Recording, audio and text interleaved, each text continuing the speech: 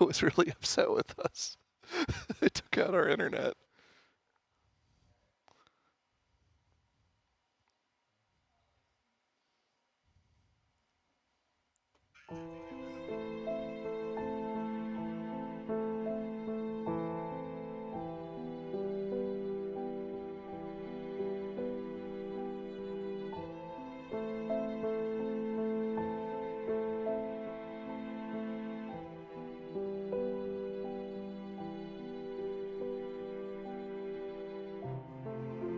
All right, we are back. Some technical difficulties. Kind of ruined the scoreboard. If anybody saw what the score was, please somehow let us know. Yeah. We must know who won that game. I think we won. Yeah, me and Zyro, we decided that we won. And the internet lost. This computer's still trying to get connected. We will set up another game. Mm-hmm. It will be put into chat. And hopefully, nothing goes wrong this time. That's the plan. Yes. We were saying there that, well, we were off dark, that we were glad that did not happen during the raid. Oh, Would yeah. have been tragic. I'm glad it happened to us and not the Raiders. Yeah, we'll take all the bad internet karma we can get to prevent the Raiders from having to go through that. They already have enough problems with maintenance and all the other chores that they have to do to just sit there and be able to do nothing instead of sleep. Very bad. All right, we're still kind of loading in here a little slow. Internet revving back up. And yeah, what did you thinking about Ansarek? I did not expect P3 tonight. I was hoping to see it. Mm-hmm. But judging from the way they were pulling the boss, it didn't seem like they would make it. But we always knew. I mean, we were talking about it pretty much since before dinner, that they were very close to getting a P3 pull. They just had to have the correct thing happen, the correct chain of events happen. And they actually got a pull. And we were talking with Max about this, where they actually could have had all 20 players alive going into the final phase. Unfortunately, the player just brain farted and missed the portal, so they only got there with 14 people. But we still got a lot of information. Yeah. Yeah, that's something that happens with progression sometimes is like, it seems like you're going nowhere, and then you just make like this double step forward. Mm-hmm. Like you just keep getting walled, and you're like, okay, we have to learn this, and then we get to see the final phase. And they just like kind of skipped learning the final platform. It was a lot easier. It doesn't look like there's a lot to learn on the final platform. Yeah. It's just another portal set, or two if you're slow. Yeah. And then they were just like right into P3, and yeah, we didn't get to see much, but very exciting. All right, I'm looking, trying to get the chat going here so I can get the link. Are we back, chat? Dunk's not spamming it yet. Yes. I don't know who's in here. I'm going to ask, are we back? Ooh, Amaya. Ooh, what should I do with Aya, Aya? hello. Oh, I see a link. Never Is that mind. a link? We will troll Aya later. We're so back. We're back. Loading. Get in right now. Oh, something went wrong on our end. Technical difficulties. This has worked so well in the past. Nothing could have gone wrong. I was thinking we might have taken our own internet out from overloading this website. I don't know how that would work, but Okay, you we're never in. know. It's with 66 other fellow gamers. Okay, that's not bad. Emery coming to defend probably the winner of last round. No, we won. Oh, for yeah. sure. Until somebody shows me a screenshot proving otherwise, we won. And also, don't show me that screenshot. Yeah, that it would be doctored. Yeah, it's probably photoshopped. Mm. Okay, get in. We are going on forward soon with the game. 66 of you in. Here's the link. If you're a visual inputter. Oh, it is coming up on screen. There's a dash at the end, which seems wrong, but it should work. No, Dash was here yesterday. That was wrong. Dash, a nice guy. He was a nice guy. I wonder how good he is at GeoGuessr. He's been playing WoW a long time. He knows a lot about the race. It's fun to have him here. Okay, round one. Some mushrooms. Zangarmarsh? Ooh, Right next to Zangarmarsh by the spiky place. By the spiky place, yeah. Okay, whoop. Somewhere over here. What side do we think? Let's get a little. Oh, we can view look here. at this. We've got a minute and we can move. Show me the north. Show me the northwest side of where we were.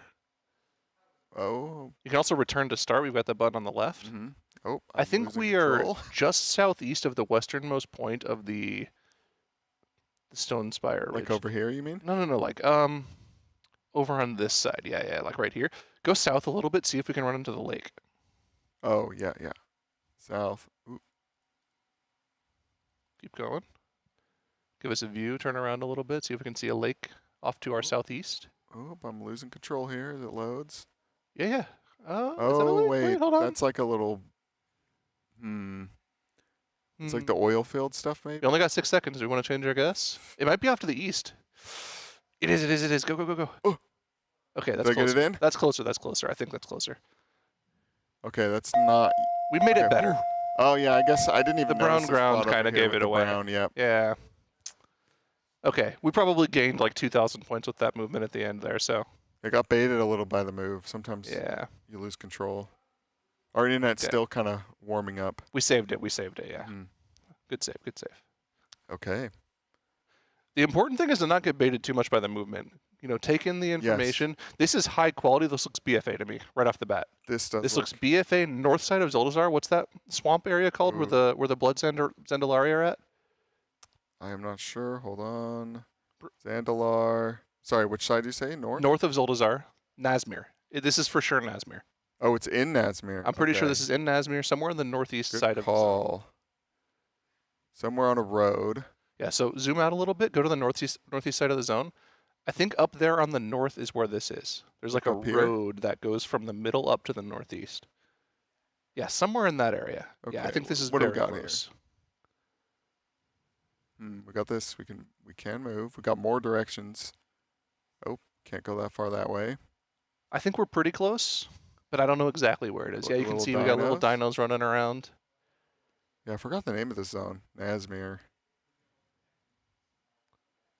Yeah, I did so many world quests in BFA, yet I don't recognize a lot of the landscape. Ooh. Yeah, this zone I know pretty well, actually. Ooh. Okay, it was closer to the middle. Not bad. We were in the right zone. Yeah, we get one ding. That's good. One ding. Better than the buzzer. Ding. And a cheer. Okay. Okay. Oh, let's go down. Oh, no. I think I saw Remy there. Okay. Dinos. Old zone. Is this, Oh, we can move around. Oh, this is so familiar. We can move around if you want to click around. Yeah, where should we go? Oh, choose a direction. Like this way? Choose your, Oh, man. Where is this? This is like... I'm going to look at the zones in this way. This looks extremely green. Yeah, it's not Fairless. It looks old. It's not Angoro. Oh, my goodness. I personally don't know. This is killing me. There's a rep around here, I think. 20 seconds. No? Get a good guess. I'm just going to put a thing in, kind of in... Oh, man. I just don't know this, yeah. I'm going to see it, and it's going to be like, yes. Oh, do I dare? You think it's there? I don't know. Okay, it's... Ooh. Desolace. Yes, that is right. Oh. Oh, goodness. Desolace. I forgot all about you. Am I wrong? There's a rep there? Something about the insane title? Maybe I'm wrong. It's been a long time. Disappointing from us. 250. Yeah, I think this has kind of knocked us out of it. And it would really suck if this game just crashed right now, 3 rounds in. That would be rough. Oh, no. If somebody runs into a pole reset it outside and takes out the internet. Oh, easy. Okay. Somewhere. Easy one. We should be able to get a perfect on this. Yeah, but is this Sunwell or is... Oh, no. No. This is the leveling zone. This is the leveling zone? Yeah, for sure. I remember this bridge. You think we can get perfect? Okay. I think we can perfect this. Keep going up north. It's the start. Yeah. Oh, no. There's an island up north. This one? No. Up. That one. Yeah. Okay, this is where Sunwell is, isn't it? Is it? I think that's Sunwell. Is it? Am I stupid? I might be stupid. Yeah, because there's that big scar that Don't pay attention to me. Go where you were going to go. Is it what's over here? That long bridge? Over here, I think. Right there. Yeah. Ooh, there's a fountain. Okay, wait. We're looking east. We're northwest of it. I'm pretty sure. I'll just put that. That's a pretty good guess. You're like right there. Yeah, maybe on the road. On the road a little bit. Yeah, right there. This is perfect. We're kind of at the crossroads. Yes. This might be a perfect score. That might be perfect or... Hold. Hold. Yeah, let's go, dude. Dunk says he was closer. Oh, whatever, man. Who cares? He's probably faster. Lots of perfect scores. Wow, actually a ton of perfect scores. I thought he was going to leave me hanging there, guys. I was actually kind of scared. Wow. Let's go. Almost a disaster. Well, actually, it was almost okay. We nailed it. Okay. Oh, this is Bastion. Bang. Shadowlands, Bastion. We'll drop one in. Yeah, zoom around. We should be able to get this perfect. Yeah, where is a dungeon? This is on the north side of. This is the north side of it. Is this where you like took the little toy to? Maybe a little south of that. I think. Oh, this might be right. It's somewhere like around that area. Okay, yeah. Let's go see if we can look off a ridge or something. Oh. Because you can see these high hills. That's where the max level area is. Oh, we're not getting much info out of this. Go back to the starting point. See if you can find like this floating rock on the map there. Which one? The big floating rocks here. There's some right here. We're probably up there, a little north of where you put your marker. I think up here. It's hard to tell what's floating. You might be further south. This is tough. This is a tough one. I think we're south of that max level area a little bit. Just going there. Yeah, like I was right. We're a little south of the max level area. It was okay. Right zone, but you know that's a zone that you better get right. It's harder for me to like direct you where to go, but you know we're working it out. Yeah. Do you want to? We can flip the computer over if you want to. Maybe try next round. Maybe if we do another round, we can do that. Don't want to hog all the game. Oh, another Zoldrak. Wait. Okay. Sorry, I get competitive even though I'm not very good at this. No, it's hard to watch someone else navigate a computer. No fun allowed. Was that fired up? Oh, I've like teleported into. What has happened? Whoa! Return to start. Don't go that direction. So okay, so like this is the big road that goes into Zoldrak. Yeah, so we're somewhere. I think a little north of this. Okay, we're looking north up. It's becoming snowy, right? It's becoming snowy on the road. Ooh. That. I don't think that's right. Maybe on the northwest side. So we got this road here, kinda. Wait. Is that this? Does that go down some steps? Because then we're like right here. That could be right, yeah. I like that. Okay, we're just because we can't go this direction because we now go. Oh. Okay, not close bad. enough. 100 away. Okay, yeah, it's just a little further back. Nice. Expert as always in half the time. Doesn't need the full 60. Sheesh. Still 4 more rounds. I'm still amped. We can come back. We can come back. Yeah, we can come back. We can be salvageable. And I'm lost. I don't know where this is. Is this Ungoro Crater? Is this Ungoro? Okay. I think it might be. We got to use the directions on our compass and how close we are to the walls. Are these red trees in Ungoro though? And these crystals are kind of. I just know it's greenish, but it's not Feralus green. That's very green. Okay, let's go wander. See if we glean anything from our surroundings. Some deer. That doesn't seem very Feralus. Is this the Wrath one? No. There's no way it's the Wrath one. No, yeah, you could see the stuff in the air. Yeah, I mean, look at how many polygons there are on those trees back there. up in the canopy. What's this ore right here? Oh, we lost it. What is that? Hold up. Whoa. I am so lost. That is a resurrection angel. I'm coming over here. Oh, it is. With exclamation points in the middle of it. What? Where are we? Oof. Were we in Ungoro? No, we're in Feralus. Okay. Wow. I thought it was not Feralus green. Were there any perfect scores though? No, yeah, just one. Evil dog. Okay. Legend. Not getting baited by me saying Ungoro. I'm no expert. I just have played the game a lot. Ghostlands. Ghostlands for sure. Where in Ghostlands? We can maybe perfect this. Yeah, it's the zones in the like the 30 to 50 level range. There's like a Yeah. bunch of them you never went to. The ones that nobody ever does anymore because there's no reason Yeah, to. that too. No, okay, we're And by when you a say 30 to 50 structure. range, you mean like Like classic old 30 to 30, 50. 50, yeah. I feel like that there was like a certain route people took, and there were a lot of zones you spent no time in. Okay, we're by this wall. Is that wall on the to south side? our south-ish, southwest. Pretty is sure it that's one of this? the Ooh, southern walls. Yeah, might be pretty sure this. we're right up against the wall here. Yeah, so we're looking. That's maybe the gate. So if we're okay. If we're looking north, we're on that side, right? That sounds right. I think yeah. this is about as good as we're gonna I get. think that's pretty good. Yeah. Unless this is not that at all, and it's pretty close. It's maybe spot on. Ooh, Okay. a lot of good gamers here. Okay, we're just further back. All right, couple more rounds. Production very happy when we get it right. Wait.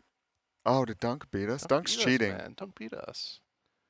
He's watching it and he's then dialing it in. He gets to better. hear what we say right away Yes. too, so he gets the extra information. It's just not fair. He's laughing over there. Someone's laughing. All right, don't say I'm where not it going to is. say anything Yeah. about this one. Where could this possibly I don't know be? where this could I don't be. know where this It is. didn't It's come to certainly mind somewhere. Don't instantly. look at the screens over there, Dunk. Somebody check on Dunk.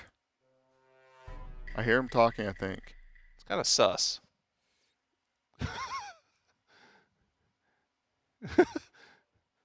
We're in Shadow Valley, man. Bruh, We're there look at this. already. I got their Insta. He's taunting me in the microphone. So show the south. See how far the walls are to the south. Maybe get us Okay. some information on where. That's it. I be. think we're right here. I think we're a we're little looking at this. further south of that. See how close to the slime Yeah. we are. Ooh, slime. We're right next to the slime. The slime is to our east, so we're like Right. kind of right here. I think Look that's away, a great Dunk. guess. Maybe a little closer to the slime. Ooh, ooh. Like that. Yeah. I like Okay. that. I like that. All right, we're gonna Be a make a little guess early. We little can actually further do south. that. Oh, it's spoiling it. Oh, look. Oh, was it? We were a little too north, I think. We were close though. We were very. Sorry close. for That's a good spoilers. I score. didn't know it would jump forward, but it was Yeah, only it was 10 a little seconds. further south. So close. The scale's so hard. What a dunk it. What a dunk it. Oh, we're ahead. Uh-oh. Wait, are we actually? Wait, loser. I think it's 4,500.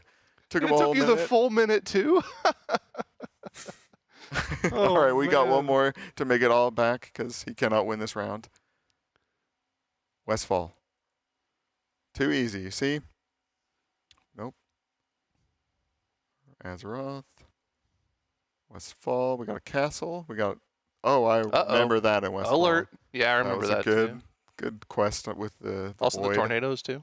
Yep. Tornadoes. We're right next to the farm. We're on the... We're on a farm. This looks like this. What side of the farm are we on? We look. There's a lot of farms. We're We on the look south dead and we north side see of the this. farm. We look west and we see this. We're okay. I think we're like right I here. think you're a little too far from the farm. Go south more. Go closer to the farm. Okay. That looks a lot closer to me. Yeah, I think that's right. Oh yeah, we're pretty close. Zoom in. Maybe you can see the cadence of the hills a little bit. Oh, there's that house. Yeah, this is going to be a very close one. Yeah, we're right on that hill. I like maybe? that. Yeah. Bang. That's right on. Okay, I'm Click not the gonna make guess this. early. Click the make guess early. We're perfect on that. Hold on. We don't want to spoil. It was just that one blunder. Just that one. Yeah, just that one. Or maybe bad two. guess. No, it was just one. One Was bad it just guess. the Another 5,000. Let's go. Dunk win this whole round? He said, nice try. GG's, he's saying.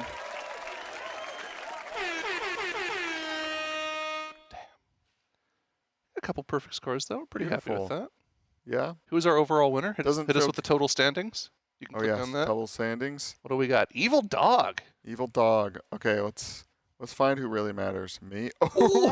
Oh, wait. You didn't hear it on Wow. your screen, but in our ears, right after that last one, he hit us with a nice try. 2 meters. Wow. That was a close one. All right, should we do a quick... Is it easier You if we wanna just do another swap seats? Want to swap seats Yeah, we'll swap seats. do a little seat shuffle here? Yeah. Oh, We have to we'll be swap right back. headsets too. Yeah, we'll be right back. Oh man. Okay. Or I can. Here, I'll sit here and talk. If people want some Yeah, sound. okay. Yeah. Well, Zyro gets out of his Oh my God. comfortable secret lab chair.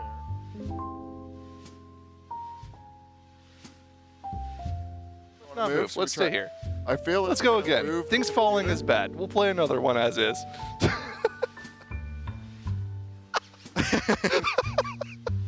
Maybe I can scoot this over to you. Yeah, we probably should have tried that first, but All right. Yeah. That was probably an easier thing to do. Let's get ready to go here. All right. pull on some cords over here. This is so ridiculous. All right. We got to get the this mode. F11? You have to hit the FN and then. Oh, function F11. Man. Function keys. Who knows how to use these? Okay. Oh, that's nice. We have a new link. Oh. All right. We're good to go. We're Okay. in. Get in. You can see we're highly competitive and we're okay at this point. So All right. beat us and make us mad, but Ready? also motivate us. Loosen up a little bit. I'm ready. Straight backs. Go. Remember my time. Lock in, chat, if you want to join us and show us how good at GeoGuessr you are. Get in here. Yeah. Click that link. Remembering my time. Last game? Last one? Classic. Is this the last game? We're going to do Is one this more. the finale? What are we thinking, Dunk? He says, yes, this is our last game. So get in. All right, get in here. Go back. You know, I get 18 years now, 20 years, 17 years. A lot of years played this game. Too many. Yeah. Yeah. You know what's something weird? Is when I started playing WoW, like I was getting deep into it, I had a thought that was like, I don't think I'll ever stop playing this game. And that was like, 20 years ago. So Well, you never quit. You just take a break. yeah. Yeah, I've taken some breaks, but not that long actually. I think at most a couple months. Yeah. And then I go full in. I think my longest break I took was about 4 months. Yeah. Yeah, stuff happens. It's Sanctum hard. of Domination. Great patch to take a break on. Oh yeah. Get in That's, here, chat. Click that link. Starting very soon. That was. Here we go. All right. Focused up. All right, let's get it. Oh, yep. Thanks for the F11. All right. What do we think? Ooh. What's the one north of the Barrens? The one north of the Barrens. The Barrens. Yes. Okay. I don't remember where that is. Over here? Yeah, Ashenvale. You think it's This looks Ashenvale? No, this looks kind of. Is there like a red or Ashenvale? Is there like a Red or Ashenvale? Maybe like Could this be somewhere Stone Talon? like on a border. Is this a Shara, I believe- actually? Oh, this may be Ashara. No, That's a it's good got like Night Elf call. vibes to it. I think Ashara has some night elfy. Does it? I don't think so. Meh. We can move, I think. We can move. I don't know how much. Where do we'll we get. go? We're kind of It was in much harder to pile on, I crevice. thought. Oh man, this is brutal. Also, this is not my normal. This might be a Shara. I can't wait to hear the buzzer for this. Maybe north side of Shara, somewhere up in here. Do you have 10 seconds? I would place down a pin. Just We're gonna in get a pin case. down. I'm not. This is not a good one for me. I'm not comfortable with this at all. This might be a 0 cams. I think we got the zone. Ashara was a good poll. Okay, we got the zone. Okay, we got the bars- zone at least. yes. Where in Ashara were we? West side of Ooh. Ashara. Oh. Almost. Yep. Okay. I guess the night elf stuff would kind of be there because. Okay. Because it's have yeah, it been kind worse. of goes night elf into Naga. Could have been worse. Good call on the Ashara. That was a good pull. Okay. Gotta lock in. Get Yeah. used to this mouse. That's yeah. The new setup is hard. No, you have almost no room to move that mouse. Yeah. I guess. Okay. This is Oh, looking very this much like is BFA. WAD. This is WAD. this oh, is yeah, WAD, sorry. Frostfire Ridge. Draenor, Frostfire Ridge. Somewhere the close- ogres. As we see ogres, let's move down this way a little bit. Yeah, where's my garrison from here? Oh, we're getting so much. Ooh, okay. That's Going kind of where the east. zone ends, I think, Going over east. there. So that's kind of like over here-ish. Yeah, that's what I think too. Oh, yes, this is that. You're This looking might be straight just at this north thing. of the. Let's go back to the start here. Yeah. So let's look north. Is this right by Bloodmaw slag mines, actually? So sort of up in this area, sort of, right in this area? Yeah, I think you're in this little ravine. Right up here somewhere, like right up there? Yeah, return to start. Yeah, we did. Well, we're a couple bits off. Okay. Yeah, we're like right in that ravine here, yeah? Yeah. Right maybe, in that yeah, area. Oh yeah, we're by the bones. Yeah, I'm pretty happy somewhere with in that. there. I'm That's a happy good with one. that. Yeah. Show us the 5. 49. 41.30. Okay. Hey. The last Pretty 50. good. Let's see any perfects. Make or break I for suspect we'll best see a couple players. here, of course. Remy's right there, of course. Not bad. That's a good one. That's a good one. That's a good one. Turns out the expansions we play we know a little bit about. Oh, and a grand. Original? No, second a grand. I Second think. a Actually, grand? what's that? Look at the sky. Maybe it's not. Yeah, I don't see any floating mountains. I baited myself. Where is this? Whoa. No, I know this is BFA. This is Azeroth, Colteris. Is this? This is Tiergard Sound, I'm pretty sure. Oh, no, this is Stormsong Valley. Okay, Stormsong Valley. I don't remember where. This zone, I don't know where anything is. I only know this, or I'm only sure of this because I had to do so many world quests here, it rotted my brain. I don't remember many in this zone. So this is like the little like rock quarry in the middle of the zone. Sort of, where was it? Make sure to get a pin down just in case. Yeah, just any pin. Somewhere over here. Return to start. It's on the road somewhere down here. 2. This is the best I can do. This is kind of close. Oh, not bad. Okay, not bad. Where Yeah. were we? It was more to the west. Yeah. I knew we were close to the rock zone, but I don't know what that looks like on the map. Any perfects? Couple perfect. Wow, a lot of perfects. You guys are crazy. I feel like in BFA, the Horde side were like pretty Ah. defined. And then the Alliance side, they blend together, like almost the same zone. Yeah. You can kind of tell just from the textures whether or not zones are new or old. Ooh. This is Duskwallow. Dusk. Where is that again? Over Eastern Kingdoms, I think. I was thinking this was Eastern Plaguelands, but And we got those flying dragons. I'm pretty sure. Yeah, let's see if there's anything marshy around. A spider. there was a spider. Oh, what do we got over here? It's an angel. Yeah, that's Okay. marshy. I see the water. So where are we I exactly? think it's down. Maybe we're on the wrong side. Yes. Oh, yeah, it is over here. That's Walmart? Nixie Okay. is on this side. Think we're over here somewhere? Yeah. The color doesn't really match up is the problem I'm having with it. Oh no, maybe it does a little bit. Where do we think we are in here? Maybe up here by the Southern Barrens border? No clue. I'm not comfortable with this guess, but I feel like I think Kalamazoo pointed out there's like this big road that goes through. Oh, okay. Yo, good shout. okay. We weren't too far away actually. Yeah, that was a really hard one because That was a hard one, man. there Nobody was got nothing perfect. around there. We're getting Yeah. a lot of dings. He's dinging for himself, man. Yeah. Oh my god. Trolling. Okay, we gotta lock in. Ooh, Crystal Crystal Song. Spine. Crystal Song, yeah. We can probably perfect this. Lock in. Oh, we're in a dark purple area. Look up. Can you see the big tree? We are Ooh, is that Dalaran up there? Yeah, you're right under Dalaran. we are directly under $1 in maybe? Yeah, it's like you're a little south of it, I think. Oh yeah, if you zoom out to the left, I think we're in this dark patch. Oh, in this one? Yeah, because Oh, good Dal is shout. Yeah, due you're right. north. Okay. Let's look for landmarks here. But yeah, you're pretty close to the border. We got a little I bit think of your a click is mountain here. I pretty think our click is good. pretty good. Yeah. Yeah, oh, what's this above you? Is that something like the floating? Oh, that's where like the Demon Hunter thing is, right? On just like a floating rock. It's not quite that spot, but look straight up. Is there? Okay. Maybe it doesn't. Yeah. I like our guess here. Yeah, This is good. pretty. This is pretty close. It might be a little south of this, but this is pretty close. Ooh, ooh. It was. Yeah, it was a little south. Yeah, a little in A little there. south, a little west. It looked like Dude, he's just orange. digging for himself, man. Okay, you're gonna think you're Remy Reese with this up. Okay. Round 6, halfway through. All right, I remember this part of Yeah. this zone. Oh yeah. Who could forget? The Well, third who part? knows where we Still- are here? I have no idea where we are. This is still a really tough one. somewhere. Nah, I just don't know where we are. This is pretty tough.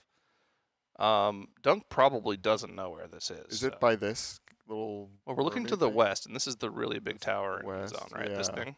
So we're probably over here. You can see this. We got this little scar here, which is probably this thing. Ooh, good. So we're Yep. probably right along this. Let's look south, maybe. What do we got to the south here? Okay. Not a Yeah. lot. Maybe you're a little more north because I think you're kind of close to those buildings on the pin. Yeah, you're right. I don't know how much further though. It can't be that much further Yeah, north. because though. you're looking at that pillar. I think we're maybe like. Hold on. Let's see our east side. Yeah, this is pretty close. Yeah. That's, Oh, I moved my pen. Oh, Okay. Got back. let's see. If this isn't over 4. Okay. Oh, wow. Where? Where were we? Is there More to the east. Okay. I was on the wrong dirt path. That looks so much closer than it is. This is the wrong dirt path. Wait. Production. Cheers. Roars. When Dunk beats us. Okay. Blood Elf zone. Ooh. Right on the border. Right on With a bridge. So it might even just be right here. right there. Yeah. Literally right here. Is there like this little house? Oh, server closed. No way. No. Oh no, is the stream going down again? Did our internet go out again? No. The internet is still up, I heard? No. We're okay. This GeoGuessr ended it. Okay, let's do Okay. another quick one, just so we can get one done. We have to have some closure. We have to know I think if we were beat beating Dunk them again. too badly, so Yeah, I they think reset he's- the server. he's pulling the plug and he's like, "Oh, something went wrong. Let's just try it again." But sorry everybody for the technical difficulties. We've never had this happen in the other times we've tried it throughout the races. Oh man, sorry guys. Let's get a new link up in chat. At least it's being streamed on our end. There's no foul play. Everybody could see the chain of us just sitting there, and it said server closed. Yep. How? That could not have been us. You can see this laptop here. Mm-hmm. It's on the Wi-Fi. We did not yank Yep. a cord. These are just an HDMI and the power. and the Alienware mouse. approved. They had to go through a vetting process for this laptop before we started the competition. So. Yep. No cord pulling. Oh, we got a link. Got a link in link. chat. Turbo round. 5 Turbo rounds, round. 30 seconds. Very quick. Lock in. This is the one that matters. You can advised how much time. But I will say, Remy, probably the champ. Probably. The name is standing out because we are looking for it, but Mhm. also it was at the top. It was the top an awful quite lot. a lot. So, I hear from production they agree you're insane. A champion.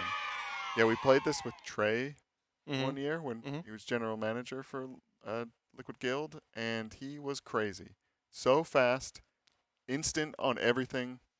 I couldn't believe it. That, yeah, some people just have a knack for it. Here we go, lock in. 30 seconds, 5 rounds, bang. This is here. Thank you. This is here.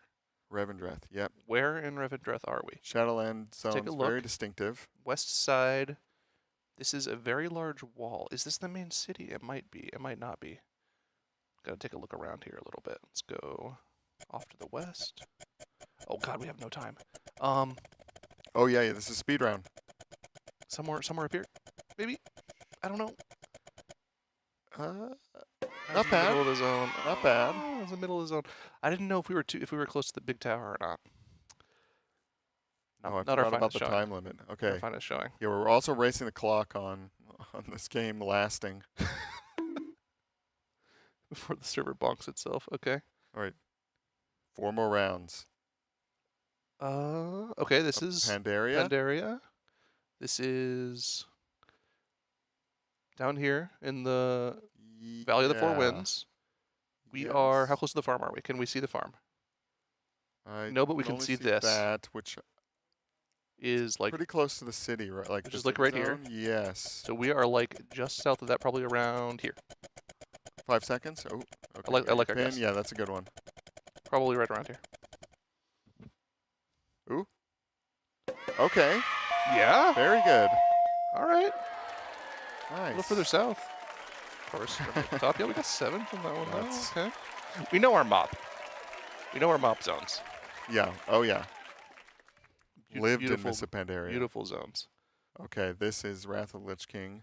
You said this is the only zone you knew of in Aurora was Howling Fjord. Howling Fjord. Where in Howling Fjord though? Not much time. We're getting covered by the Aurora. We're up high. It's on fire. I think it's this dark area, maybe. Here-ish. Ooh, maybe up here. Maybe the dark area is like a. No, that's a bad place. It's somewhere in here. I'm gonna just click. Yeah, And we're gonna hope we're close. It's somewhere like that. There's a couple of these villages, but it's been so long since I've been there. Not Wrong the best. village. Not the best. We were kind of close. A little north. Yeah, another village. We knew we were in one of the high areas, but Ooh, no perfect guesses. tricky one. Oop. Turbo round. Gotta go. Speed. Okay. Is this? I think this is somewhere in here. That's yes. It's that's just yes, my that's a vibe. good It's guess. just my That vibe. Color. That color's perfect. But Somewhere like along one of these roads, like down here doing a world quest. This might be off, but we don't have a lot of time. Yeah, that where Somewhere in here. the tree man's walking around.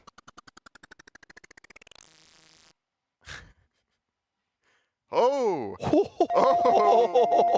Okay. Oh! The vibes are on. Oh! Top. Oh! Yeah. Bang. I feel like that last stage is too easy. Too easy.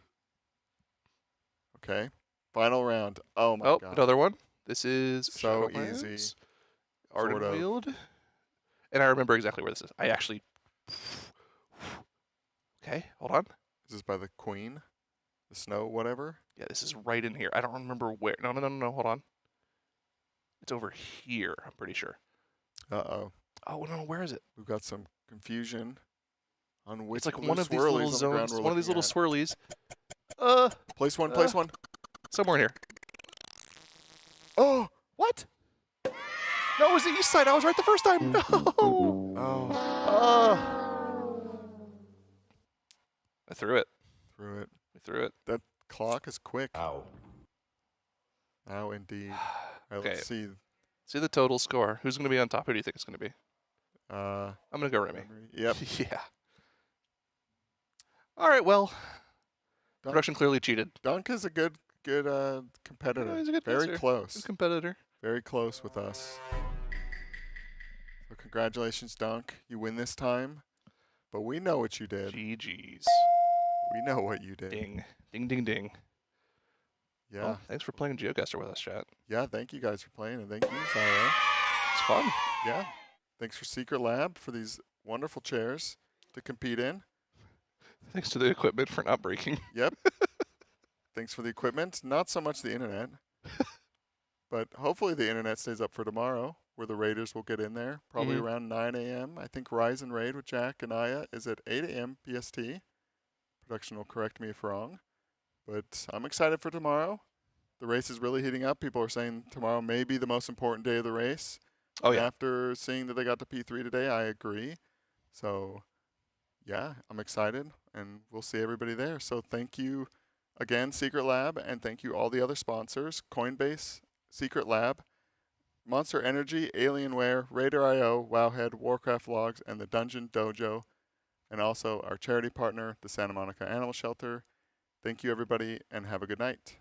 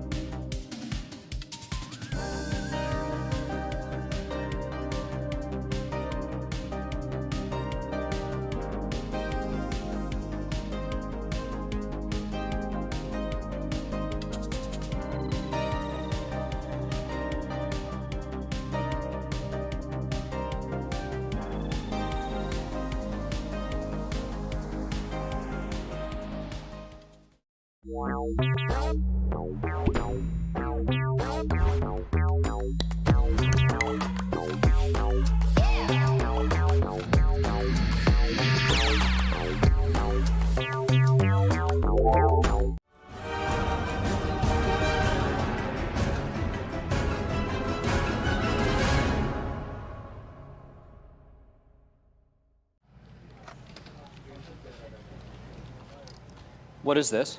Where's my secret lab? This is your chair. That's not my chair. It's in my contract, man. I only sit in secret lab chairs. Look, I'm gonna have permanent back damage because of this. What's going on with them? P ever got a secret lab? Chair. Look at my back. Look at the back of the chair. The box is gone full diva. I use secret labs. This is some dog. They didn't give me anything.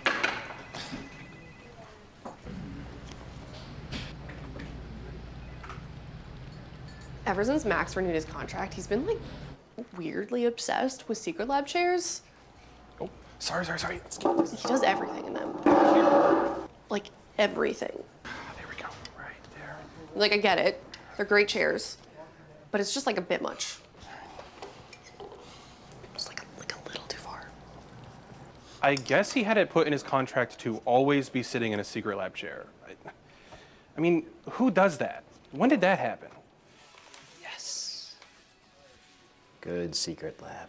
Look, it's not about the design or the comfort. It's the personalized ergonomics, right? Why else would it be in my contract? I want it wherever I'm at. I feel like people here just don't get it, you know?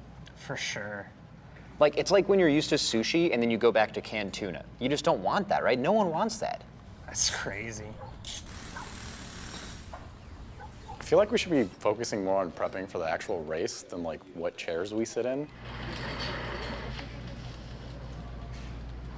I mean, like, how comfortable can they really be? Oh.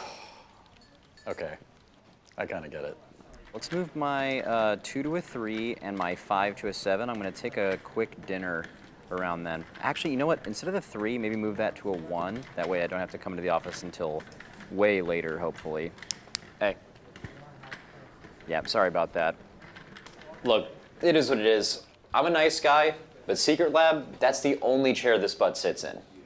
Oh, sorry. There's either a secret lab there or I'm not going. All right. That's a wrap, everybody. Thank you. Have a good night.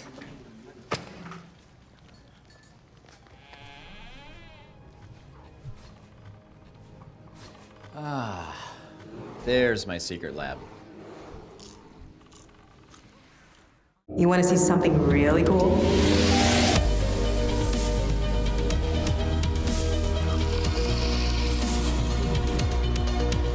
Where else can we go? This is the Honda Prologue. We can go anywhere we want. Dude, check it out.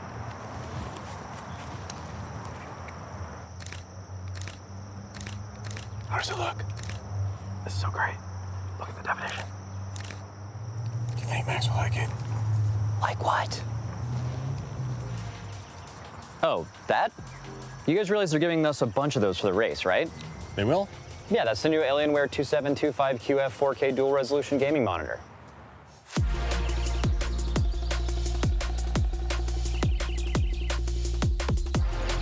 We no longer have to choose between a high resolution or a super high refresh rate. It's 2 monitors in one. It's like killing 2 birds with 1 stone.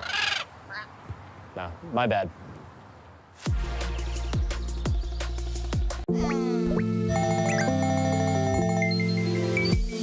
When you're about to watch the big esports tournament with your friends, you gotta be ready for, well, everything.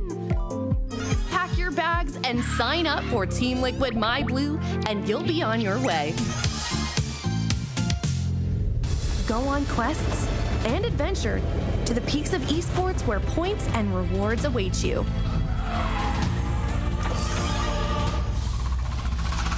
Do battle with our rivals. Join with your fellow fans and crush them. If you persevere, you'll make it to the big stage. Check in for tournaments and level up your rewards. Watch Team Liquid with your friends and earn points. And when it all comes down to the final match, level up your blue to its final form. Exclusive items, free prizes. Join My Blue today. tl.gg/myblue.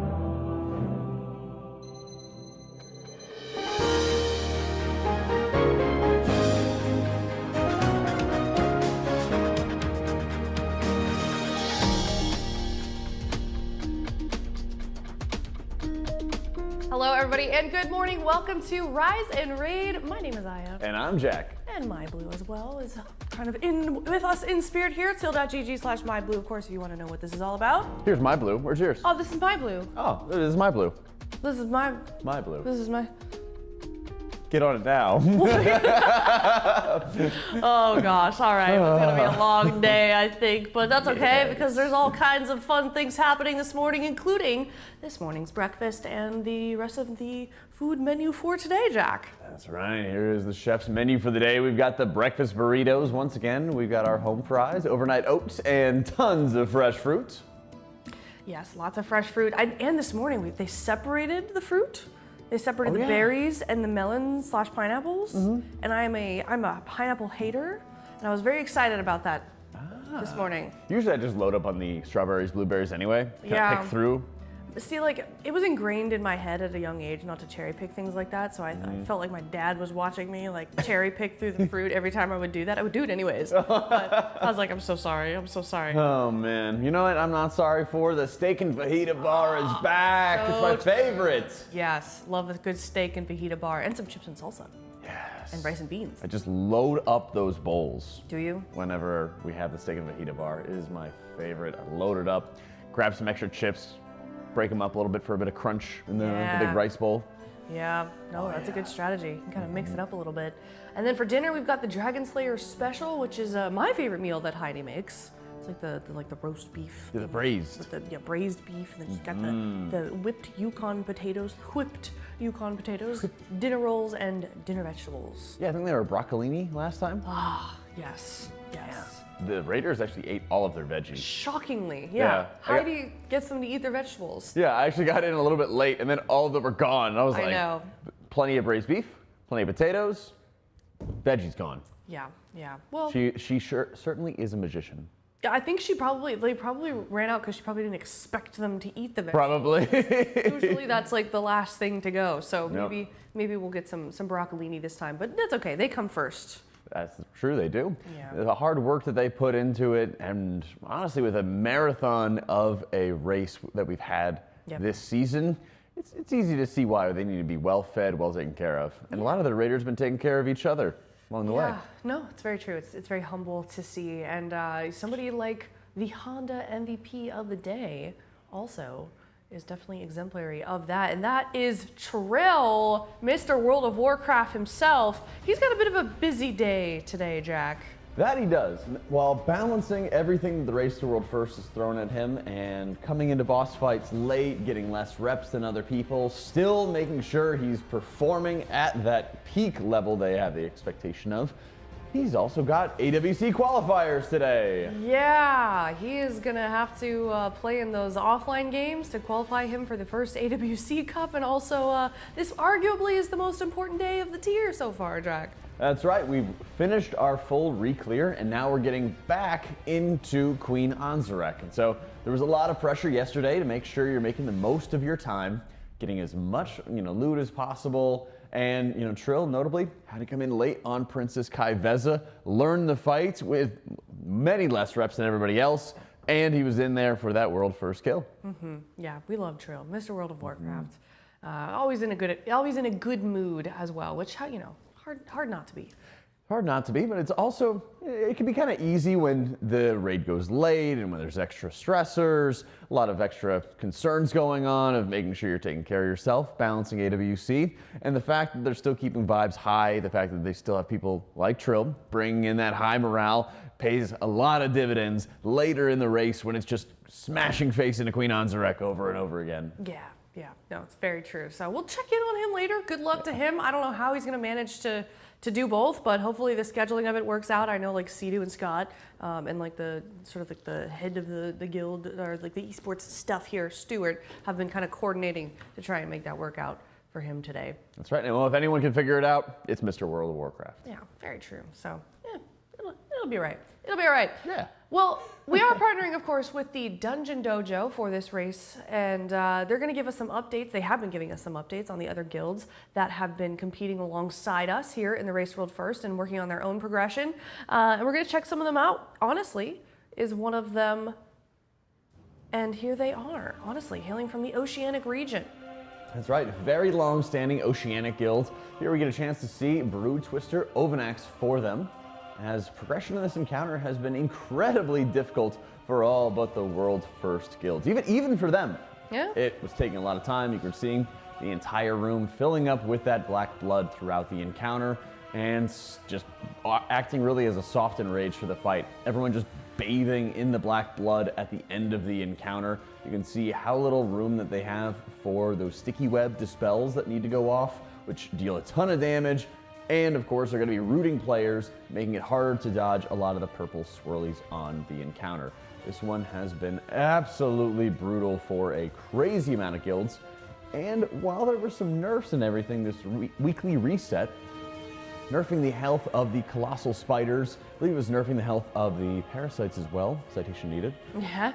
Despite that, you could see they're still in the black blood, still taking forever to burn down the boss. He has so much health in this one. Yeah, this has actually popped our corn dogs POV. Also, they are also frogging, as you can see, on Ovanax. So definitely a difficult boss for some of the other guilds. A ridiculously insane boss into this one. Here we have Terrasense POV. Getting to see as they're just continuing to burn down the boss. So the last couple % left remaining on the encounter. And all you can do really is just try to stack together, try to bait any of the black blood swirlies coming from the boss, move a little bit further together, and it is just heartbreaking fighting this encounter and trying to find the extra damage. Taking a look over here at Synergy. This is actually their kill feed, and here's a nice look of the HUD also that DungeonDojo has. A lot of good information over there. But Synergy, congratulations on downing Mythic Ovanax. Oh, that's got to be a huge one for them. Love to be able to see that level of excitement coming in onto it. getting the 5th boss down. And yeah, for a lot of the, I guess you could call it the semi-hardcore teams, although they're still very hardcore compared to a lot of other players. Yep. This has been an incredibly challenging tier, trying to find enough of this eye level, trying to min-max damage the way that the world first teams are, just to eke out that kill. And so I think we only have like 12 or 14 total guilds in the world, something like that, that have actually killed Brew Twister Ovenax at this point. Yeah, no, and hopefully that number will continue to raise. We are on a new week as well. We did have the reset for North American realms on Tuesday, and then Europe on Wednesday, and then I believe like a Chinese, and then KR, they're coming maybe Friday. I don't know. It's like tonight, Thursday morning, something along those lines, our time. Yes, yeah. So we're going to get a lot of guilds that are going to be re-clearing. No one has extended, shockingly, I know. Right. And I feel like the best news that we have from the reset is Method downing Silken Court at the very, very final moment. Right. This was grueling to watch. And definitely made me think of some of my experiences with insanely long days of raid progression. Method, notably, the maintenance window is different than the reset window. So there's a point where weeklies reset, dailies reset, but they had a narrow window of time to get Silken Court down. It was still like 2 or 3 in the morning, if not earlier for them. I think it was earlier. Yeah, that they had to go in, get Silken Court down. Otherwise, the weekly reset comes in, they get kicked out of the instance, they have a new mythic ID, and they would miss out on the chance for loot. We were seeing people taking micro naps in their chairs. Yeah. We were seeing people just like eyes rolling to the back of their head as exhaustion, fatigue was setting in. They've all got COVID too, like which happens when it's like it's inevitable sometimes. So they've all just kind of like gotten together in their own little bubble. So there's like they're fighting against so many battles. Like that's incredible. I was really, really heartbroken for them. Yeah, I think this is the largest event that they've had as well in recent memory. Yeah. And then having half of the raiders getting sick, having a COVID quarantine bubble set up, trying to play around that. And of course, there's always going to be like the heartbreak really when you're with the pack, you start feeling yourself pulling away from the pack or they're pulling away from you. And you need to eke out this kill before the reset. And because, we saw firsthand THD, after killing Silken Court, he goes into his weekly vault, and it's 2, 4, 6 for the different vault nodes. His 6th node was a Mythic Spy Master trinket, his best in slot trinket. And so the pressure really was mounting upon them. And with, I think, like 30 or 45 minutes until before the weekly reset came in, they did get Silken Court down. Yeah, it was really cool to see. We're going to take a look at the replay right now. Let's check it out. Dodge these circles, rally down, get these orbs, charge incoming, get into position. Stinging swarms are out, 1 dispel triggered. We have that's Boss it. caught, Here we go. Bloodluster's up, we pump. 2nd dispel off, 3 to go. 1 more. 19 up. The 2 spell's more. going out. 2 more still. I don't know if that bounced. 1 more? No, it's disorientated. We've done it. We've done it. Good. This The is question is, do we have enough damage? We Let's pump find now. out. Let's go, chat. Let's go. Ramp it up. 5 seconds.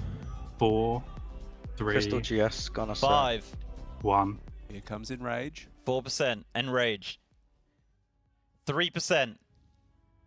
This has to be it. Come on. 2%. Keep it up, I pray. Now, come on. Come on. I pray. 1%. We sink this. We're Where new were best. you? We are sub 1%. Where were you? Where were you? Let's go!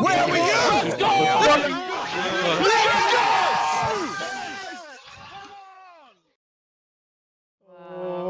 Dan makes sure to make sure he puts down his headset before he starts running around and hugging everybody.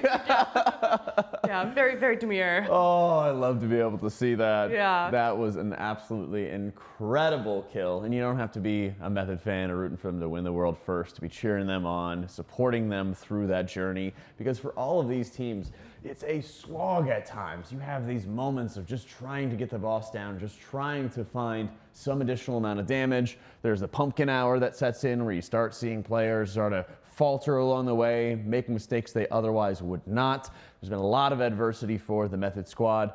Great to be able to see them get that World 3rd Region 2nd kill. Yeah, no, I was definitely rooting for them in that moment. I really wanted them to get to it, because especially since they've had such a competitive tier, they've even passed Echo a few times before we got to that moment. So I'm assuming they're going to get their rest and then do their re-clear if they're not already doing it, because I was looking at Cruella's VOD, and hers was live for like 21 hours. Yes. She was sitting there, and she just looked progressively more exhausted. So they deserve a good sleep, some rest, and they're going to get into re-clear alongside Echo, who is currently working on their re-clear. And we're going to actually take a look at one of their clips from their Ovanax re-clear earlier today.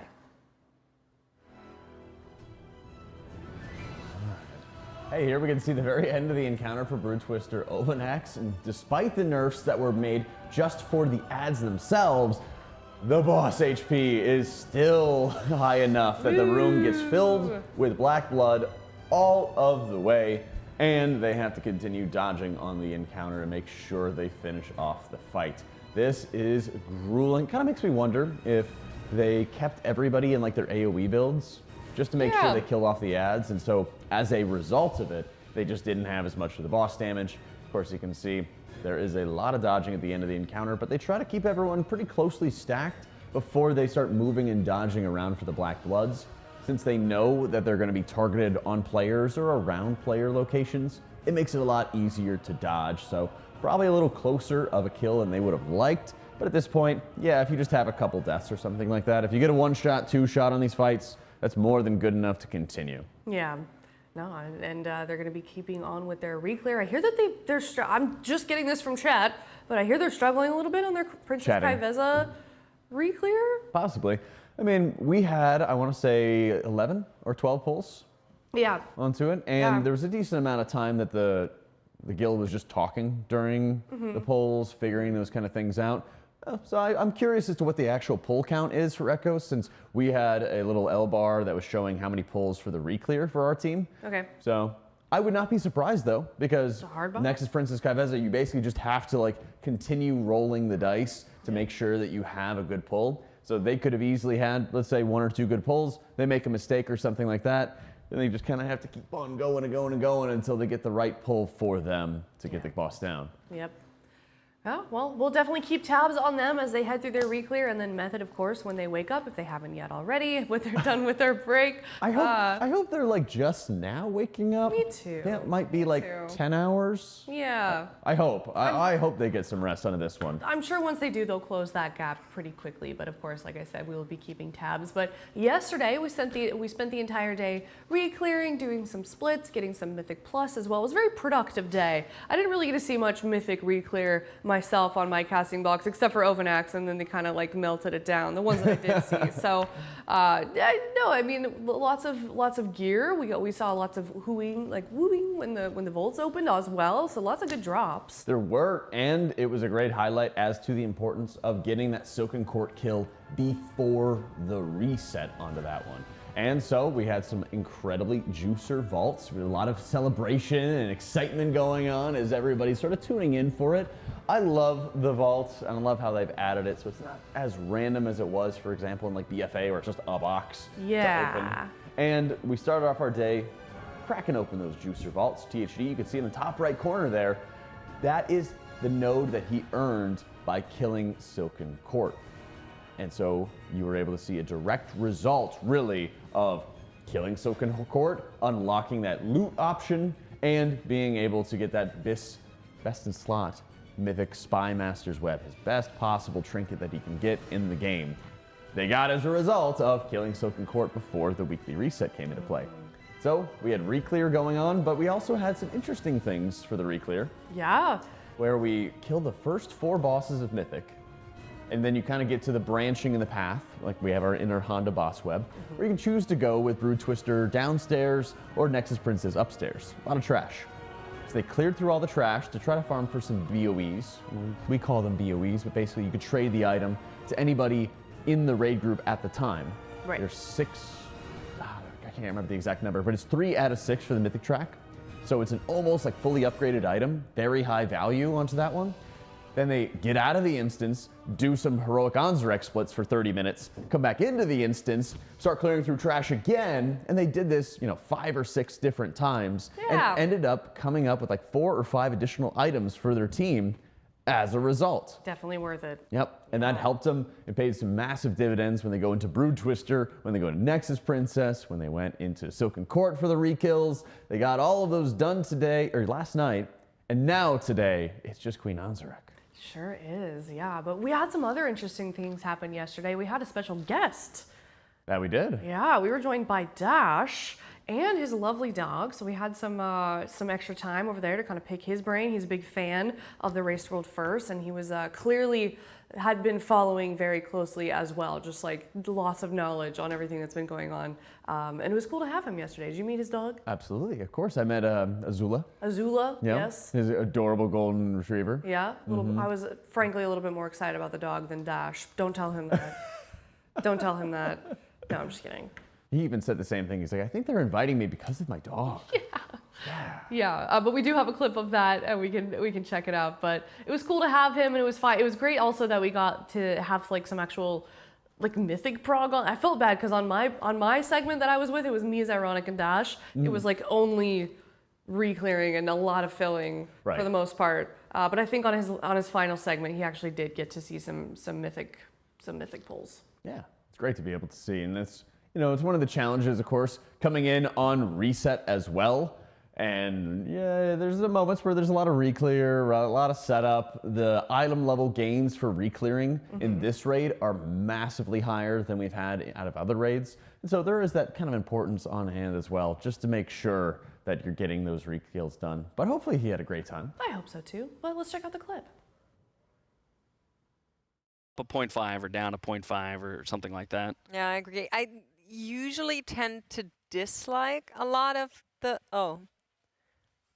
It just, it's there in case you need it. It's for Max's interview. Oh, I don't think it's for Max's interview. I think it might be for Dash. He could win $1. He could win it. Kalamazoo won the $1. Yeah, I have to Dash has to spin it. Yeah. I spun it earlier, and I like what I got. It was off camera, but now I'm worried I'm going to get one I don't like. Oh, no, you're going to go for it. We're ready. Okay, here we go. I'll just go nice light spin. We don't need to be here forever. Give me $1. Give me $1. Give me $1. Give me $1.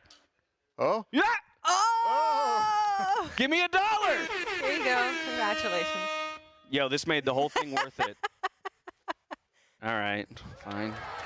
It was a short-lived $1. You have to listen to them like that. They always around. I want them to invite me back, man. I like how he didn't question it. Easy come, easy go. Walks over like this and then just fully hands the $1 over. And it's taxes for you. Yeah. Man, that cut deep. I was gonna say that cut a little deeper than I was expecting. Boy, yeah. It's like when you get like a singular Twitch sub and all you think about is like, okay, so Twitch is taking half, taxes are taking, like 30%. Cool. Let's go. Love that. Love that.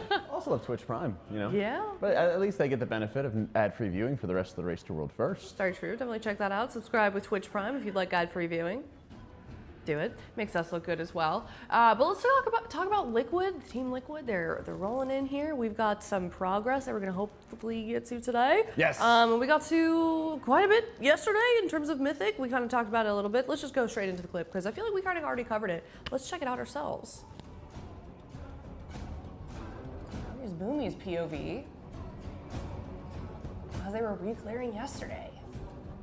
On Queen Anzarek. Well, not re-clearing. This is when they... After they re-cleared. After they re-cleared and went into the actual boss. Thank you, Jack. Absolutely. And you can see the Liquefy still is going to be incredibly important on this encounter. It's going to be launching all of those poison fields out onto the group.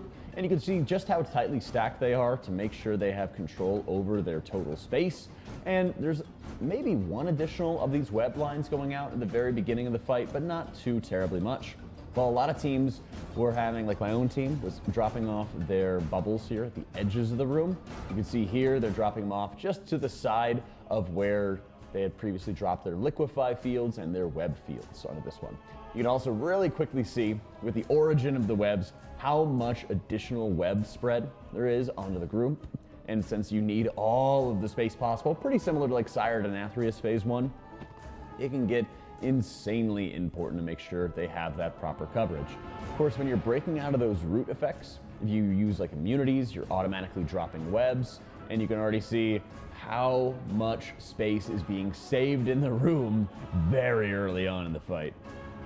It's nice and organized here as we cruise along, definitely planning for those later stages of the fight when things start to get a little bit messy. Also, I'm sorry, I gotta say. Oh my goodness. Don't be, dude. Oh my goodness. Did you know where I was going with that? Yep, I knew exactly where it was going. Yep, absolutely. Here we have the 3 of the orbs that are going to be used to jump over any of the void waves or the toxic waves that she's sending out onto the group. And once again, another round of web lines coming out. You can see sometimes you're just having to jump back into the toxin wave just to make sure you're dodging everything on this fight. It's again, taking advantage of the full space in the room, using those immunities whenever possible to break out of those webs, and kind of reducing the amount of AoE damage required on this fight, since there's a lot of single target damage required to bring down Anzarek, and you also, of course, have to deal with the shields in her intermission phase. Definitely. I'm gonna be honest, I haven't seen this fight yet, so you're doing great. Thanks. Here we have 4 of our pops. I'm trying to remember the exact name of it. It's still early. That's You a can call little it bit pop. more. I think yeah. that makes sense. Yeah, a little like know what you mean. void poppers coming into play. Use a scientific name. Boomy's anyway, fight rooted, like this. no. No. Boomy always looks terrified. I would be His terrified focus too. face is like is scared. I would be terrified as well. Yeah. Yeah. Let me double check. Is that our best poll thus far? I hope so. Okay, I believe so. I think so too. I always want to make sure that we're able to double check. Let me check Still, out the run of show. first phase onto that one. Mm-hmm. You can already see their plan in action for how they're maximizing space, how they're moving together as a team.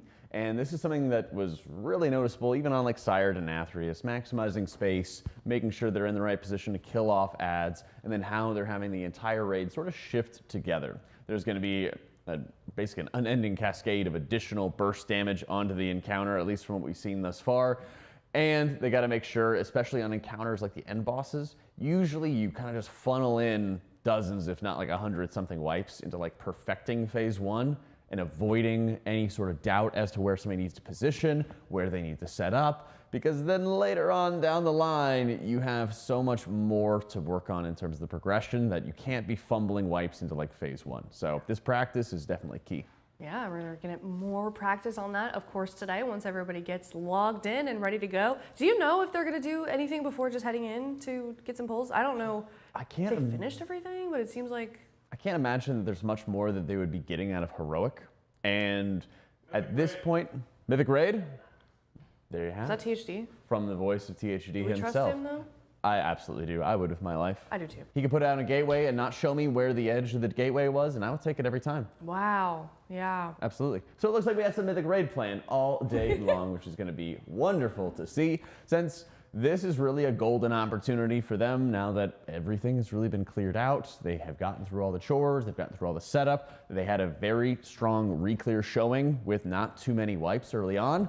Now it's time to just start smashing out Frog. Yeah, it's kind of like all of the prep work. It's like prep work, even the mythic bosses up until this point, and now it's just like they were in the final hour basically of the Race World First. Echo, I'm assuming, is going to be done with their re-clear soon as well, and now we're just really into the meat of the Race World First, and this is where things really get just more and more exciting. They do, and it's easy sometimes to kind of get distracted by the excitement and some of the fun and joy and everything like that, and so for a lot of the raiders, having some of these special messages from the community, cheering them on and encouraging them, I think has meant the world to them. Yeah, definitely going to be keeping tabs on those because you guys have been sending in so many to us so far through the MyBlue program, teal.gg/MyBlue if you'd like to check it out and send in some words of encouragement of your own. Scan this code or go to teal.gg/MyBlue and check it out. There is so many fun quests you can do to get started with your MyBlue. You can collect all kinds of little items that are some of them exclusive to the Race World First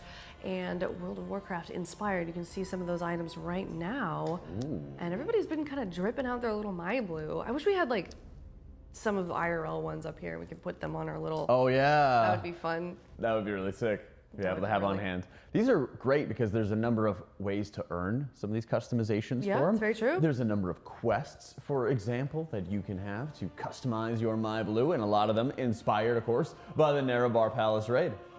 Yeah, and you can also customize it yourself, and if we like it enough, we might feature it on broadcast as well, along with some of those encouraging notes. And also, this one, if you watch Max's stream, you get this thing right here.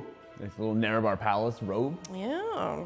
Like a plate robe on the Yeah, hand. it looks kind of nice. It does. I like how Blue's just kind of doing like T-pose. T-pose. Yeah, a little, woo, look at my thing that you can get if you watch Max. Yep. But that's not the only quest you can complete. Of course, there are many others, including one for the Liquid Guild derp shirt. Your My Blue can have its own derp shirt, and if you complete that quest, Jack, you can be entered into a giveaway to win all kinds of cool stuff. We have the Masterful Treasure Trove coming. Yes. If you've completed this quest to get your blue, their derp shirt, you are automatically entered in. We need to hold it under the shot for a while because I see 2 keyboards, 5 mouse pads, 3 different shirts, including the jersey, 1 hoodie for Queen Anzarek, 2 of the Sherpas, the big jackets for Illidan, Arthas, multiple plushies on hand. We've got the monster, of course, from the Raiders themselves, offering up their favorite monster. And we can show it onto the next tab. We've got the Secret Labs chair. We got the 20th anniversary collector's edition for the War Within. Oh my gosh, there's so much. That's one giveaway, by the way. Yeah, they really went crazy. I thought it was gonna be multiple giveaways when I was seeing all of this stuff listed out, but no, it's one. So, like I said, teal.gg/myblue, complete the derp shirt quest, and you could be entered for this giveaway. Here's some of that other stuff that you can get as well. This is a part of the same giveaway. This is some of the apparel from previous Race to World Firsts here at the Team Liquid Race to World First. Yeah, there's a lot.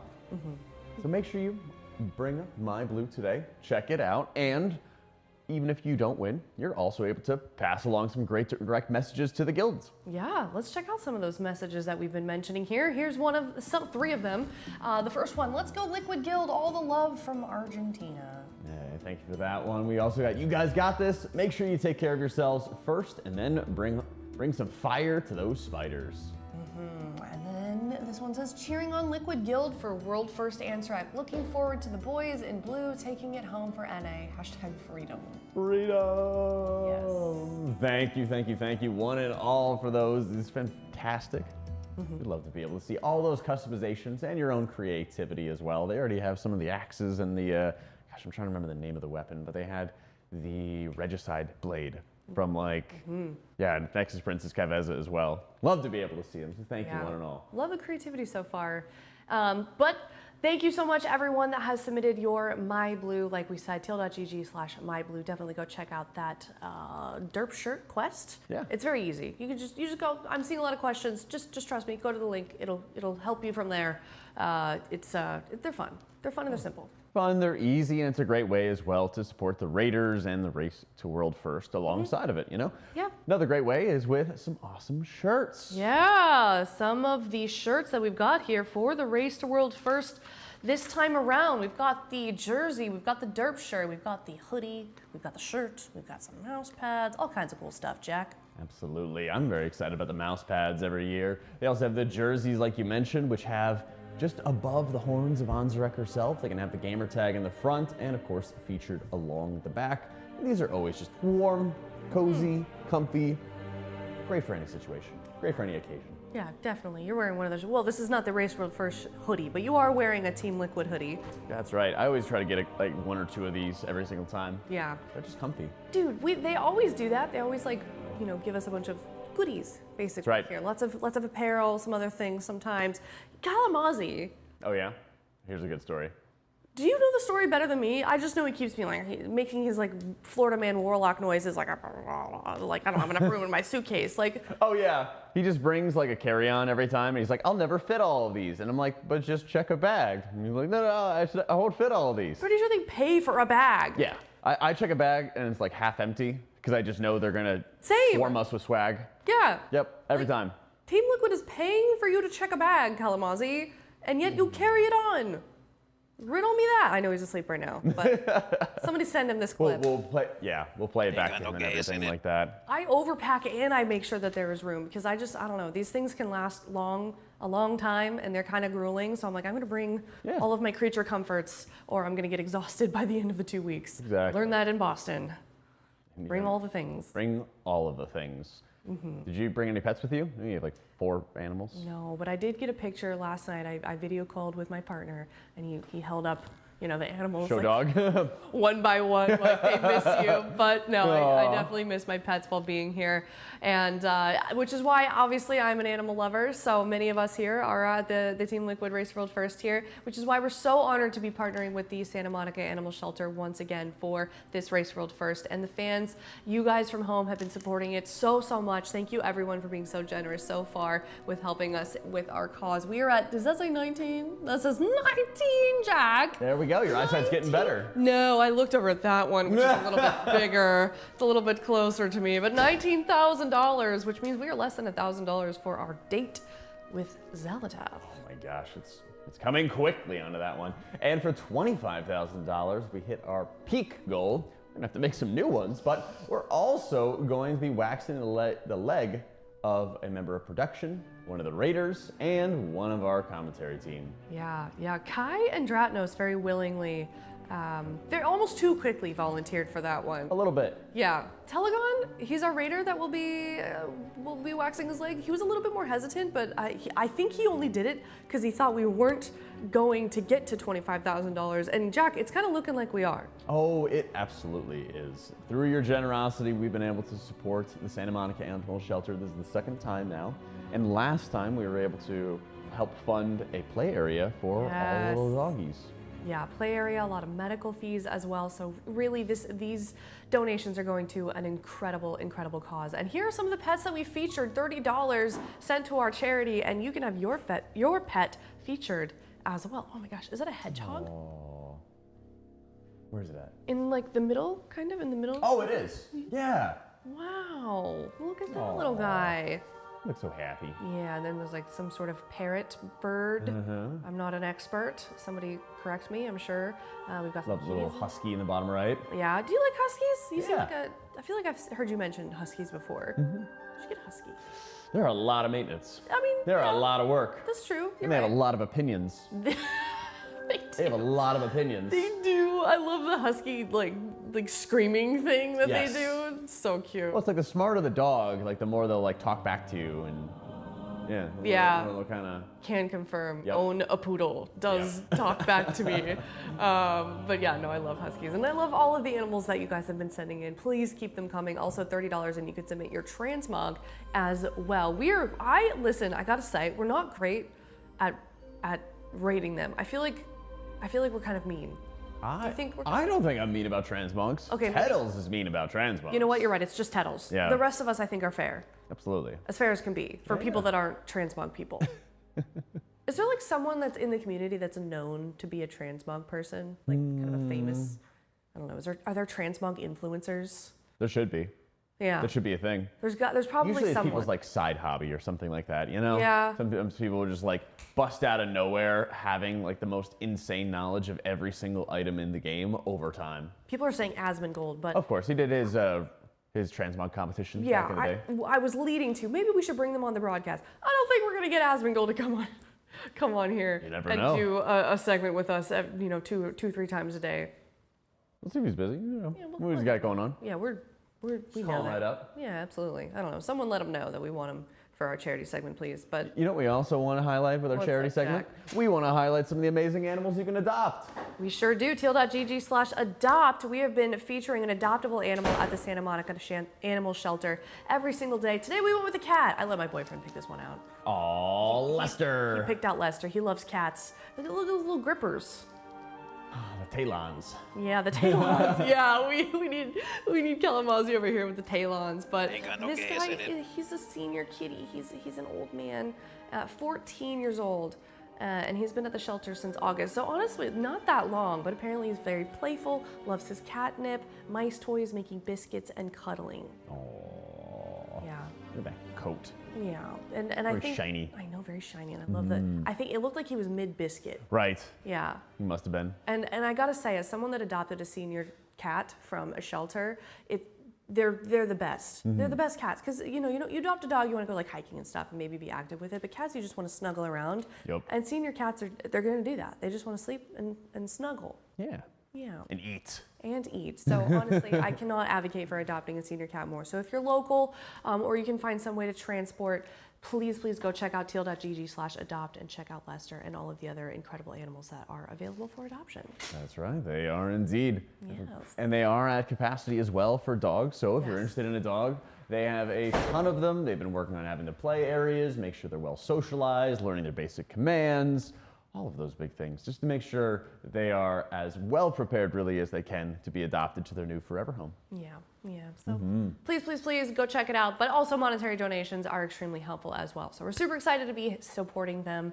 And the Raiders are too, actually. I know a lot of them are also kind of into the whole animal support thing. Yeah, I mean, lately we've been learning a lot more about the Raiders through our favorite game, Guess That Guildy. Yeah, yesterday we didn't do so well, Jack. Yeah, it was a bit of a struggle, but they've also like reordered some of the different like clues. They're making it hard on basically. purpose. Yeah, they're a DPS. What's their hidden talent? Oh, I don't know what the DPS is, and or I don't know what my hidden talent is. Yeah. Sorry, I'm laughing at chat because someone's already like, it's THD. We haven't even done one yet. They're excited. All right, well, let's get to the segment. Clearly, they're ready to go. They know the drill here. Let's check out the first clue. Fave song. I don't know what this is. Don Omar Donza Kudrow? I have no idea what that is. I don't either. Okay. Do we want to throw out a guess? I don't know. I don't even know what kind of music this is. Chat, what kind of music is this? It's a banger. They're saying it's a banger. Okay, who have we already guessed? Because you have to... Okay, we've already guessed Atlas, THD, Tobo, Boomy, Telly, Scott, Nick, Yips, Dazer, Bubba, and Trill, and Driny. Oh, apparently it's Latino reggaeton. Who's... Okay. Wait, is it... We have Latin. done THD. I was going to say... Have we done... We have done THD. We've done Atlas, for those guessing Atlas. Who else is like... Who would be... I mean, I probably would know it if I heard it. I just don't know the name of... the name doesn't speak to me at all. It's like... So. That's my impression of Okay, We've done Goop and maybe as well. Okay, popped in the US as well. It's on your playlist. Listen to that kind of music on the guild. Could it be sang? Could it be sang? Sang. Yes. Try it. Final answer.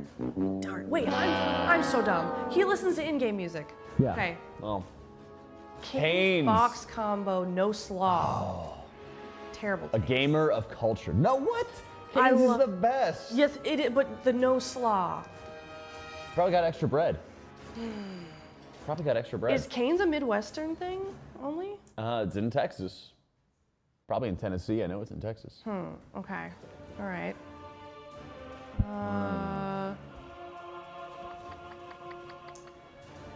This is a tough one. I really want to get this one. We do have Driny already. Yeah, we've got Driny already. We already have Driny. We need a pinned message during this section of everyone that we've already guessed.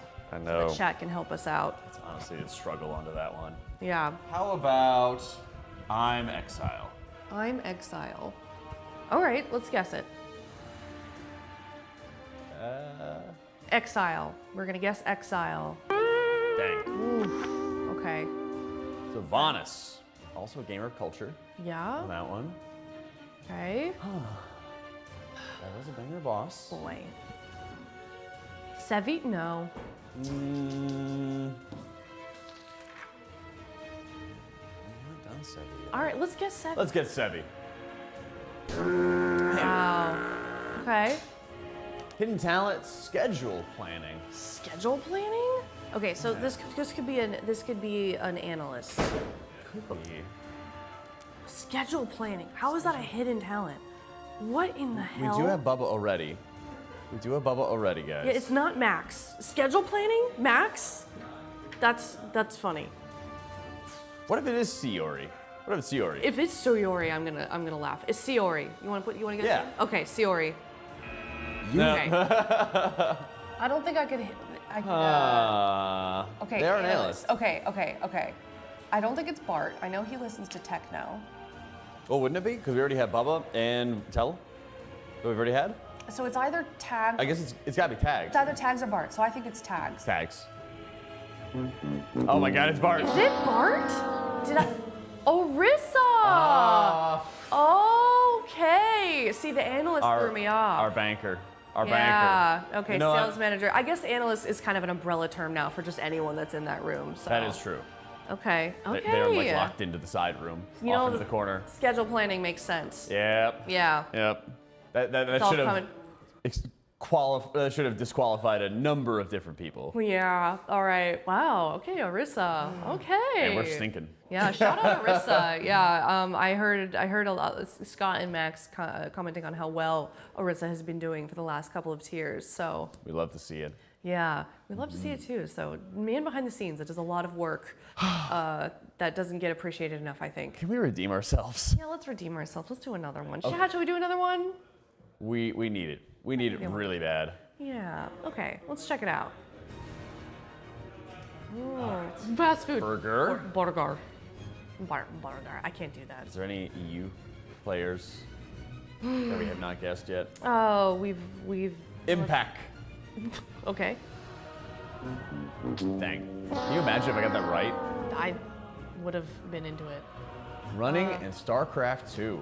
Running and start. Hold on. Hidden talent run. Okay, looks like a runner. Rivens? Wait, have we done Rivens? Didn't we? Rivens has a runner build. I'm gonna guess Rivens. Yeah, I think you're right.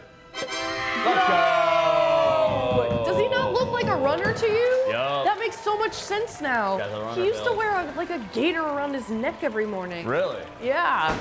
Good morning, Hey, roll DPS, Fade Boss, Sire Denatrio. Now, just the way, yeah, I just knew it was European. Just knew. Yeah, yeah. Shout out Wow. to Sea Beaver. I'm gonna. What is that? What is that? I don't know. Beaver of the sea. He. You know, like crocodiles and alligators. There's like, you know, freshwater, saltwater. Maybe there's Sure. Yeah. you know, saltwater beavers. This is a joke that I am not aware of. Sometimes I feel like we get a little bit of insight into the weird inside jokes Yeah. that they've got going on, and then sometimes they just go over my head, and I'm like, you know what? I'm gonna let y'all just roll with that one because I have no idea what's going on. Oh, we have time for one more. We do have time for one more. You want to do one more? Yeah. All right. Yeah.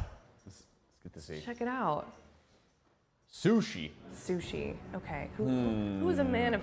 Listen. Max. These boys are like chicken nugget type, most of them. So who has a mature enough palate to eat something like sushi, do you think? Does Max not like sushi? Not Max? Okay. No, I've had sushi with him. Huh. He does like sushi. I don't know if it's his favorite meal though. We've already guessed. We're not gonna guess Max. We've guessed a lot of people. These have to be the more like niche side guesses, basically. Also, Fired Up is hilarious. I don't think Fired Up is ever. You probably don't even know what sushi is. Definitely not. Let's see. I mean, we could throw out Max. Do you want to do it? I'm gonna guess Sang. How about that? Okay, Sang. Dang. No Sang. Shot in the dark. Yeah. All right. Hidden talent. Flipping my phone. What? Is Kingfly? Have we done Kingfly? I don't believe so. All right. I'm gonna guess Kingfly. No. I just know he likes to throw things. Yeah. He's like a. Neltharion. What? Neltharion? But why? Okay. But why? Look at chat right now. Yeah, but They're why? very confused. Oh, Mailman says they're old. Could it be Max? There's no way. There is no way. It's the weak aura guy. Bart? Do they have good sushi in the Netherlands? There's no way. Maybe that's why he likes coming here. Maybe. You- Could it be Lummel? Have we quizzed people that are not on site? Do you know? Only people that are on site, so Okay. it could not be Lummel. Do we want to throw Bart out there? You know what? Rip a guess. Bart. Hey! Oh, okay, favorite song. Dude, it's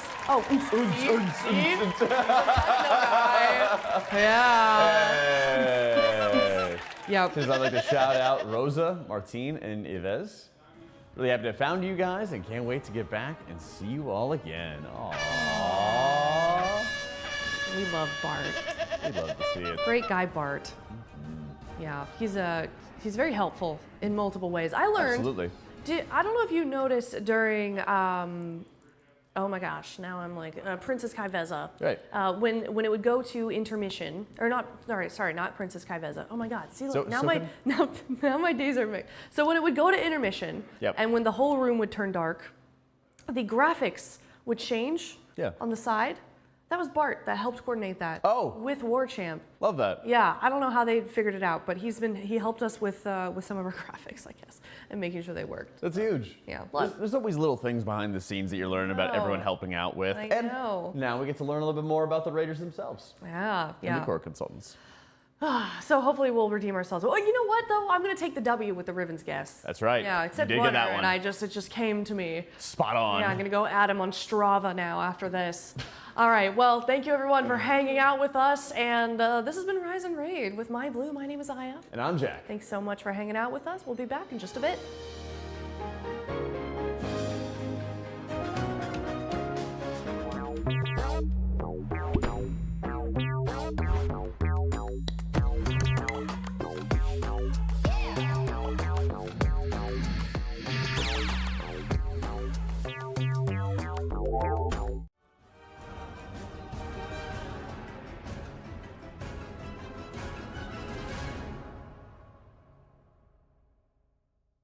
You want to see something really cool?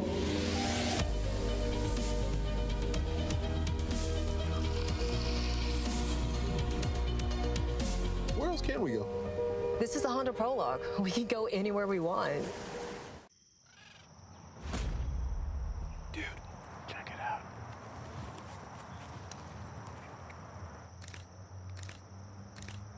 How does it look? This is so great. Look at the definition.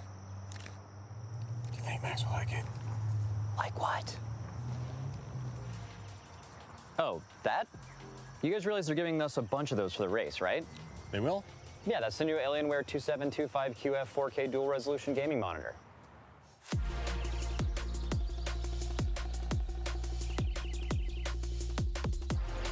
We no longer have to choose between a high resolution or a super high refresh rate. It's 2 monitors in one. It's like killing 2 birds with 1 stone. No, my bad.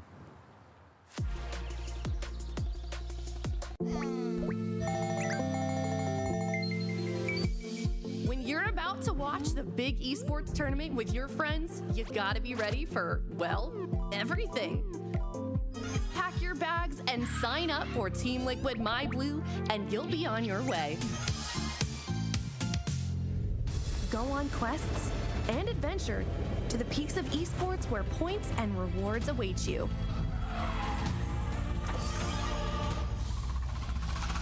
Do battle with our rivals. Join with your fellow fans and crush them. If you persevere, you'll make it to the big stage.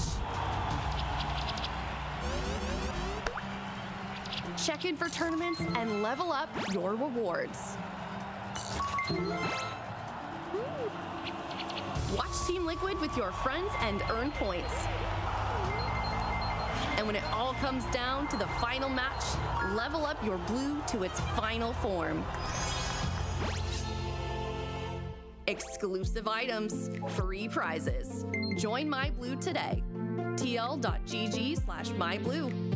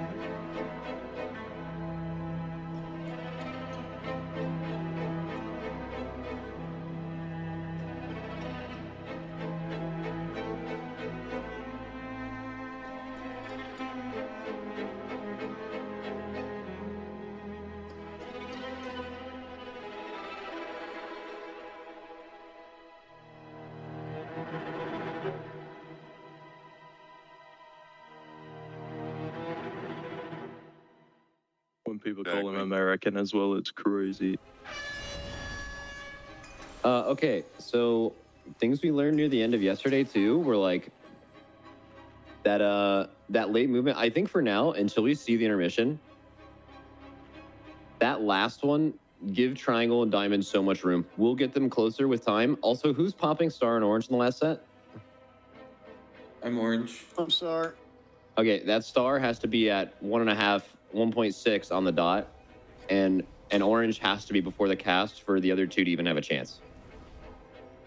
Did we get hand smooth out of third? Was that the problem? On the third one? You want to be in first and second? So I don't care which one I saw. It's just placing them. Placing them, okay. And that's fixed, or? I don't know. The bar question.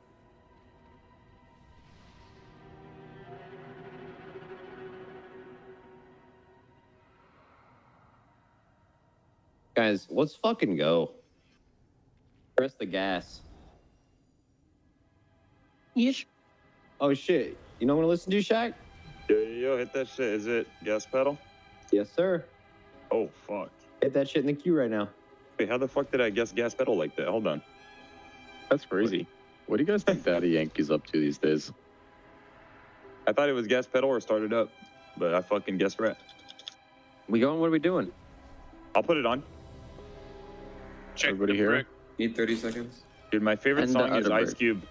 Ice Cube fucking hits, man. Any good, Boom? Dude, Ice Cube, like, dude, he has like a million songs and there's like 4 good ones. It's You might actually a laugh, rough but one. I mean, I dropped 200 bands and got a feature. He gave me one word in a song. Shit. Yeah. What you say? You ever seen Three Kings? He's in that film. He's actually a good actor. Like, I'm a song guy. Films. Not a fucking movie guy. Come on now. All right, everyone's ready. Let's What was go. that word check? I wanna know. Said like fucking elephant. Kyle. Just say Kyle. Elephant. Walking Joe.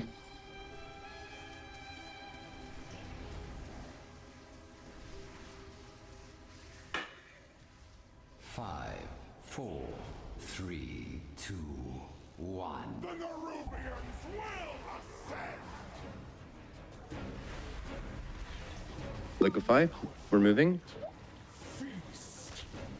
Roots into the line dodge into reactive toxin. Do roots and then start moving with the boss with lines. Reactive toxins go back. Move with lines. Move, move, move, move, move. Go back to the markers if you have one.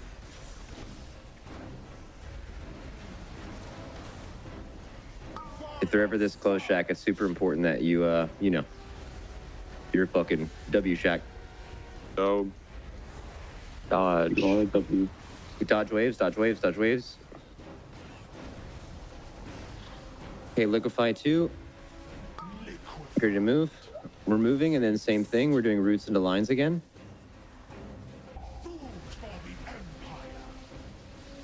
Okay.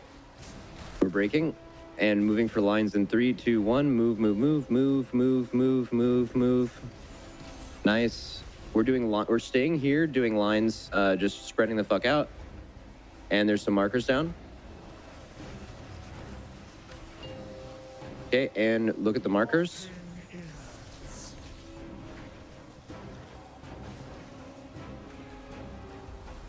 Yeah, that's easy. That's easy. We're fine. We're fine. We're fine. It's easy. We can just make sure orange in the back one. Orange in the back one. This is gonna be so fucked. It's fucked. I can't talk to the body That'd be shit. Okay, do we want my dark on that? We have so much space here. Let's just give ourselves a little room, I think. Yeah. What does that mean, actually? What, like, where, like, should the markers be farther? Further? I think they're just further from the wall and just more, yeah. Yeah. I could have made it to star in that situation. Like, I could have hovered through, but I don't think everyone could do that if they get that star assignment. So a little more space would be good. Does it prioritize, like, who's dropping where? It's like melee always would drop star, for example. In order, like, to cheat to our spot. I mean, it sounded like that was like the range then, right? Yeah, fired up me and Goop, so it's like kind of. It was actually 3 range, yeah. That is definitely unlucky. The thing is, though, is I did segment it in the order that, like, if, like, the ranged are sorted within themselves, and I have things like evokers that get star, and I just imagine they'll just have a movement to get there. But that was Mulligan. I need to get some VODs on my screen, though.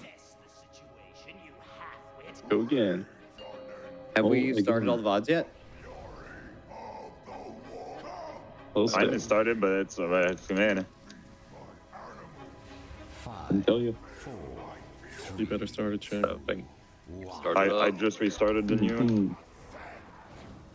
But it's my own. It's my fucking own ball. Here, we're moving with Liquefy. First roots.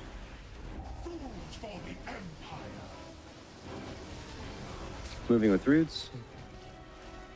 Reactive toxin lines, dodge lines, dodge lines, dodge lines, dodge lines. Get the reactive toxins over there. It's fine. It's fine. It's fine. Res them now. Rebuff them.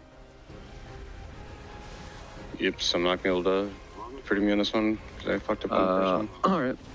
Just maybe remember Boomy. Watch waves, guys. Waves. Break you up, big bro. Thank you. Okay, we're doing Liquefy here. If we're going to be giving more room with those things, we need to make sure that our Liquefies are be close to the edge. I'll bring you yips. I'll just make sure I'm in a better spot. Roots here, guys. Roots. We're breaking into lines. Break me in here. I'm going to be stuck. Stuck for a moment. Okay, do lines here. Break Driney. Lines. He's dead unless you bubble. Fuck. Alright, I did it backwards on the first set. It's okay. We're doing lines into reactive toxin. Look at the markers. People look for slow, you can dodge like over here, Ish. Okay, reactive toxin's coming out now. Go to markers. We're gonna get a 4-stack here. We're gonna need like huge fucking personals. Okay, get ready to soak.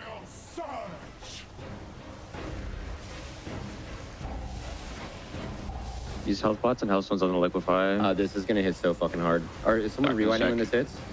Yeah, I can. Fucking just live right now. Into the liquefy. Dodge. Okay.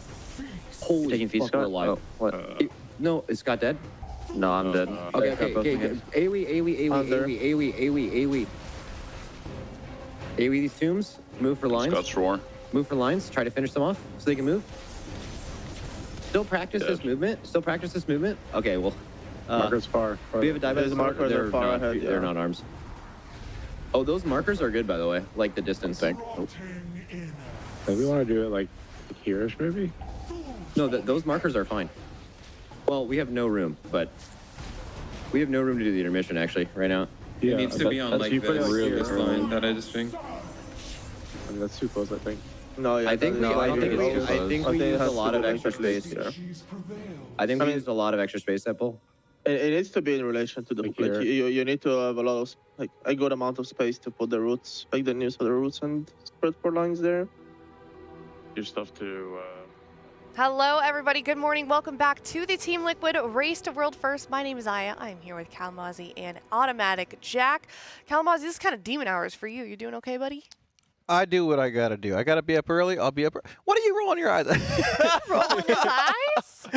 Yeah, immediately as Telegon's walking by, he's listening to Cal be like, I'll get up early. He just hard rolls his eyes. I gotta be up early. I'll get up early. It's all right. You know? No, gotta work. Man of the people. Man of the people. Well, let's give a quick recap, of course. Shout out to our sponsors, Coinbase, our presenting partner, as well as Secret Lab, Monster Energy, Alienware, RaiderIO, Wowhead, Warcraft Logs, and DungeonDojo, keeping you in check with all of the other guilds and their progress. Of course, we are progressing on Mythic and Surek. Very, very exciting stuff here. We've got Echo and Method working on their reclear as well. We'll keep everybody in line with that. We can take a look at our Coinbase leaderboard. Of course, we can see where we basically are in the top 10 for all of the guilds around the world, Jack, and we're doing good right now. We're sitting Pretty prettier good. than Kalamazzi in the morning, that's for sure. Right, it's hard to do. All right.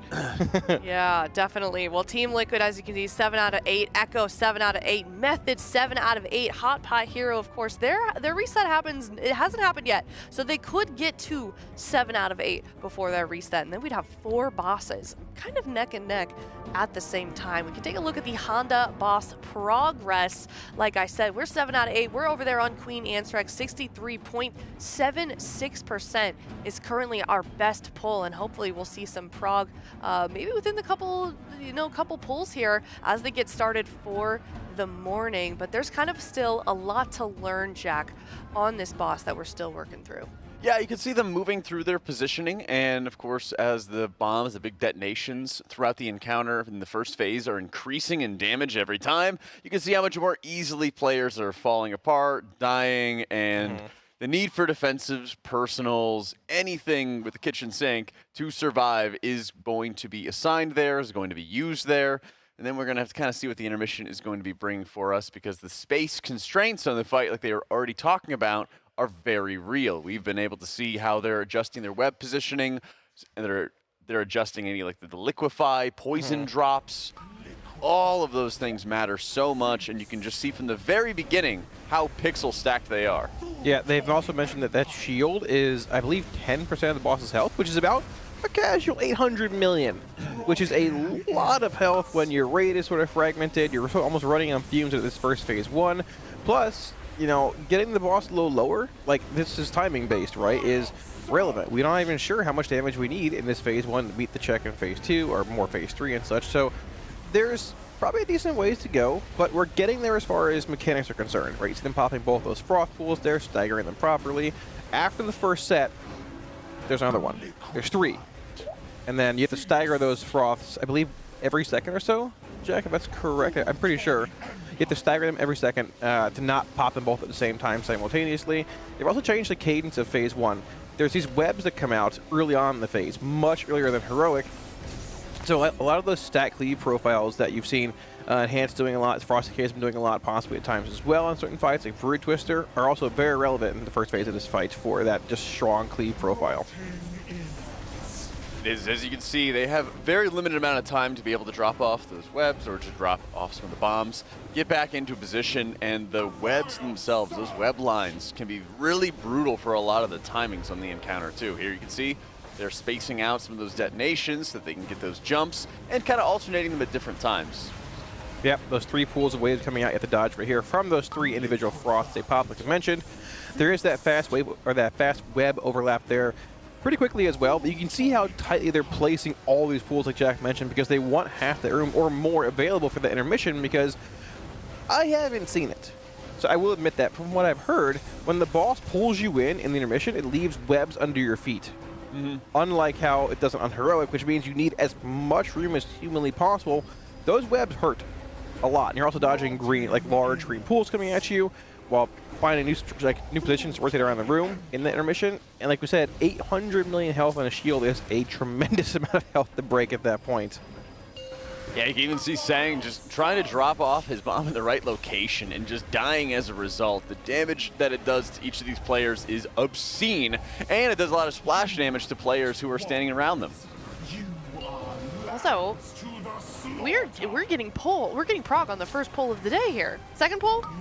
Yeah. Fourth? Yeah, this is okay. Yeah, so this is the actual shield phase here. So then the whole race on alive here. You'll notice. So Atlas is going to hang close on melee here, but when it pulls players in, look at the pools on the ground right there. It drops a good bit with half the raid alive. So you can see how much room you need to do this intermission, right? Sorry. No, it's a great point out. No, I jinxed it. You didn't. Oh well. My bad. No, but yeah, this is early progression. I mean, this is pull 2, right? Yeah, and Alice, smiling. I'm hearing them cheer a little bit. Not sure what that's about. So, vibes are good. Yeah, it's early prog, right? That's right. Prog. And it's, it's 9:20 in the morning. It is. I mean, you are the first guild to essentially reach this fight, right? Yeah. And we know Echo said some polls on it. I believe 71% made their best. I probably seen the intermission to a certain extent, but you are the first guild here. So you're the one innovating strats at this point while Echo's re-clearing and, got to maintain that lead. I think it's time we go dark. I think it's time. Think it's back good to time. bed. Don't jinx it. Good to bring out the wheel. Let's play some. Edge. Yeah. Edge sounds great right now. Yeah. I did just get word from them. They are going to be heading to bed a little bit early. So. 9:30 a.m. Not bad. All right. Oh no. Also, happy birthday, Scott. True.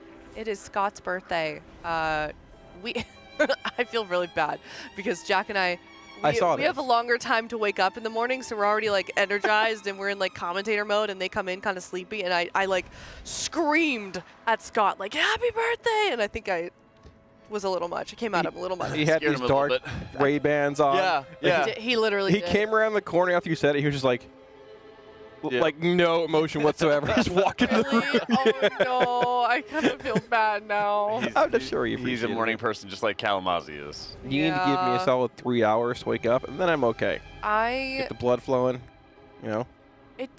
I've always been a morning person. I don't like that I'm a morning person, to be honest. Like I don't know. I wish I was more of a night owl, just because like that's kind of gamer culture. But I don't have a hard time waking up in the morning at all, and my brain can't compute that some people, like for a long time I thought they were just lying to me, and that they were like lazy. I don't know, which I know is false now, but like I don't know. I'm not a morning person. You're not? I just adapt. I can tell. Yeah. Yeah. I am a chameleon. Adapt, overcome. Yeah. So I I will fit my environment. I will mold around it. I apologize for all the night owls out there. No, that's fair. I don't know why I'm like this. I've gone to bed at like 6 a.m. for the past 10+ years and gotten up at like 2 or 3. Yeah, I think that's could more about what it never. is that people are just creatures of habit. Yeah. I You think have to so like too. drill yourself into a new habit Mhm. in order for it to work. Because that's what Yeah. happened to me for the first couple days. Was like I was just rough sleep schedules, trying to get used to the environment. It's very dry here compared to Texas. That is true. And Right. And then like once I got used to it, I was like, all right, cool, like let's go. There were a couple times I was like half hour early for our call time because they pushed it back, and I was just already up. And I was like, well, I am up anyway. Let's go. So I'm just hanging out. It's just me and Jared from production for like half an hour waiting around. I used to go to bed at like 7 p.m. every night. I had to get up at 4 in the morning to work at my old job. I did it for like 5 years. Chick-fil-A? It was that when I was valet parking cars during college and stuff. Okay. And it was fine. Like, it just happened. Yeah, exactly. Yeah. Well, I think there's also. Well, we're getting off topic really fast, but that's okay because they're not doing it they're not right pulling now. it. That's all right. I think it's also like genetically predetermined your circadian rhythm. If you are you function better in the time of day that you function. Is this also. astrology? So, like, yes, it's Is this like the habitual, time of the so- day that you're born determines your lifetime of No, the that morning? sounds like a bunch of bullshit. Whoa! Whoa! Naughty word! Naughty word! Sorry. My ears! Did you know Pluto's not a planet? They keep going back Astrology. and forth. It's like a super planet or something, right? Like they can't determine super if planet? it's a star or a planet or It's black like a is dying black. dwarf planet or something, right? Called it, I right? don't know. I'm not even. Yeah, dwarf It's planet. getting Yeah. Smaller? I don't know. Is our planet getting smaller? The Earth is flat, Jack. No, that's right. Yeah. Thank you, I forgot about that. Yeah. All right, so I have a question. Yeah. What's up? It's very early in this boss's progress for the most part. We haven't seen the intermission. We haven't seen, or phase 2. We haven't seen phase 3. I'm going to ask Jack the caller right now. What day does this boss die, Jack? I need your prediction right now. I think we got a Friday kill coming up. Okay. To tell you the truth, I think that this first phase is enormously brutal. And while it's great seeing, you know, like 63%, like they're almost halfway through, there's a 10% boss health shield that has to get through. Then they go into an intermission where they're not thunking on any boss. They're just killing off lots of ads, climbing stairs, climbing webs. Then we're going to have, you know, a final phase of killing off a bunch more ads. Right. So the boss health is, you know, is not the entirety of the encounter, I would say. You might, for example, have them be on 63.58% and still be making a lot of progress on this fight, but the boss health doesn't tell the whole story. So I would say if you're just tuning in, you're not really used to a lot of these end boss progression modes. The boss health is not everything, and we'll also try to keep an eye on that encounter timer to better illustrate they're actually making progress. They're actually, you know, getting further in the fight. They're actually seeing this other setup, because we're going to have moments where they're going to have to kill off some of these priority ads in the intermission phase. And that's going to be a big wall of saying, oh, wow, they killed it, but you don't see it on the boss health at all. Yeah, for sure. For sure. And we also don't know if they're going to end up needing more damage in the first phase if it being time-based, right? You know, I mean, we pushed the boss at 30% last night. What? I didn't mean to, like, stab you. Oh, it's okay. I just, your like, talons are... My talons? I have no talons. Exactly, yeah. Anyway, I was going to ask you, when do you think the boss dies?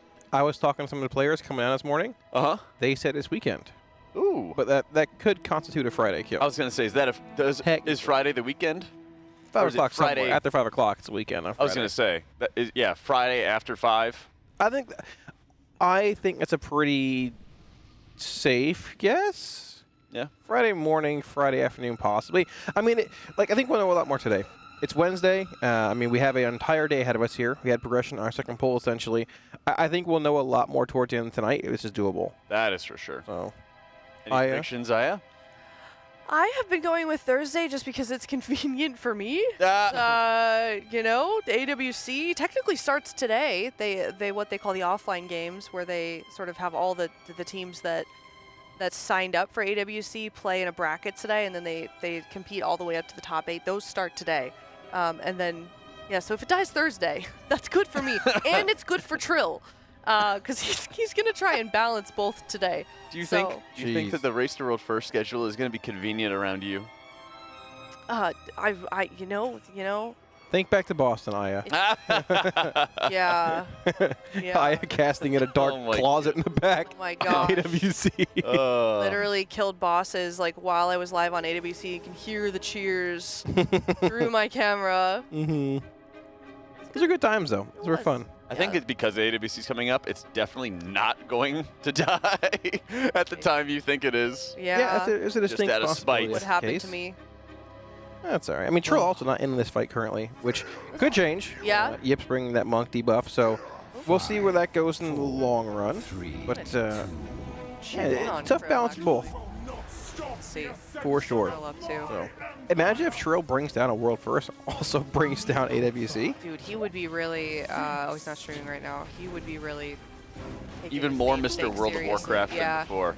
Yep.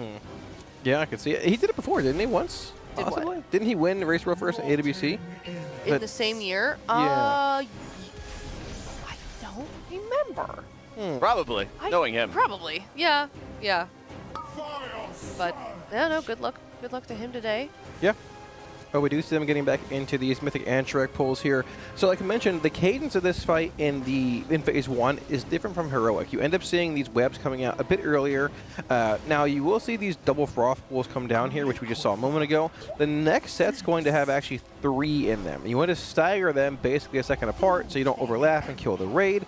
But you can see one thing here, and that thing is how close they're keeping these web stacks with these green fell pool stacks. You want as much room as possible to fight this boss in the intermission, because whenever she pulls you in with her webbing, she'll place more webs into your feet. Now, we lost THC early on there and somebody else. Probably a go-again angle here. But like Jack talked about a minute ago, it's not just raw DPS in the boss here, raw percent, right? You're going to get back to that intermission as long as you live long enough in this first phase. But finding every little bit of room is going to be very, very important, both for DPS optimization from the shield and just general survivability in the intermission, right? So might see a couple early wipes here, depending on them shifting around some movement and all that, but we're getting there. We are. Getting there. Something it's all coming interesting together. to note also is we mentioned it a little bit earlier on in the morning show, but Echo is still getting through their reclear, and they are stuck on Princess at the moment. Yes, Yeah, they are. This is the big challenge, I would say, for the guild's reclearing at the moment, is how efficiently can you do it? Yeah. And what total item level are we getting as a result of all of the reclear, all the splits that have been done? Because that makes a huge impact on just the rest of the progress. You can see how much extra time is being spent. And if I'm not mistaken, the first kill that we had out of Soaking Court was 622.1 eye level for Liquid. Now, as they're beginning to pull Queen Anzarek, they've been +3 eye levels. 625.2? That's right. There we go. There we go. 1 additional item level, and almost certainly like better itemization too. Sometimes people are stuck with some mediocre trinkets or like decent trinkets, but with decent eye level. And now they probably have the upgraded and almost near perfect items. I think Max said, I might have heard incorrectly, but I think last night he said they got 4 Mythic Spy Masters in their vaults this week. Which, I mean, we know THG got one. Funny enough. What's that? Spy Master. Sorry. Oh, it's good. I was excited. Oh, that's ew. Yeah. No, yeah, good. no. I'm sorry. I was saying woo. No, yeah, it's good. THG. So they actually sat THG for the first boss, Olgrax, because he didn't need loot, and they assumed we'd kill 7 out of 8 bosses likely this week. And then they ended up going a little late Monday night to kill Mythic Soaking Court for that world first.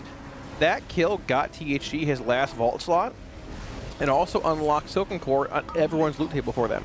In THG's last slot, it was a Mythic Spy Master's Web. So without killing that, he wouldn't have gotten a Mythic like 3rd slot, and it wouldn't have been a Spy Master as well. It was literally perfect. Like the stars aligned there. So yeah, 4 across the raid plus 1 on a re-kill. 1 on the initial kill, I believe. It's looking pretty strong.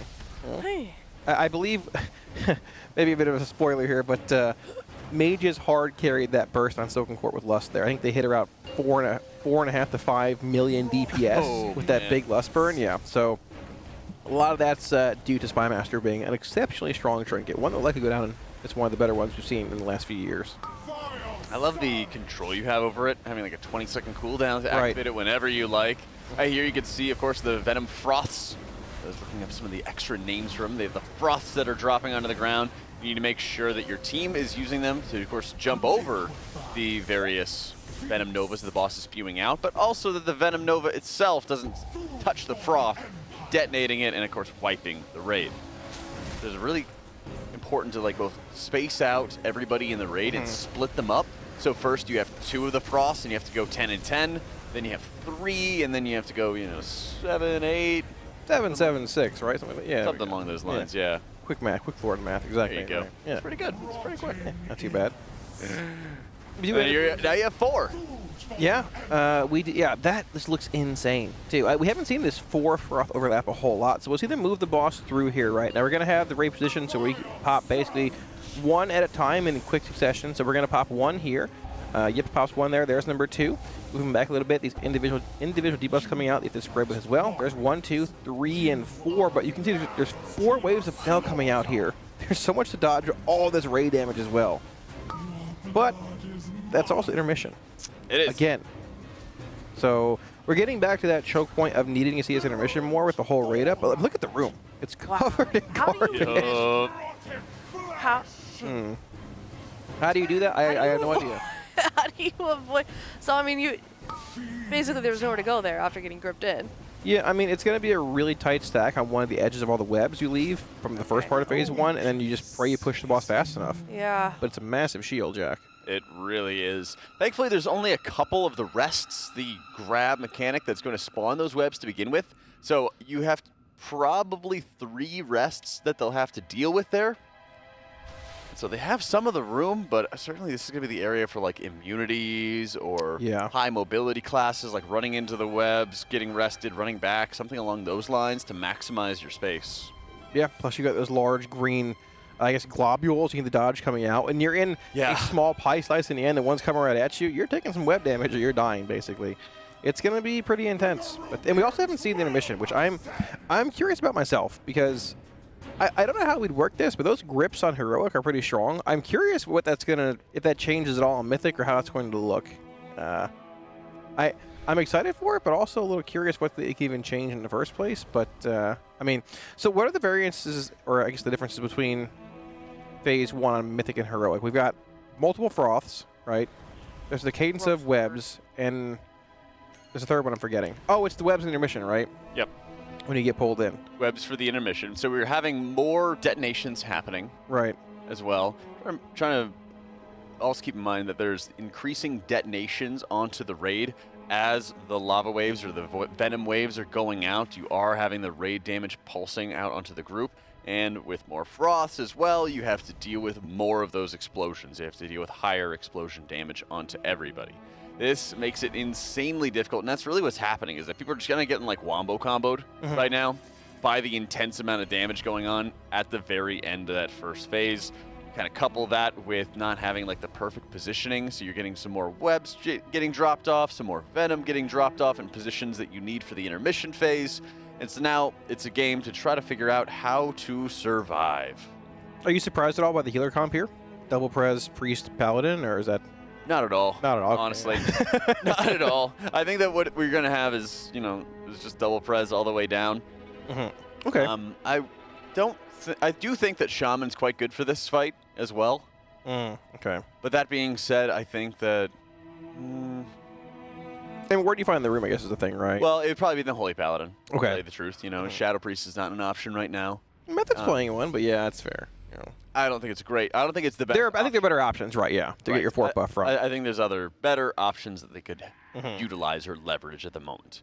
Right. Basically. I do think Shaman is a pretty good selection if they wanted to drop the Holy Paladin, but with a high intense burst damage, having the Devo Aura would be better than having the Spirit Link Totem's damage reduction at that point. Ankh Totem is, like, again, pretty good. You get the increased stamina for the entire raid, Ancestral Vigor, Downpour. There's a lot of stamina gains you can have on hand, and it would go pretty well for, like, the intermission healing. But I think Paladin is also a really strong option as well in these encounters. There's a number of areas where everyone's really hard pixel stacked, which is really good for Sun's Avatar, which are the lines, the beams from the Herald of the Sun hero talent, which kind of cut through your allies, healing them, dealing damage to enemies, things like that. So it gets pretty good. Okay, that's fair. There's your Healer 101 talk. I knew some of those words. I am a little surprised to see Sang playing Devastation here, though. Which, I mean, we've had a lot of Dev Evokers in the raid. We had up to 3, I think, for the first 4 bosses, but I feel like the fights where you've had these Frosty Ks in, they've been in because their profile is really relevant. And they've actually played, I believe they played 1 AUG on both the Frosty K fights, which, I mean, it's just odd because typically in the past, when you've wanted 1 AUG, you've basically wanted 2, because 2 can essentially double amplify the value that, you know, they bring to whatever they're buffing, right? They can have 2 Ebonmites on them.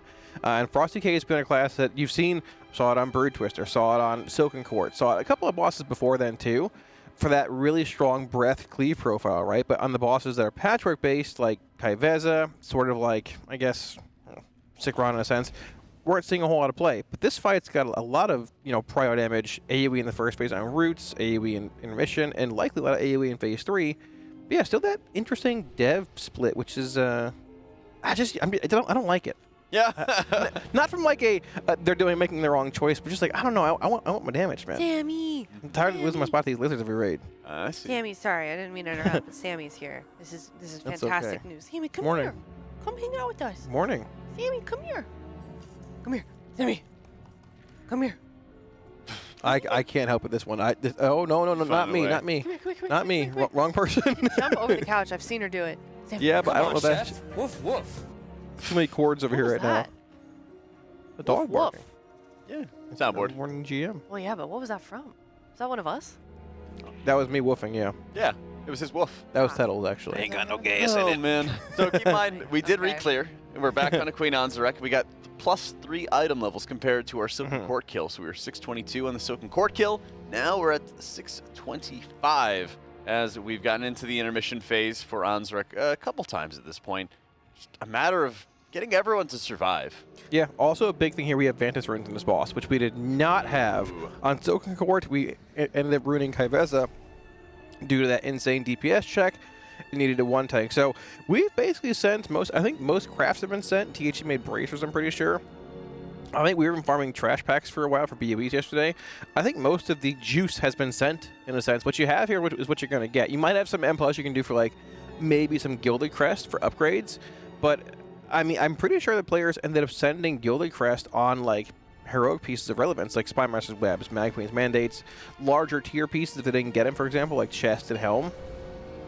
I think what you get here for the most part. Maybe barring a couple splits for rare items. Yeah, I don't think they were going to 626 total item level. Maybe, you know, fraction of a total eye level for the raid gets increased, like you mentioned, if they didn't get all their Gilded Crest from the reclear, something like that.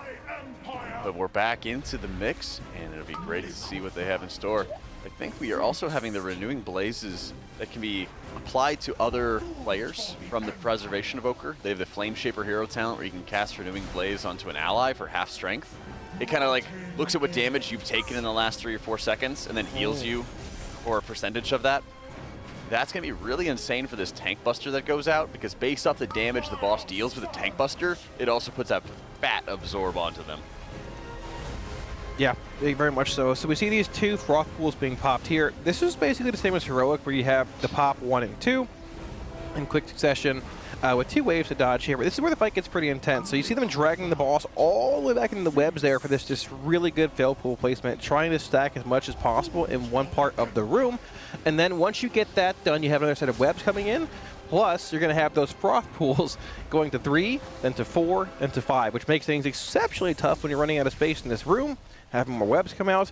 But it's not really a damage thing. We've seen players going down early to Froth Pools here a bit, which I think it's just more getting the cadence down and getting the precise, precarious positioning down as well, which it's like an intricate dance. We do indeed lose Nick here. He should have a res available, so we can get him back up pretty fast here. We see these 3 pools coming out in the back, so they're going to pop 1 to the tank running over there. Should pop 1 basically about now. 1 pop, 2 pop, and that third one should pop right about now. Getting 3 debuffs, splitting out of the raid there. Dodging these pools from the back. Baiting swirlies here. We do indeed lose Nick again. We can probably go for a bit longer here. Yeah, maybe a little bit. And of course, this is just the early pulls, the early attempts. One of the things that happens, I notice a lot of times with the waves, is you kind of have to like intuit where those waves are going to be going to adjust your position, because it's very difficult to see through the boss. And so sometimes when you can't see where they start on the other side of the boss, sometimes they just run straight face first into you, and then you're struggling to find where you want to position. So this area is super important to figure out how you can position yourself to see everything, and then you're able to sort of adjust your position ahead of time, and then sit there, focus on your healing. I wonder if you'd be able to see around her more in arachnophobia mode. What would they turn her into with arachnophobia mode? It's like a big, dumb default crab or something? Maybe, yeah, I don't know. That'd be pretty sick. I mean, if that's an issue. We should have a big crab boil if we win. A what? A crab boil. Oh, that'd be great. That'd be good, yeah. Yeah. Wait, that's a good idea. The swamp, let's go. Yeah. That'd be good. A big bucket of crab and corn. Oh, I love crab. What? It's a corn, potatoes, crab. What else goes in it? Well, like shrimp, right? Isn't there yeah, shrimps you do in some there? shrimp in there as well. Scrimps. Scrimps. I don't know. Lemons. I never had like a crab boil. That's what I'm saying. Oh, they're great. They're good. Yeah, I worked at a seafood restaurant for like 6 years, 7 years. Ooh. Oh yeah. There we go. Love. Reeked of fish when I got home. Yeah. Parents made us like strip down in the garage and leave our clothes out there. Oh no, is that bad? Yeah, they're like, you're not coming into the house with Oh that. my gosh. I had to leave my shoes outside too from Chick-fil-A. They were just Like chicken? There's a lot of stuff on the floor. Oh. Yeah. So yeah. Just like his boss, actually. Yeah. The floor is lava. True. Very true. Yeah. Something I've noticed, I feel like, correct me if you, I don't know if you guys think I'm wrong, but like it seems like this tier in particular, like in previous tiers, it seems like it takes them like at least a couple hours to kind of get warmed up and like be playing at their tippy top, but like we're already seeing prog and it's only 9:45. Like, I don't know what they're doing this time around. Like they must be sleeping well or something. I would say sleep is making a very large impact, I think, in the entire Race to World First. Yeah. We've had a few different times where Liquid's gotten up slightly later, 30 minutes later, an hour later, something along those lines. But they've really set a very consistent schedule for themselves We've not been staying up late. There's been times where they've said, we will, like on Silken Court on Monday, they said, we're going to kill this boss. We're going to make sure that we do because the advantages are massive. Right. As we've seen. They got it done, I believe, around 11:30, something like that. Yeah, it was like really close to end time, which... Yeah, their standard end time. Yeah, exactly. Yeah, I mean, those are the calls you make, man. If they work out, those are the calls that win the race. But those are also the calls that can lose the race if you push too far and mess everything up. But, I mean, those are the risks you gotta take. They are. I mean, there's a time and a place to really burn the candle at both ends. And part of that, you have to make the decision based on what your current performance is. It's kind of heartbreaking on the side of Method that they said, we have to sit here, buckle down, and clutch this kill out because of how vital it is and how important it is. And so while it might feel that they're going to be even a little further behind as they take a little bit longer to get that kill, I think if they even if they had gotten a good night's rest and then they go into their re-clear, got to keep in mind, Echo, last I checked, was still working on getting their Princess kill. Yeah, they're still working on it at the moment. Really? So on the side of Method, they have an opportunity right there. If they execute cleanly on the re-kill, there is a lot of opportunity to make sure they get back into the game to make up for how much longer it took them on Silken. It's quite interesting because a lot of the previous raid tier re-clears, Amir Jasil, Aberrus, Vault, even going back to like Sepulchre and things, they really weren't that bad, right? And that's like a universal term, or I guess statement for every guild, right? But maybe Sepulchre was a little sketchy depending on certain bosses like Rygalon, but there's Kaiveza didn't get altered. Like, she wasn't nerfed health-wise. They didn't change the one-tank strategy. And, like, yeah, guilds might have killed her with one tank last week. Maybe you say, oh, a reset of gear comes in. It's a little easier. But you also have every guild Vantis ruined that boss last week, right? So coming into it, most guilds, I mean, they're all still one-tanking it, needing that one perfect pull in the stars line to kill that boss. And that was the big thing we talked about on Monday is we need a clean re-clear. We need to get these bosses dead quickly. Brew Twister got changed a bit, but still not a full pushover. Kaiveza needs to die in a pretty quick pull count. And Silken Core also had a pretty big question mark because, well, it wasn't a super tight DPS check. Mechanically, it's one of those bosses that you can still just basically scuff quickly with missing a dispel, missing a root on the charge, right? But thankfully, we had a pretty good re-clear. Re-clears also, they can very easily make or break, you know, erase the world first. And I think we locked in for it, but we'll see where the rest of them go. Yeah, we'll certainly You never count out Echo. Ever. No, definitely not. Big mistake. I mean, it would be interesting to see Method pull ahead. I'm trying to see where they are right now. They might be starting a bit later today. I mean, they're probably active now. Yeah, they are starting. They did. I'm sure they did start later though. It was like it was very late when I noticed they were still pulling. Court. I went to bed. I'm pretty sure they were still pulling a couple minutes ago. So, yeah. Oh, Sammy wants uppies. You know. Are you denying her? How much room up here to get uppies for her? No, if she wants to sit next to you, have her sit next to you. Not much room with the computer, I don't think. Yeah, we're a little. Oh, okay, okay. Sammy, good morning, Sammy. Hello. There you go. There you go. Oh my goodness. Wow. Hi. Hello there. Hi there. How have you been today? I'm wearing all black. You're gonna get your hair all over me. I like how the couch progressively gets more and more free with hair from the top. Sure does, yeah. The race goes. Hello. You okay? Yeah. So, and one thing about this fight, Jack, as well is I feel like Phase 1, as far as like Heroic's concerned, I feel like Phase 1 is arguably the most difficult part of this fight. Until maybe later on in Phase 3, right? Intermission's sort of like a I can breathe kind of point, right? But Phase 1 with all these froth drops, these webs, and also that shield you have to break, which is very large and mythic. I'm curious if they get through Phase 1 here or start getting through a bit cleaner, how difficult Phase 2 is even going to be. We're not sure what to expect mythic mechanic-wise, but yeah, like we mentioned, I mean, I'm thinking Friday, but at the same time, thought Silken Court was going to be 300-ish pulls, and that fight was much easier when you get to later parts of it cadence-wise. Certainly. I think this early part of the fight is really insane because there's so many different mechanics that can just kind of pick away a raid member or two. And then before you know it, you're missing like 3 or 4 people and you don't have the damage to break out the shield, or you're having players dropping off debuffs in odd spots or something like that, and then you don't really have an avenue to get out of that intermission phase with enough space around the room. You can see how difficult it is just to place enough of the debuffs, the liquefy mechanic, of course, spreading more poison around the room. Yeah. And already 2 players down. Yeah, placement's so precarious too. Seeing Nick bait way in the back for that poison drop, having to shift all the way in for that web drop in the front room as well. Like, movement is just so precise here. But I mean, you need to be, because if you run out of room, you have nowhere to really do that intermission, which is, I mean, we said this boss when we saw it had 7.5 million health, or billion, I'm sorry, which, I mean, that's less than Kaiveza, right? Exactly. Yeah, but yeah. this boss also has a 10% shield, which is basically a billion. It's 800 million. You've got all the ads in your mission, plus a handful of ads in phase 3. So you're looking at basically, probably like a 9 or 10 billion health boss here. But that's a problem for later Liquid. Right now, it's just surviving this first phase, which is proving to be a bit of a struggle, but still early on in the day. Oh, that rest. The entire raid getting pulled towards the boss and then just instantly dying. They've got more space, though. If you check it out, they have a lot more space than they did on their first intermission push before. Yeah, positioning-wise, looking a lot better at this point. I mean, keep in mind, whenever you get pulled in, you can see here, a large portion of that room is webs. And I feel like those large fell globs are pretty big as well. So finding a spot between both those those webs and those fell globs is going to be challenging. But depending on what we're going to be doing here, probably committing lust to this shield, I would expect. Actually, yeah, committing lust right there. Obviously not breaking it here. Scott trying to live as long as possible for timers and things, though. I'd venture to say in the next hour or so we see a shield break. I'll go that far. Ooh. Sure, next 2 hours. Sure. Okay, final answer? Yeah, on our shift, yeah. All right, on our shift. Flip it and ship it. Yeah. What determines moving into the intermission? Time.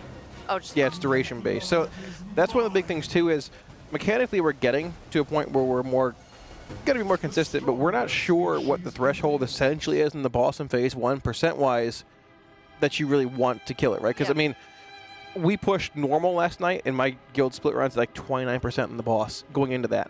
But they're at like 68.5 right there going into that. So all the damage you can do matters. I think that's really cool when it comes to fights like this, where you're trying to min-max every little phase. Not, all right, 70% we're pushing to stop damage. No, every little bit matters, right? I love that. Yeah.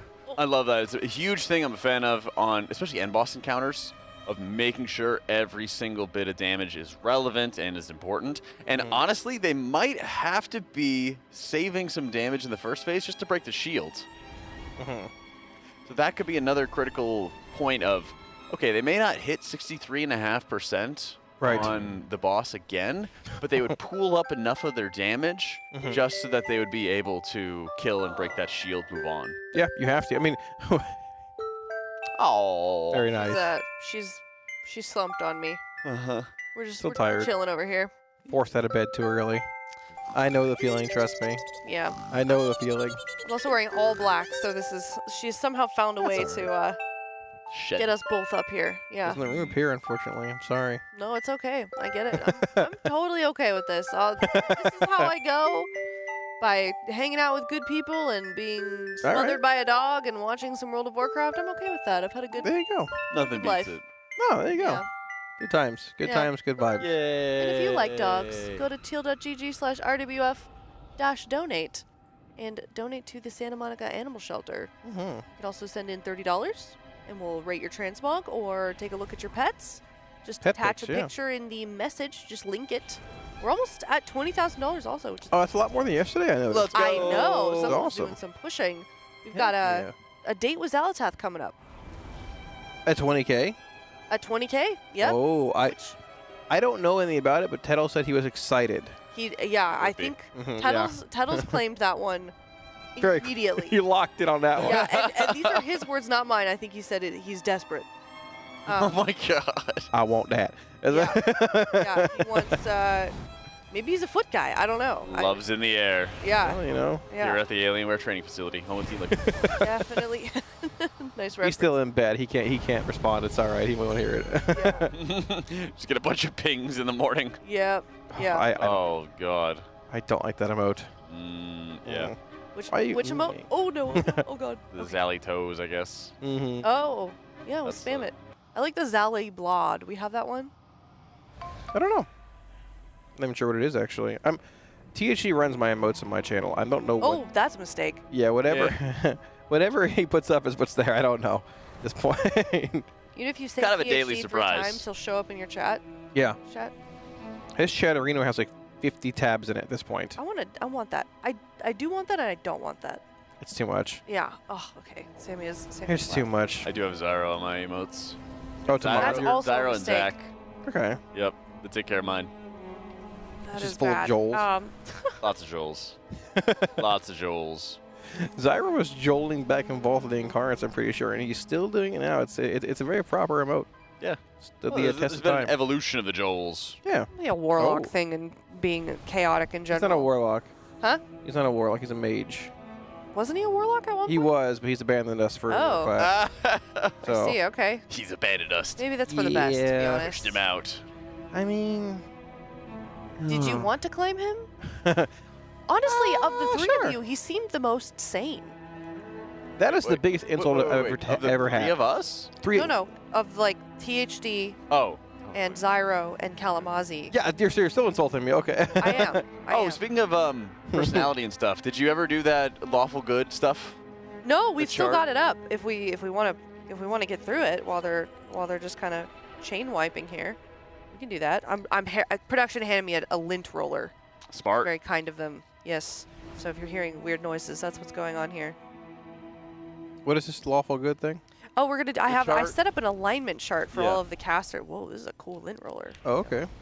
Yeah. Do you want to do it? You can do it. It's up to you. Oh, we got Gotta plenty of time. That's right. We have nothing but time as they're trying to figure out how they can make sure they keep everybody alive before they get into that intermission.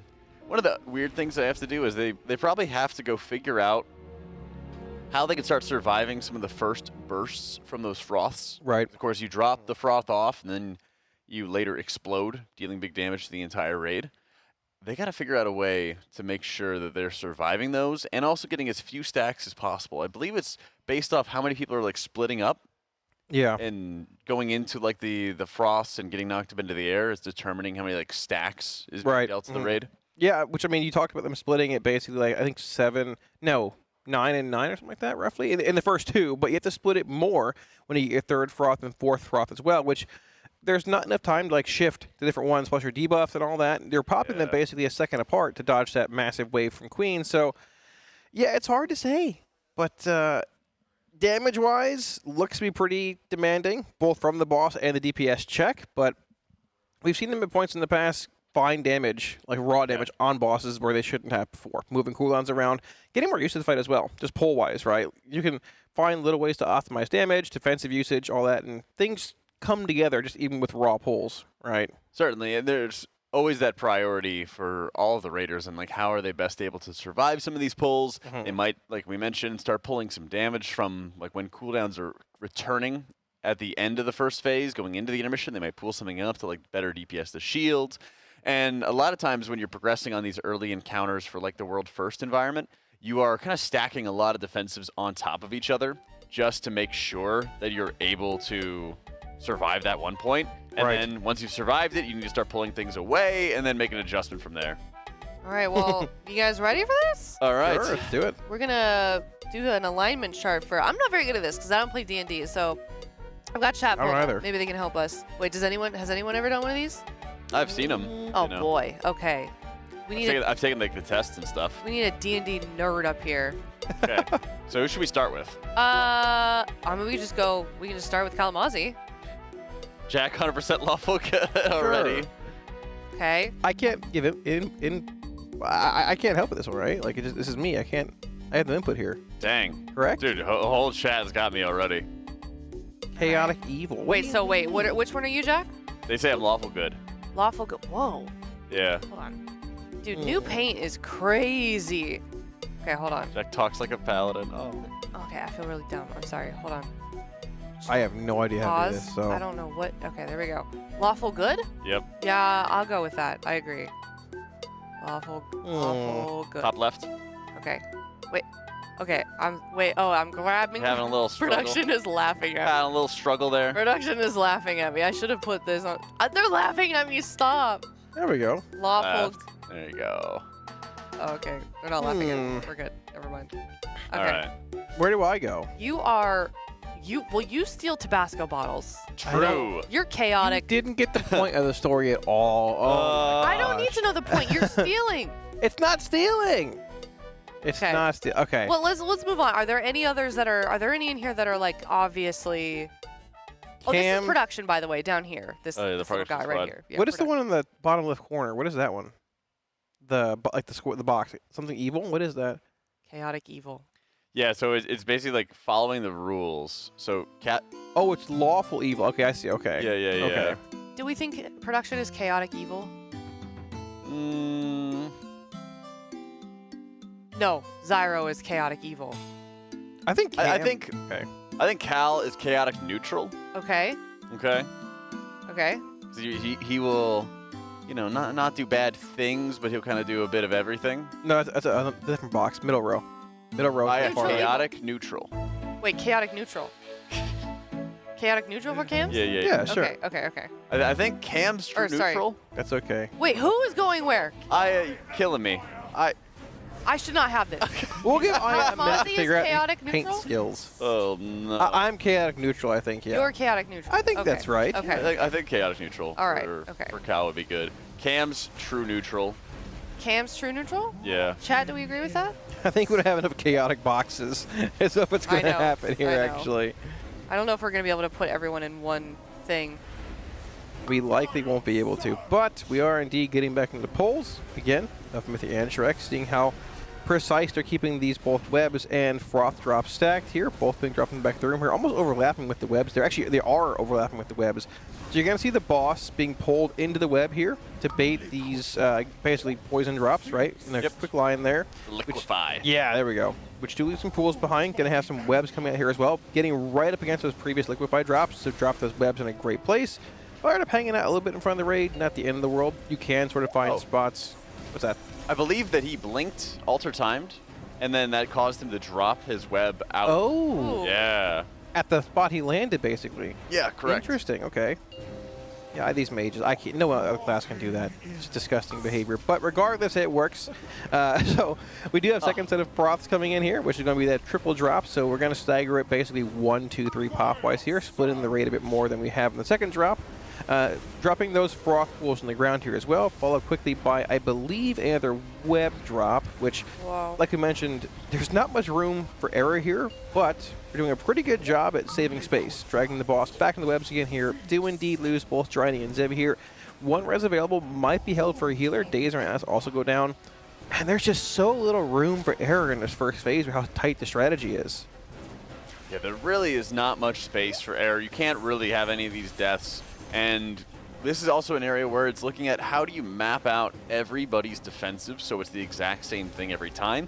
The plus side of it is that the only real areas where there's a little bit of RNG in terms of who gets targeted is really dropping these froth mechanics off. That being said, they have the weak order to automate where they need to go, and you can also start utilizing your tank externals for those moments, and then having people pooling their defensives really for the end of this fight. As the various toxins are going off, you can see when the acid wave is touching the froth, which is the big bubbles you're seeing made out of the poison, they detonate and just wipe out the entire raid. Yeah, so, and the reason they're putting them in a line there, Jack, that's because they want to dodge the one coming from, like the eruption coming from the boss, but they also have to be staggered, correct? Right. A second or so pop-wise to not double debuff the raid and kill everyone. So it's a precise balancing act, because having 4 makes things pretty intense, but right around there should be the push into intermission. 68.9% pull there. They're surprisingly getting more consistent at that point in the fight. It's just seeing it a bit longer. Certainly. All right, true neutral for cams? Yep. Cam's true neutral. Okay. Everyone's going to look a little squished. Except for Jack, apparently. Yeah, I'm used to being, having my head All right. peeking out there. Let's see. Any other? I would say Dr. Atnos. Chaotic good. Chaotic good, yeah. I think so. Chaotic good for sure for him. Okay. Ridiculous photo. Okay. Squish. Squish. Neutral evil. Who fits? It's probably Zyro, right? For which one? Neutral evil on the bottom. He's definitely on that bar somewhere. Neutral evil. Yeah, I agree with this. I agree. Okay. Well, we got, Okay. I feel like Tettles has to have some kind of evil in him. I think, somewhere. yeah, of the 3 options left, I think Petals is the lawful evil option. Yeah, I think that makes sense. Yep. So it's Aya and Makes. Who's lawful neutral and who's neutral good? It's like the same thing, basically, right? I don't really know. Who follows the rules the most, chat? Not That's me. really She's German. Aren't they like aren't they kind of like, don't they like rules and structure? I think you're They right. got the Autobahn. I don't think so. Yeah. Well, that's where they have no rules. Exactly, that's what I'm saying. Yeah, Yeah. So she wouldn't be lawful. She'd be neutral, right? Right? I think makes is neutral good, likely. Okay. But that's just my opinion. Well, I guess that's the other thing is who would be more chaotic, because the more chaotic would be the less lawful, right? Should we vote? Should we put it to a vote? Yeah. So Sure. between I and Makes, who's more chaotic? They're not fully chaotic, right? Because they would be neutral. They'd be kind of in between. Mods? Do we? I kind of feel like poll? Makes would be lawful neutral, and then Aya would be neutral good. Oh yeah. People are saying wow. Yeah, I think Aya has a bit more chaos. So she would not like full chaos. Yeah. Okay. You would be kind of like in between. Okay. So wait, where does that put me then? Here? You would be. No, Here. you'd be neutral good. Okay. Oh, what the hell? Oops. Oh no, Aya. What's happening? My bad. My bad. Oh, there's her chaotic neutral. Okay. All right. I'm not gonna squish me. No, I'm just kidding. I'll squish me. Oh. There we go. Why is Jack not squished down? Because I wasn't squishing it. Don't squish me. All right. And then Makes, we're gonna put her in lawful neutral as the I think that's pretty accurate. Raiders are heading. I think so too. Yep. I think so too. I like how the entire chat just called me and said lawful good right from the beginning. Like 20 people. Yeah, they don't. Yeah. I think it's what were you about to say? Nothing. What were you about to say? Nothing. I didn't say anything. Oh man. Yeah. All right, Jack. They didn't see earlier last night Jack banging on my door at 4 in the morning for a popcorn party to watch Die Hard. Oh no! You're supposed to tell them about that. Well, you know. Fine. I guess I won't include you in my hobbies. Seriously. I could have sworn. Speaking of that, I had Zyra and I are next to each other room-wise. I heard some banging around. I think I was dreaming it. I think I dreamed that Zorak trying to break into my room at like 3 in the morning last night. I taken this sleep medication the last few days, and I had some wild dreams. What were the dreams you had? Yeah, tell us about these dreams. I remember I was just stressed for a whole dream. Like a few days ago, I was fighting something for like 6 hours, like in combat. I don't know what it was, but I woke up stressed out, couldn't breathe. Wasn't having a stroke. I was just couldn't breathe. And chat's gonna ask, and I don't know. It's just all been chaotic stuff. Nothing even race related yet, which is crazy. I think this boss might bring on some anxiety though at some point along this phase 1 goes. Do you guys ever have when you're doing something for like a really long time, and then you finally go to sleep and you're still doing it in your dream, and it almost feels like you can't go to sleep, like you can't rest? Sort of. Oh yeah. I've had reoccurring dreams, like I close my eyes and they start up again. Yeah. Oh, I've had that. Exactly. Yeah. Like I remember after MDI, over long days of observing, I would observe in my sleep. It was awful. Yeah. It's not fun. Or I had a couple weekends of casting where the shows would be 14-hour days, and I'd be, like my brain couldn't rest. Could be like, oh, you got to get to the next segment. Horrible. I had a dream that we got very cleanly out of phase 1, and then we got to the intermission phase, and we were crushing it. Yeah. I think that dreams become a reality soon here, honestly. I mean, that is always the hope for everybody, that their dreams become a reality. I hope your dreams come true too, Cal. Probably not, but hey. Well, actually, I'd hope that your dreams don't become reality, because it sounds like you have a lot of nightmares, so. Well, most of them are reality, actually, so that's the thing. Hope your good dreams become Yeah, me too. Maybe one day. And 4 deaths. Going into the intermission phase, but still, it's a lot cleaner than we had seen previously, so I'm going to chalk this up as a decent little bit of frog coming into it, even if the health percentage is not going to be the lowest that we've seen. Just keep in mind, the boss is putting up a 10% health shield during this intermission phase that must be broken in order to move on in the encounter. So you might just have a few of these phases that would get you further in the fight, even if the health is lower. Yeah, you do see them committing lust here. Most of the raid is dead. They're probably not going to be able to break this shield. It's roughly 10% in the boss's health, but one thing to note there, they had a pretty clean push. If you look at that first grip in, they are incredibly stacked in one direction, saving every little bit of room possible on the boss here for those grips. You're going to have, I believe, I would venture to guess probably 3 in this intermission when the entire raid's alive. Maybe a little more, with less, a bit less, but less committed. But either way, they're getting more consistent. And this is one of those points you brought up as well, that That poll being 66.2%, the best being 63.5%, but it's not. That's not a clear indicator of what is good. Like what's a progression poll and what's not, right? I think chances are probably pretty high. They're pulling cooldowns off the boss for that shield at this point. They're committing less there, probably holding some CDs for that shield, because the next prog point is getting that shield down and seeing what that phase 2 looks like when the raid ports to, you know, left and right parts of the room.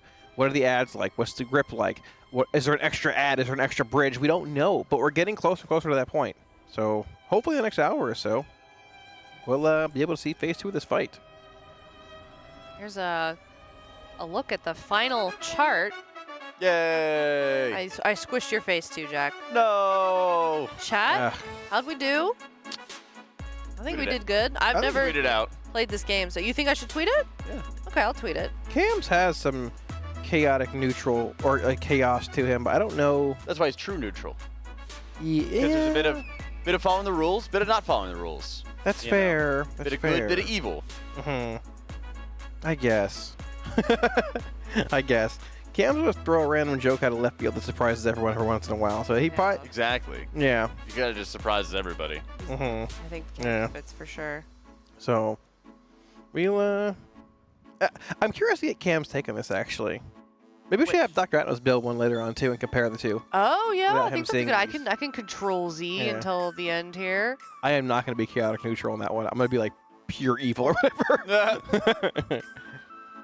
I guess that would have been good is that everybody could make their own alignment chart, and then we could have like compared notes. Yeah. I like that. That's fun. I think if you compare me to the average Florida man, I'm actually pretty normal. You haven't made the news yet, so. Well, you know, there's plenty of time. I'm only 33, so. Right. Never give up on your dreams. So. Most accurate alignment chart. Also, apparently we do have the chart from Boston because this is apparently recycled content that we've already done. Oh. Okay. All right. So where was I at? Cams is also true neutral again. Wow, I flipped around. That's good. And Makes was also neutral good. Okay. I was chaotic neutral back then. Yeah, I'm lawful evil, you see? Look at that. Interesting. Wow, we really flipped around here. I was close. Okay. Chaotic neutral and lawful evil are almost one and the same, I feel like. Yeah. Like, where'd they find that bit of lore?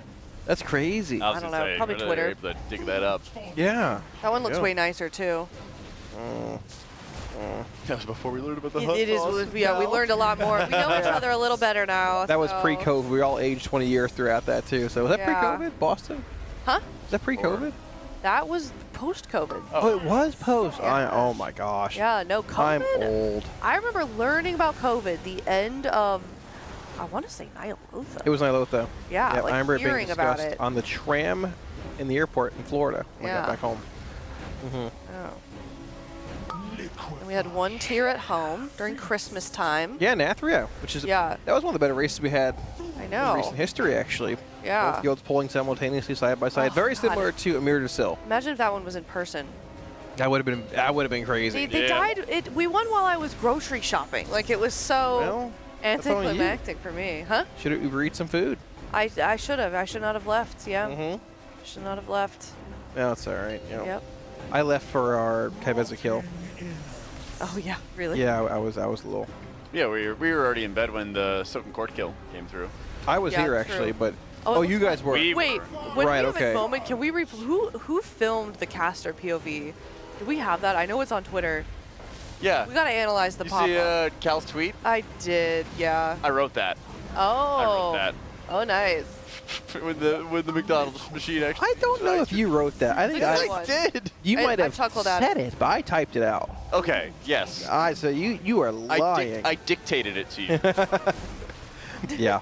It was it was pretty good. It's honestly a pretty good GIF. I think it's pretty solid. It's like a Renaissance painting. The more you look, the more that there's going on. Oh yeah. The more that is going on that you can discover. Yeah. Well, speaking of things that are going on, look, this is going to be almost. So this is the last quad drop of froths here. We have both Driny and Zevi down, but if we can make it through this, this will be a relatively clean push in the intermission. There's so much damage in the raid here with these pre-pops coming out, which is insane. This overlap here is super nasty too, so you have to wait to go to your pool until those webs expire, and then get into 1 of 4 in quick succession before they all end up popping, because you got to split that amongst the raid relatively evenly, right? But look at this. This is a push in intermission with 4 people dead, Jack. This might be... Oh, come on. People are... The whole rate's so low when that grip comes out, though. We have less being committed here, though, as well. Look at how far he goes. Oh, Poppy. That's a great drop location. Wait, yeah. Did he die from jumping off the edge there, or just a damage event? I think that was just the damage going out. Okay. Yeah. Man, the damage in this first raid, it's so real, yeah. I mean, this is probably the cleanest push they've seen into the intermission, though. 65.1 actually on the boss here, a bit lower as well. Less being committed also. We're not going to be breaking the shield, but, I mean, we're getting back to this point almost every single pull. Yeah. Exactly. Getting more consistent, which is what you want to see, right? Especially this early in the day. Yeah, They're exactly. also really taking their time between pulls right now, and then within the actual pulls, we're seeing them wipe on purpose when they know it's not quite going well, which is also kind of interesting. You know, it seems like there's not really much they need to learn at this point in time. They're kind of just trying to nail down the mechanics within the first portion of the fight. I mean, it's tough, right? Because obviously, like you were the first guild here. Both Echo and Liquid have had pulls from this boss. Yeah. Method sets them as well, to clarify. But you are the first guild making progress this far into the boss. So you want to discuss points of relevance. Echo is still working on Nexus Princess, but you also know that, like, they're not that far behind, so you don't want to waste excess time harping on things you don't need to harp on in between pulls. How this person died to a web. Okay, great. Move on, right? So it's about finding that balance. You're in the lead now, but, you know, once again, you never count out Echo, because they find these weird swings of energy and vengeance and come back just like they've done it before. They can do it again, right? But, yeah, I mean, best case scenario was basically Reclear last night, getting a full day on Queen Anne here, and not coming in having to kill Silken Court with that looming over your head or whatever. Getting a full clean slate coming in and seeing this progress early on is very, very good to see, very promising. So hopefully an intermission soon enough with a broken shield. Yeah, broken shield and intermission. Got a couple of questions. Where are people dying the most? Usually when they have the froth getting dropped off, yep, those are also going to be triggering detonations onto the raid a little bit later on. And since it goes 2, then 3, and then 4 of the frosts that you have to detonate, it also is increasing and ramping up the raid damage that everybody is receiving.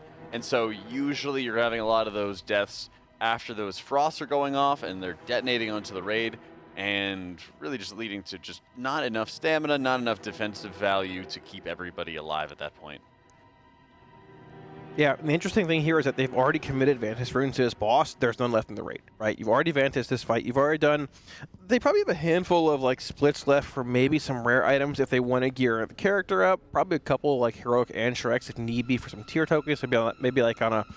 Like, I don't know, like a 3rd DK, 2nd Demon Hunter if they want, like, a interesting... like or a different damage profile. But, yeah, I mean, for the most part, unless you need some Gilded Crest to push maybe a couple more pieces up a little higher from M+, this is probably what you've got survivability-wise, damage-wise this week for the most part, unless you farm BOEs. But I guess technically you can't even anymore because we're 7 out of 8. That's right. All the trash is gone. There's no... Well, I'm still here. That was pretty bad. You're the best, okay? Who else is getting up this early? Okay. Zyro's in chat, you know. True, Probably laying in bed. He's probably all snuggled up. Yeah. All right, between this poll, while they're discussing what they want to do for the next one, let's take a look at some transmogs that were submitted from the viewers. Teal.gg/RWF-donate $30, and you can have your transmog rated on stream. And here's the first one. A Worgen. Negative aura for the Worgen. Oh, it got wings. That's Death interesting. Cupcake Battle Royale. Interesting. Okay. 2. Nah, that's mean. 4. What? I hate Worgens. Yeah, this is like Tedos loves Worgens. This is a this is a race that I forget exists. I think most actually feel that. Wait. Worgens have no tails? They don't have tails? They're werewolves. They have tails, right? I thought they did, but I don't. Yeah. I'm gonna give this a 4. Come on, listen. It might be a Worgen. A little biased here. I think it's like a 7-1. Okay. I like the purple you got going on. The weapon is not fully matching. 7-1, I think, though. 7-1. They're a Silk Singer. 3, Yeah, I think it's cool. Yeah, me too. Okay. Yeah, sure. Generous. It could have been a 6-8, but I want to be yeah. I don't want to be that rude. You know, it takes a lot of willpower to stay Worgen for more than a few days. You know, constant ridicule. I've been there. Right? You were a Worgen? I was a Volpira, about the same thing. Oh, critical mistake. Chat voted on it. I had to do it. What are you now? That character is a human, actually. Oh. They went human for the Emergency Seed buff. For Siege. Yep, exactly. Cal Ubu. Imagine paying $30 to get roasted on stream. I mean, some people will, honestly. Like I do it every day. That's their so thing. true. Mm-hmm. Yeah. That is what being a streamer is all about. Mm-hmm. Getting roasted. Yep. When I first started streaming, I was a bit more reserved. I was like, oh, I got to put on like a persona for this, and I realized quickly that that's not what I want to do. No. I'll be myself, and I'll roast myself every day. That's okay. That's all right. Yeah. So. Also, we're at 625 eye level. Good question for people who are tuning in. Wanted to see how much value we got out of the reclear. It was about 3 total item levels for the raid. Yeah, I mean, so that's more DPS, more HPS, but also just more raw stamina as well, which, I mean, looks to be pretty needed on this fight, but every little bit matters here. Talked about it a moment ago. Vantage Rin's been committed already. I believe a lot of the raiders have also committed their crafts at this point. Most using that heroic crest, I would assume, from the one you got from killing Queen Antrak last week with that quest, and probably using Gilded crest remaining, just likely. Oh, this would be a tough dodge. Geez, Sang. Oh, goodness. For raw upgrades on relevant items. Yeah, if anybody can do it, Sang can. Evoker extraordinaire. Didn't even look like you. No, it's elementary to him. Yep. Yeah. Camera. So another good pull coming in here as well. They've gotten pretty consistent at keeping the raid alive up until this point, but this is one of those points, Jack, where they're having that struggle, right, with those quad froths coming out momentarily, followed by those webs and the dodges coming in. Dryny, I believe they're going to drag the boss in the corner over here. Yips is going to get his Tiger's Lust, maybe, possibly. They're putting him... Yeah, here we go. Here's the move. Putting the froths there, then dragging the boss once those come out in front of the froths, hopefully splitting the raid evenly here for those quad pops coming in. This is that nasty overlap with the webs coming out right after getting in position. One pop goes out there. Dryny goes down. Dazer super low. THE dies here as well, unfortunately. We have no reses available. We can keep pushing here.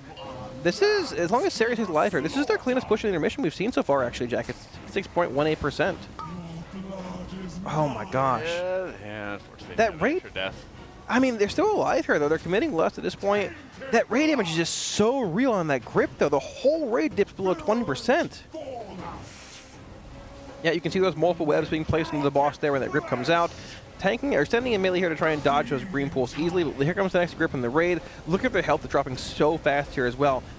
Scott standing over in the previous webs just dropped there to not over-clutter the remaining part of the room. Can we see the shield percent on the boss here at all? Yeah, it's the blue bar at the bottom of Scott's screen. Okay, yeah, so we're actually, we're about 70% way through the shield at this point. That's definitely progression on this pull. I don't know if we're going to be able to break this. His next grip's going to hurt really bad. Yeah. Yep. But, I mean, you're probably going to want to try and beat that third grip in there. Look at the room. There's basically nowhere left to go. But with there's a little pie slice in the back. But with a whole raid alive and lust being committed there, you should be able to beat that check before that third grip. I would assume pretty easily. That's definitely progress here. Wow. Nice. That is good progress, though. More of the raid alive.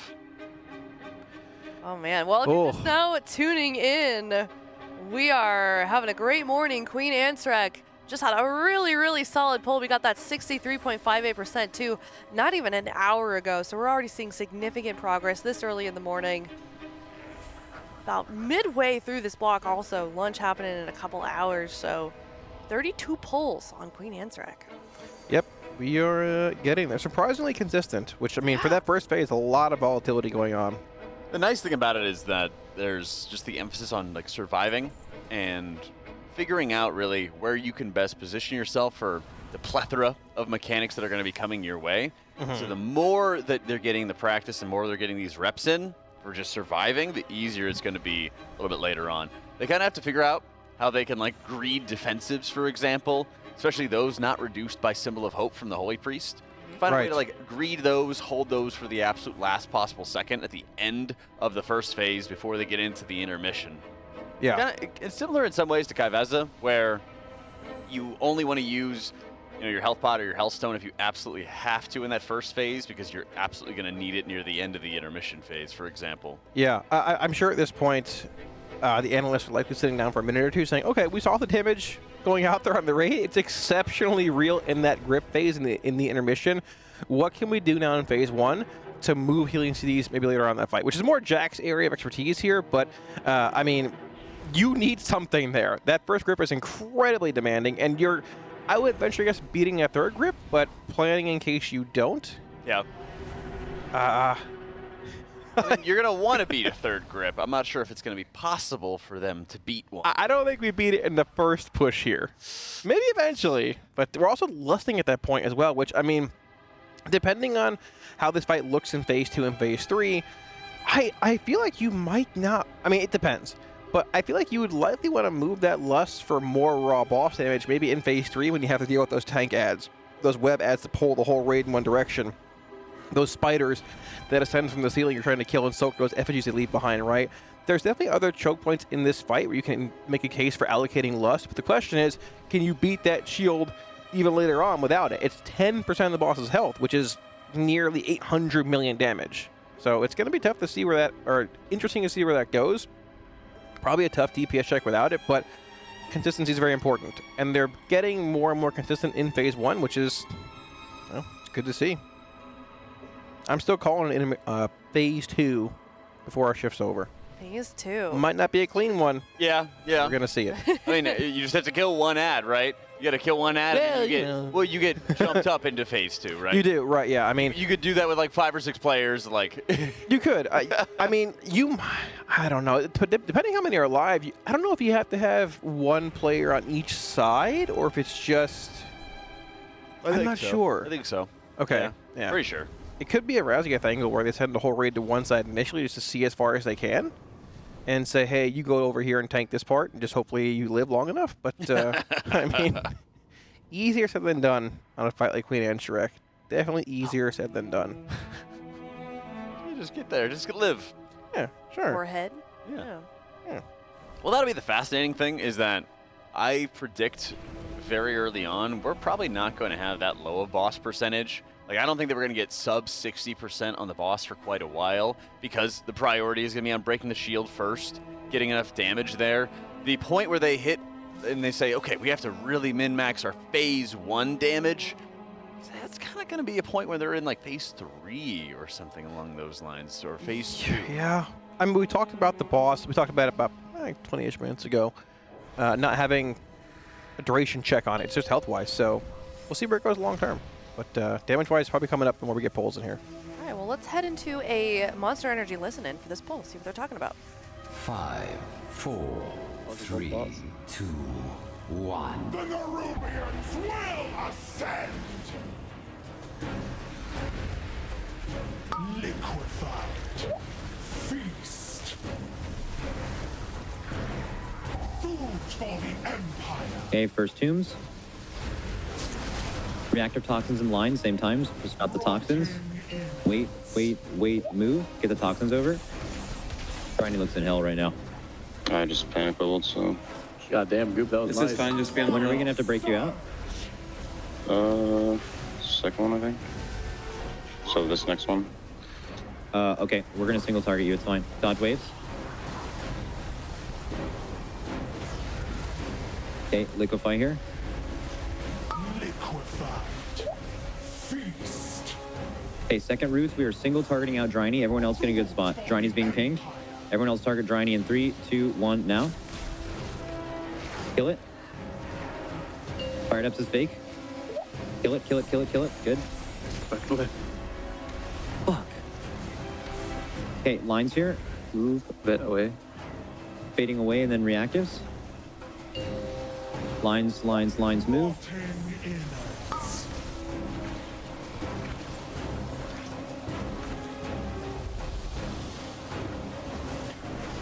Vile surge. Okay, pop. Don't go my AMZ yet, bait off. Yep, bait away. Lines are spawning in 3, 2, 1. Dodge these. Liquefy in 3, 2, 1, now. Feast. Oh, we're probably fucked, right? Those webs while they're so... Yeah, that was such a bad one. People moved early.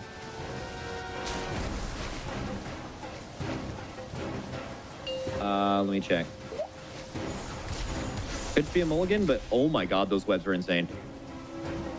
Bro, look at this. What the fuck? Let's pure death. I mean, that's kind of everybody in there. I mean, that's kind of what we're trying to... I mean, that's actually insane. You just need to dodge after the first right one there, goes you shimmer, out. no? Like, after Or the blink. first one shoots, you can move into the first one if you can. Maybe we're just too clumpy because it picked everybody in there. Well, yeah, but like we told keep me Range... alive. Yeah, because we told Range to try to not be there on this liquefy and try to do these liquefies closer to the wall if they wanted to, but they just all did that, so Melee and Range are just stacked. Can I make a request? What's up? On the very last set of pops, I'm monk porting back into my soak, but I'd like to be in the second one instead of the first one because the web lines are going off basically when I'm monk porting, and I think I'm gonna kill myself sometimes if I do it. Like when I move the boss across, I place my monk port, and it's the next one. It's where we do the line of 4. Yeah, I know. It's on a previous poll. We'd have to change the whole priority, I think, right? Unless, Bart, is it possible to specifically assign him the last one in a different spot? I mean, not really how it is right now. Like, yeah. I mean, me and Yips can maybe just swap. Like, we can just... You could, Make yeah. somebody You could, swap. yeah. No. It's very simple. Scott just goes and star at the end, and then we're fine. It doesn't need to change on the week round. Just Yeah, do it. that's fine. Okay, we'll do that. Yeah, because just like I'm monk porting because I'm on the other side of the boss, and the webs are coming in at like 1.6, and we're popping at 1.5, and I don't know, it's just sketchy. Like, I'm not doing anything there, so I can do whatever.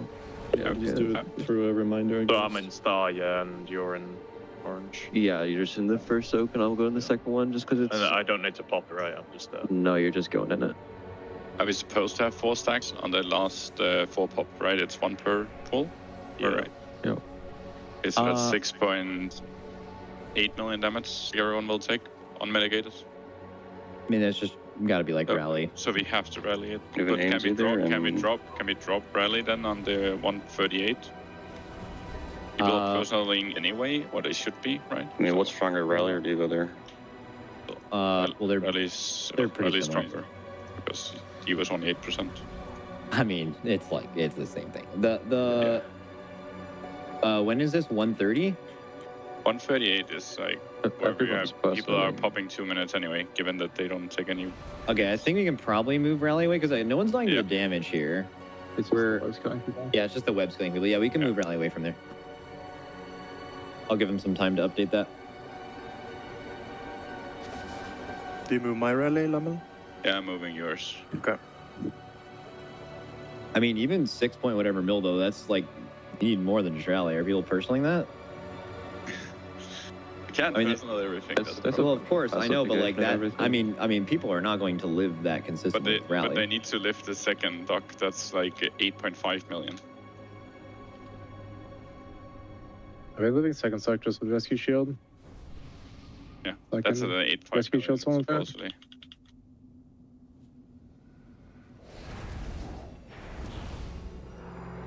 Okay. What prevents you getting there, Yips? Like, so I'm just, well, I bring the boss to like the other side, right? And then the lines come out, so I can't just like walk back through because sometimes the lines get baited on me, so then I have to monk port into my soak, but they go off like 0.5 before He wants to go in orange, but I'm so it gonna, I'm gives just him gonna, I'm more gonna keep time going to in get there. star, Well, yeah, I mean, it's more like, can I do anything? Because I think my liquefy drops off. I don't think so. But I can't pre-break my route in a different place and then run over there anyways. So. Yeah, I think it's fine. Just I'm gonna stay in star just because I actually don't think I could even get to circle if I wanted to, because like even if I pre-place my port on circle, sometimes people aren't dropping it on it. They're like moving it somewhere else, which is fine. It's all good. Go. Kel, so does this liquefy bait matter if that's on the edge? Like, doesn't, right? The webs are what matters? If you bait it above or so fucking that part of the room with the webs. We were anyways? trying to save space, but yeah, I mean, that part of the fight's so hard that I feel like we need to just be alive. Yo. So third liquefy, just like, Range, don't worry about baiting on the edge or whatever, just like, don't die to webs, you know? Fruits here. Fruits number 1. Reactive toxins very soon. Reactive toxins now.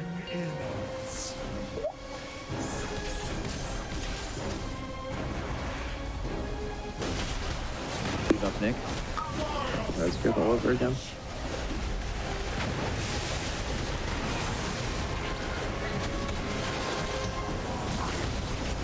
Okay, waves, waves, waves.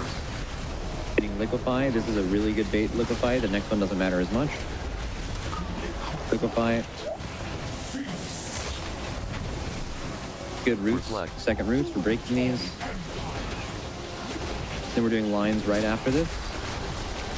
Watch lines here. Wait, wait, wait, move. Okay, third lines, reactive toxins are going back. Markers. Lines now.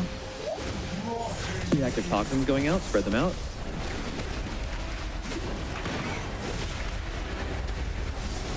Nice.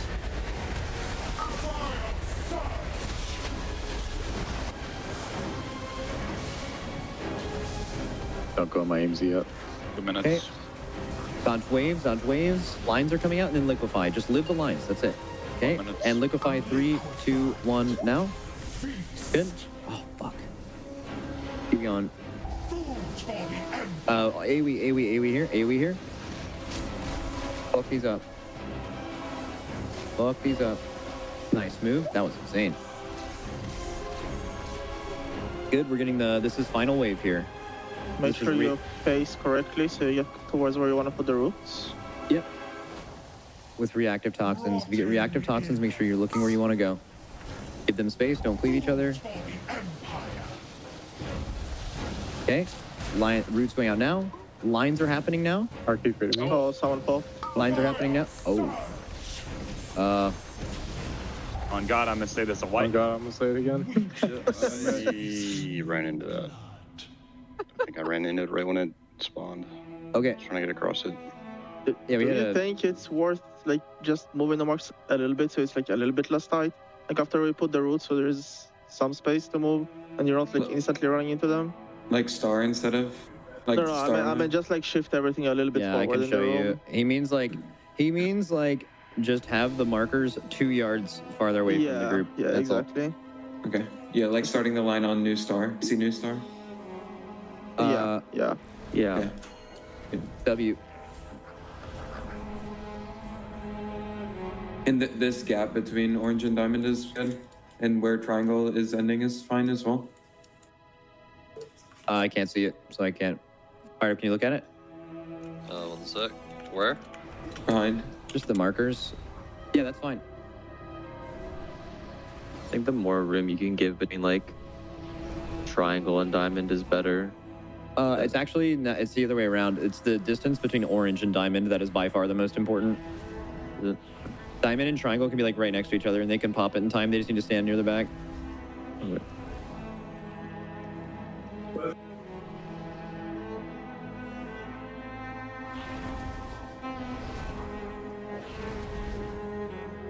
All right, let's game. Dude, come squared up. Thank you.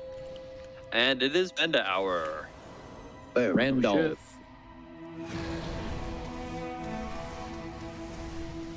Five, 4, 3, 2, 1. Nick stasis on cooldown. Does that matter? Yep. No, it doesn't. Yep. Nope. Yep. Nope. Move.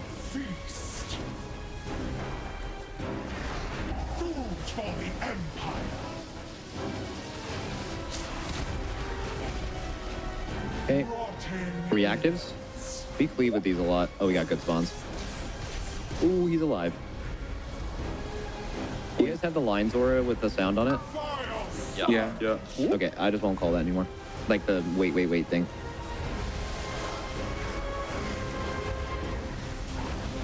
Okay, watch waves. This is the really aggressive liquefy bait he has on. It doesn't matter.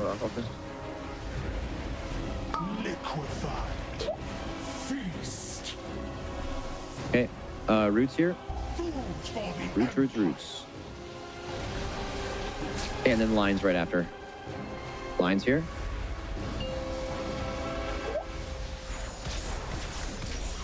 Okay, lines right now. Oh, made that up. 5 seconds. I fucking lied. Come on, man. Come on, bro. Actually, L for lie. Lines. Reactive toxins go left. They're going out now.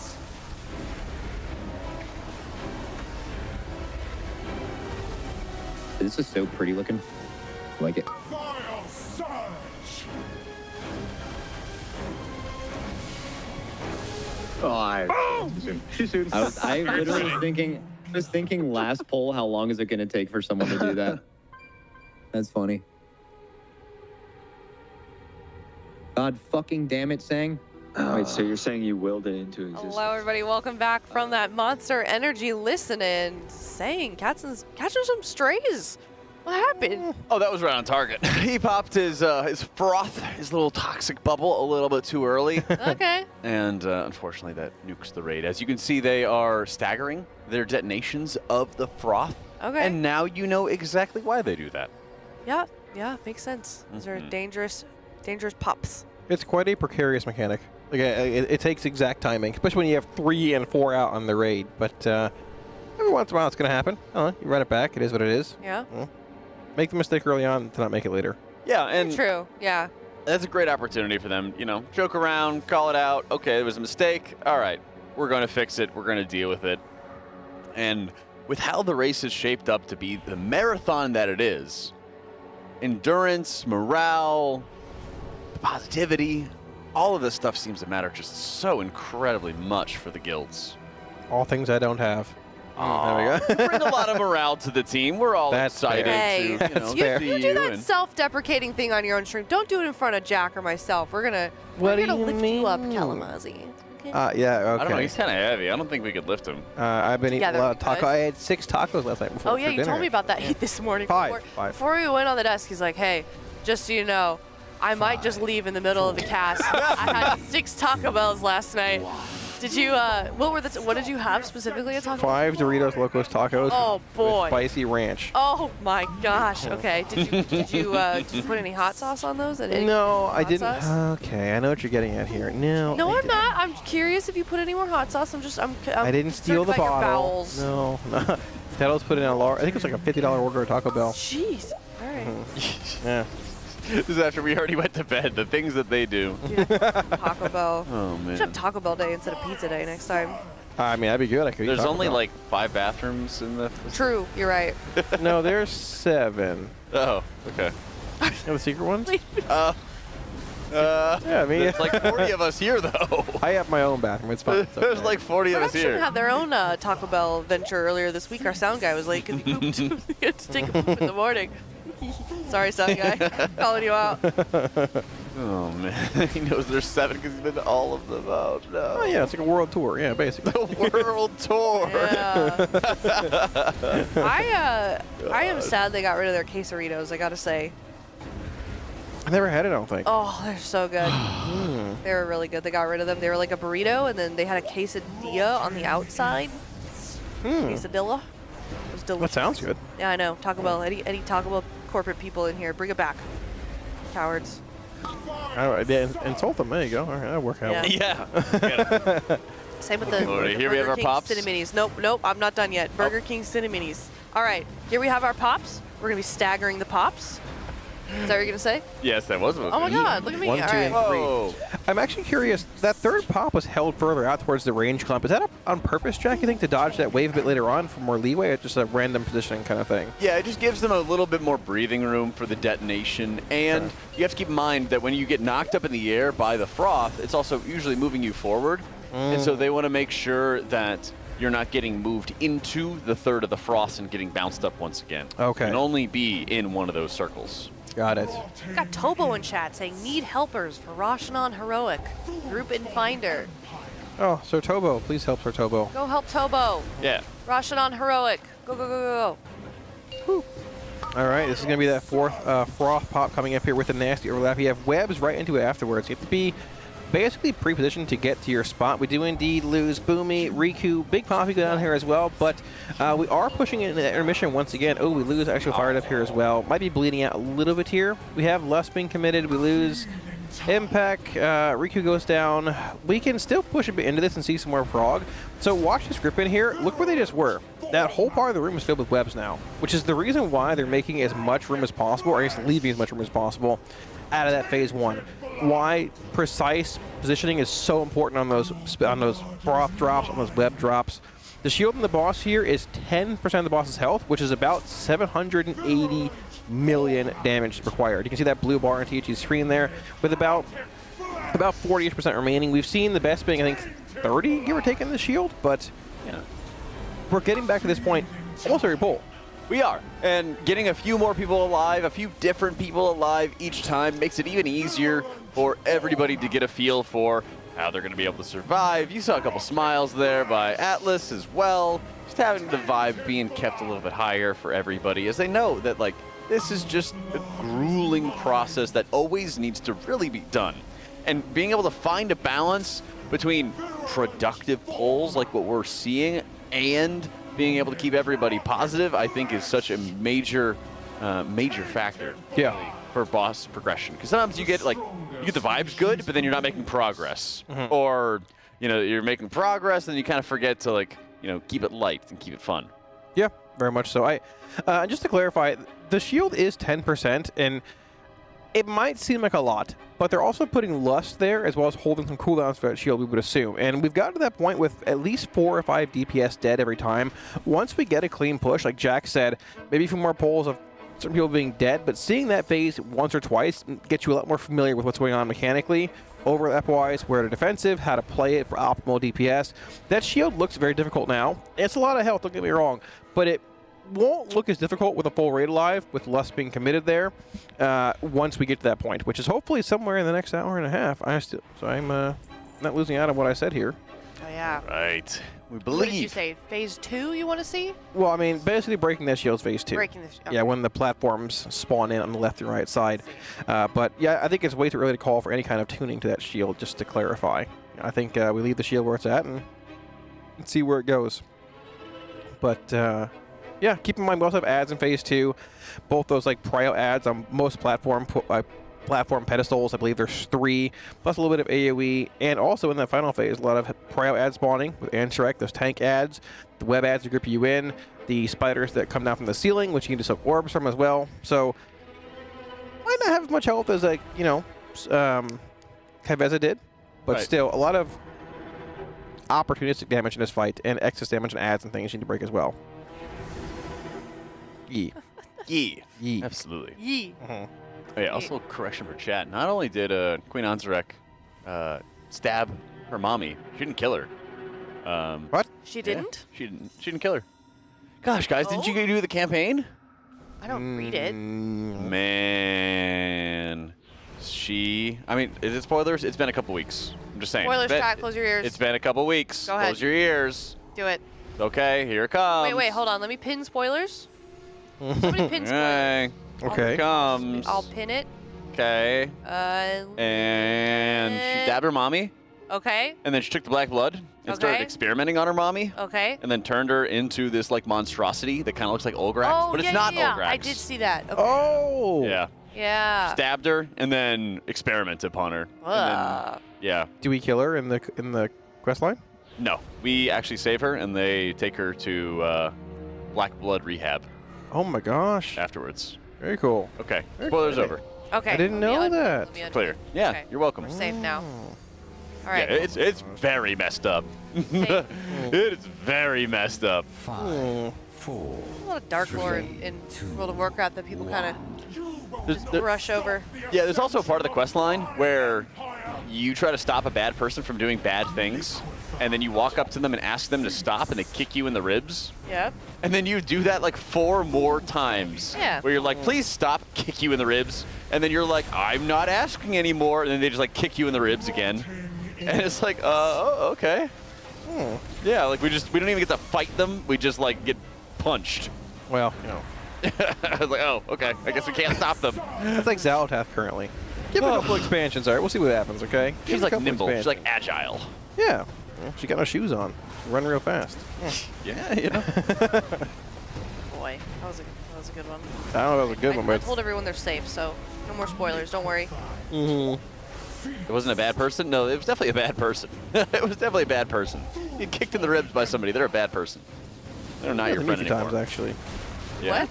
Just kicked me in the ribs a few times. I've definitely not kicked you in the ribs. Oh no. Definitely not. It's possible. Like emotionally or both? Both. Listen, at worst, I've gripped you off platforms.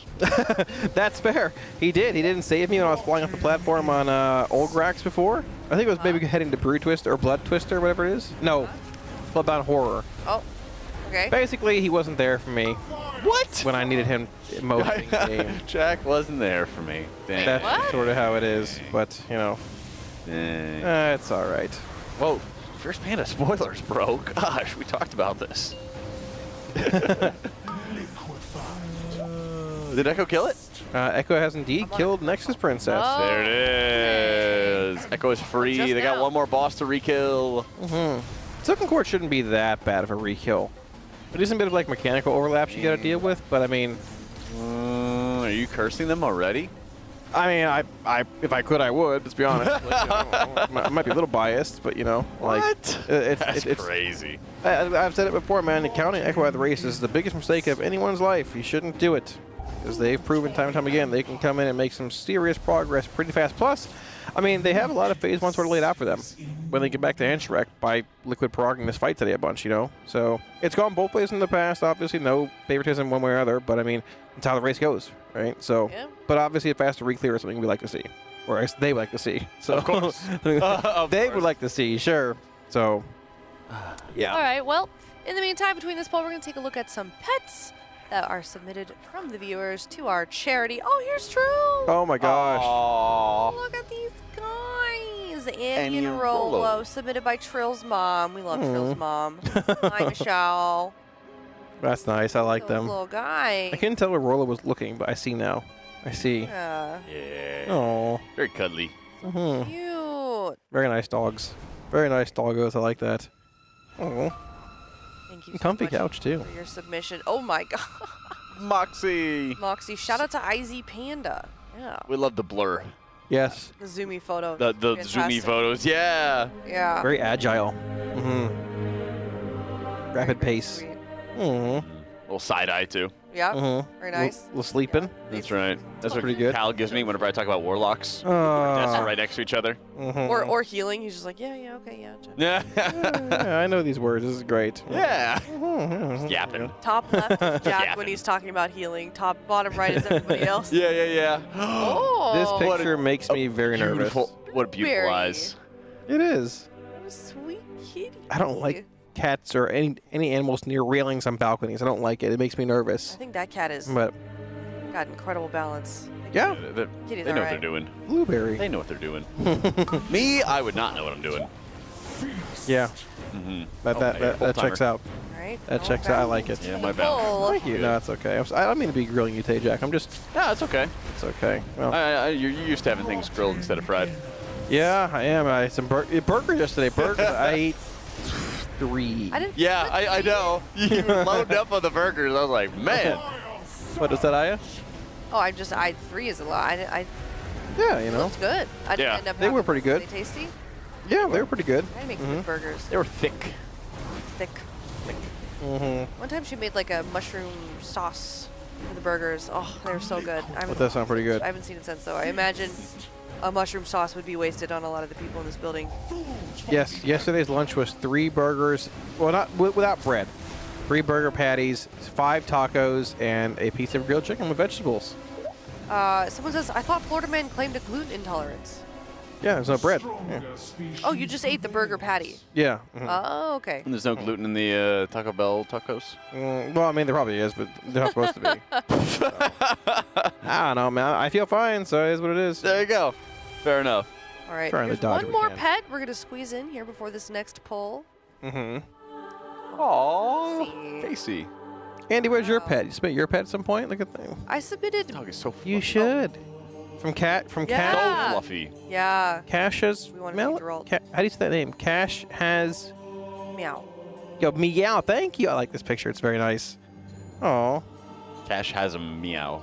Yeah, there you go. Sweet. Casey. I love a good Ears up. Shepherd. That's yeah. right. Mm-hmm. Big old ears. Probably still pretty young. Probably like a year old or something. Yeah. Mhm. Oh, look at the ears. Little Our demon dog. Dog. We get That the name. dog looks like a demon dog, That dog like looks in a very good way. hyper. That dog looks like it's about to bolt. It's building power. Yeah. you can Yeah. Probably Yeah. every inch of that dog's body is pure muscle, just ready to bolt. This is ready a to Tettles dog. Yeah. I like this. Oh, it's like the hair difference. I see what you're saying with the Yeah, hair. with the little like leather, yeah, the ears. The yeah. hair and the ears. Yeah, what's Mhm. the curtains? Yeah. I like it. It's a good dog. Does Tettles have curtains? Is that what it's called? I don't know. The hairstyle? Is it called curtains? Is that the question you're asking? Yeah. I don't think so, Jack. I No. don't know. Isn't that a thing? I don't know. Maybe. I could be wrong. I'm not sure. Lord Balerion? I love Is that a Game of Thrones reference? I don't know. It is. It sounds like it is. But Balerion was like a dragon. What a Oh. Yeah, Balerion the Dread. From The biggest Hamskillet. of the dragons, in fact. That was the dragon that Aegon the Conqueror went burning in the countryside in the Game of Thrones. I know these names, yeah. Yeah. Guy, Aegon. Burn Yep. to know the peasants. I love cats that have like these, like, just super like alpha, like, Lord Balerion, like, Arthur the Conqueror, some random cat laying on a couch. Like, it's so good. It's very good. Cat names are unhinged sometimes. I love it. Yeah, they're good. I'm glad Trad knew it. They're very good. I like it. Thank you. What's Trogdor? What? A Trogdor? No, what is that? Why is chat spamming Trogdor? Isn't that a... Trogdor was a man. Or, wait. He was a dragon man. Or maybe he was just a dragon. I don't know what that's from, Jeff. Jeff grooving by himself over here, rocking on the couch. Let's go. He's burning in the countryside, burning all the peasants, burning all the people, and the thatch roof cottages. I have no idea. Thatch roof cottages. They all get it though. Yeah. He gets it, but me and Calamari. Yeah. Oh my gosh. Boy. Well. That was good, Jack. That was good. Yeah, I don't know what it is, but. Oh my gosh! It was not only a game and a song. It was a mobile. It was a web game on the site where you could be Trogdor and you could go burn and all the people. This is a mobile game? Oh man! It's a web game. A web game. Okay. Web game. HomestarRunner.com. Okay. Okay. They would answer your emails. Right. Great animated series. Rich character development. Lots of games. Boy. Yeah, you have Peasant Quest. I don't feel like I'm losing out on that much. I'm gonna be real with you. Okay. Everything. I hope this is a good prog poll and they have Jack singing in this clip for a while. I hope they have it. .net. My bad. Yeah. That was good, Jack. I'm proud of you for coming out of your shell and singing a little bit there. That was good. Very good. Gotta bust it out a little bit. I feel like can do me a Calamari and I need to have an inside joke now to make you guys feel left out. Yeah, we could. Think of something, I guess. There were just like so many games too. I don't know. There were like boss fights that you would fight, and you know, if you lost a boss fight, your head would explode. It's like your head explode. You know. I don't know any of Yeah, this. exactly. Yeah. You guys are older than me. You guys probably know about this. My brother's introduced me to it. Nope. No, dude. You're so clean here as well. This is why we talk about other things, chat. What I can. back in the life. I can show you guys how to draw Trogdor if you want. Sure. Yeah. You have to be really good at drawing V's. Okay. Consummate V's. Consummate. Yes, of course. Consummate V's. Yeah. Is that it? Yeah. You got to draw an S. Do we have like a little wand, Telstrator, or something like that? I could show you.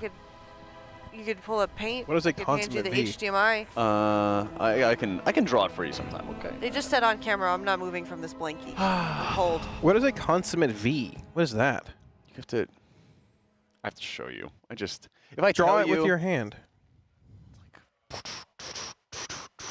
That's a V? You have to make multiple V's to make spikes. Okay. Spikes and teeth for your dragon. This is so.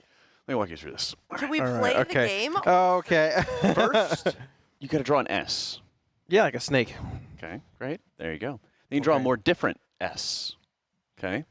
You got some little stick legs, and then you give him one real beefy arm. Like once you get like an hour, hour and a half at the gym. A big pump arm, okay? 24-hour arm workout. All right. Then you got to get your spikes, okay? And it's consummate V's all the way down. Consummate V's. Strong. I need you to draw this for me on break at some point. I am very curious. Still play? Should we load it up? Probably. Internet never forgets. That's true. It's on the net. It's there forever. I wouldn't know Majesty if it bit him in the face. True. I haven't seen Jack this passionate in a long time. I know, right? Kalamazoo would not know Majesty if it bit him in the face. Healing and whatever this thing is called. I forgot already.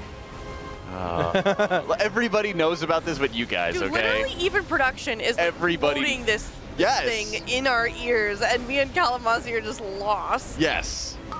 Everybody knows about this. Progtor is Everybody 18 knows. today, according to chat.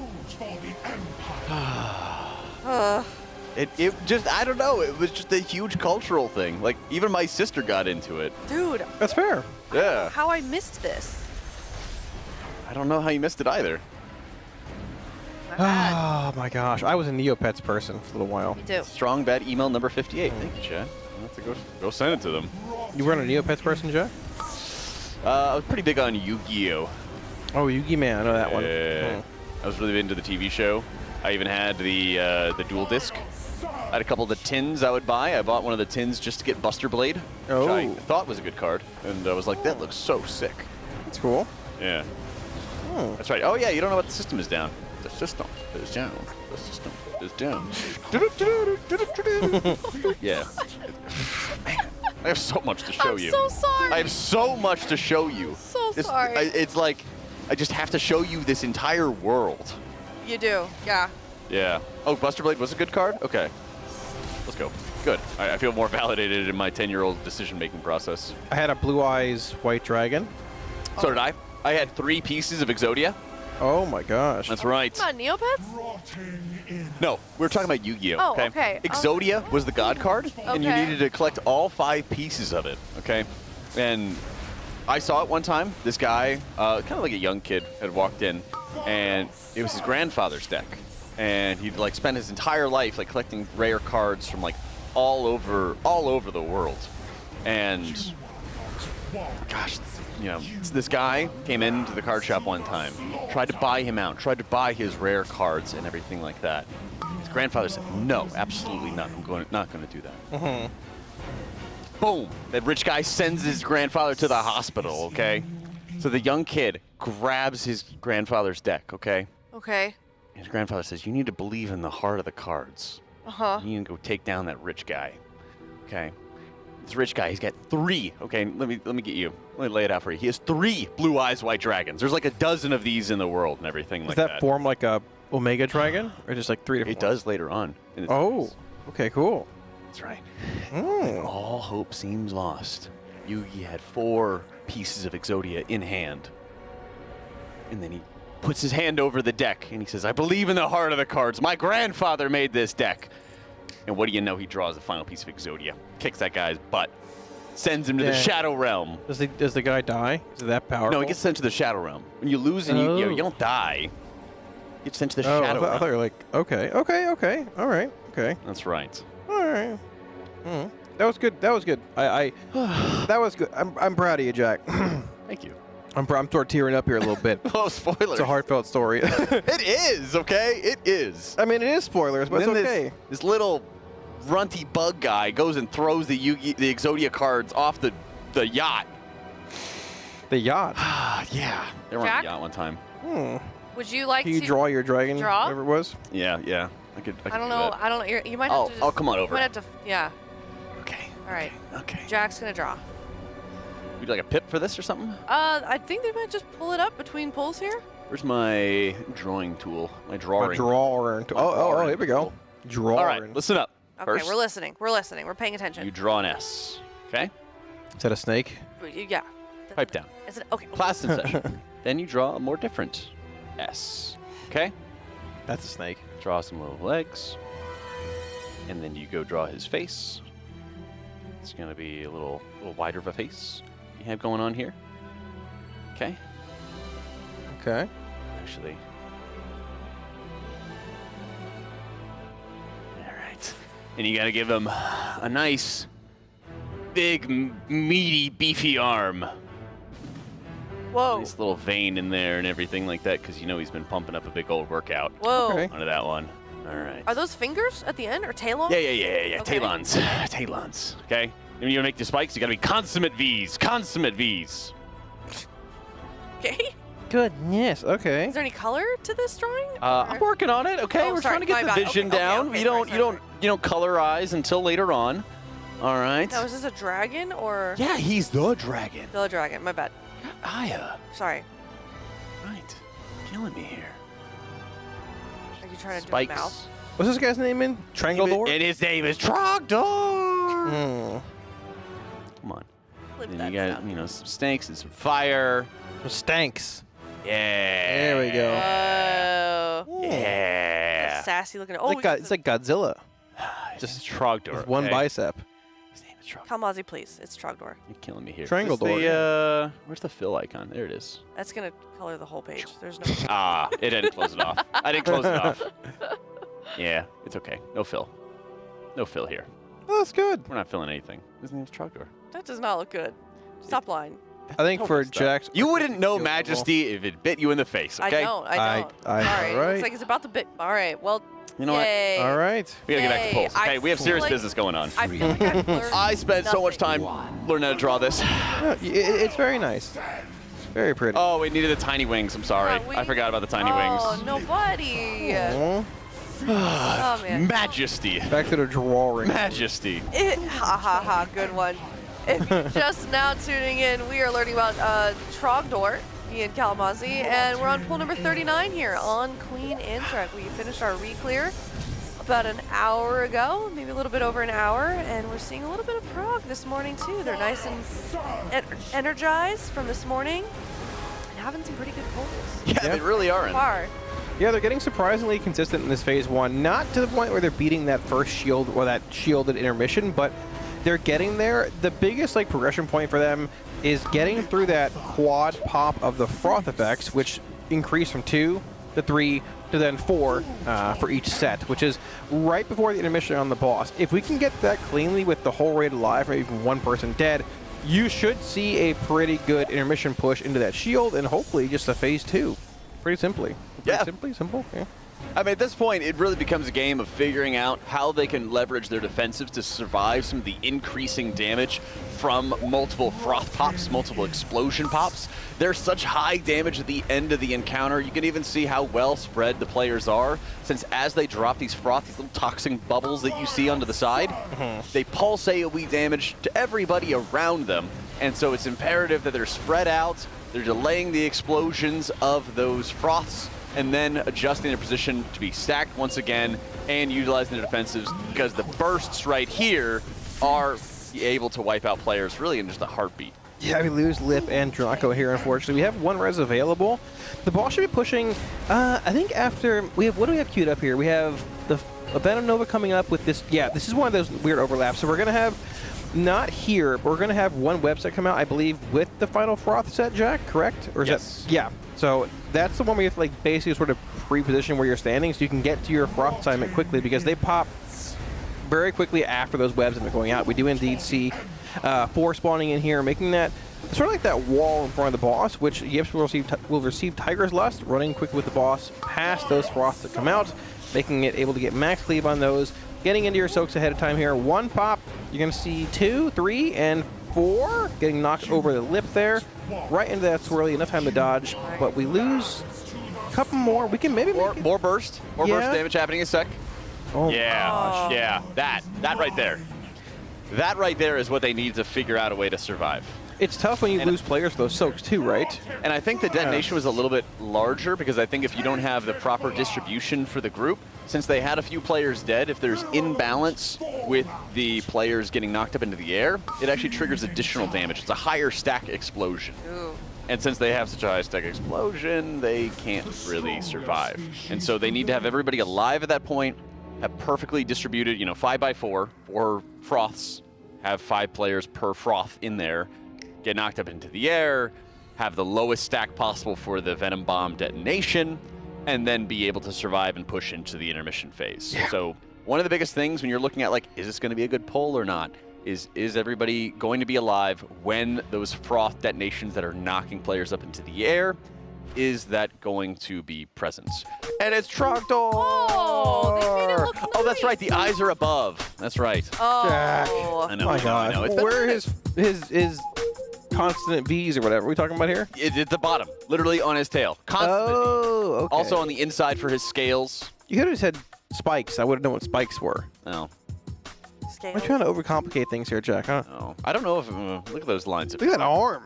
What is that? I know. Look at that majesty. It was a little bit better than yours, Jack. Of course. I'm really sorry. I mean, I don't mean to be as good as the original artist. What do you mean? Jack's been hitting the Oh, gym. this His is the arm looks actual big. one. Thanks. Yeah. I'm trying. Is this the actual one? This is the actual Oh, one. I thought Yeah. production did this. No. Right. This is the original. You're Okay. literally looking at, like, the Mona Lisa of the internet. Wow. How old is this? Like, it's going to be like 20 years old, probably? 18 years old, 20 Everything years I old. have learned My about this has been against gosh. my will. Yeah, he's like a wing-a-ling dragon, okay? I like buffalo wings. They're pretty good. Yeah. I'm down for that. Very nice. If we can play the song, we'll play the song, chat. I'm not sure if it's DMCA or gonna get us in trouble. Oh, it was in Guitar Hero. Dang. That's right, it was Might actually. be DMC. Trogdor song, was it in Guitar Hero before it was in Trogdor, or is it a Trogdor original song? I mean, it was an original song. Oh. It was an Wow. original song on the internet, probably when they were making zero money from it. Wow. And this guy was just making web games and fun stuff, fun animations. Okay. I hope that whoever, I never really researched who was like in charge of it or who made it. I hope that they are just swimming in money right now. But Me too. I'm almost certain that they made like $0 ever in the early days. Yeah. Makes sense. Yeah. Hopefully, yeah. I hope that they are just swimming in success. I would buy some Trogdor merch. Yeah. Very cool. Oh, you're like into it now? Well, yeah. I mean, it'd be pretty cool. I prefer my liquid apparel. Of course. Yeah. But, yeah. you know. TL.gg/store if you want your own liquid apparel. Yeah. You're sporting the Star Wars hoodie today. I've worn this hoodie. I washed it, to clarify. but yeah. I've worn it for the last few days, give or take, I think 1 day. It's very nice, very comfortable. This is my Star Wars Sith hoodie. Yes, very nice with a zipper in the front. Very nice for Florida. It gets a little hot. You can open up, get some air coming in. Yep. Yeah. Hold, zip right on up, ready to go. You know? Yeah, you're definitely right. It was definitely before the commercialization of the internet. So I think at the time they were almost certainly making like $0, but hopefully they did something later on to be swimming in money because they deserve it. There we go. A lot of good memories from that. Huh. What era was this? This is like 20 years ago, and basically they would like respond to emails and have just cool, fun, animated stories and skits and everything like that. You know, Okay. it would be like, hey, like strong bad, like I'm having, gosh, I'm trying to remember, like one of the good ones. It's like, oh gosh, there was actually a bit about picking up chicks. Wait, Strong Bad. Strong bad, yeah. Who's that? And that name sounds familiar. Who was that? He was this guy who had like a big wrestling like hoodie and everything like that on, or wrestling mask on, and he would like answer people's emails and get them answered. You know. I feel like yeah. He had a whole family. He lived. Yeah, he had a luchador mask. Thank you. He had a brother named Strong Bad and a brother named Strong Sad. Yeah, I'll explain it. He basically lived with his family. You know, Okay. strong mad, strong sad, strong bad.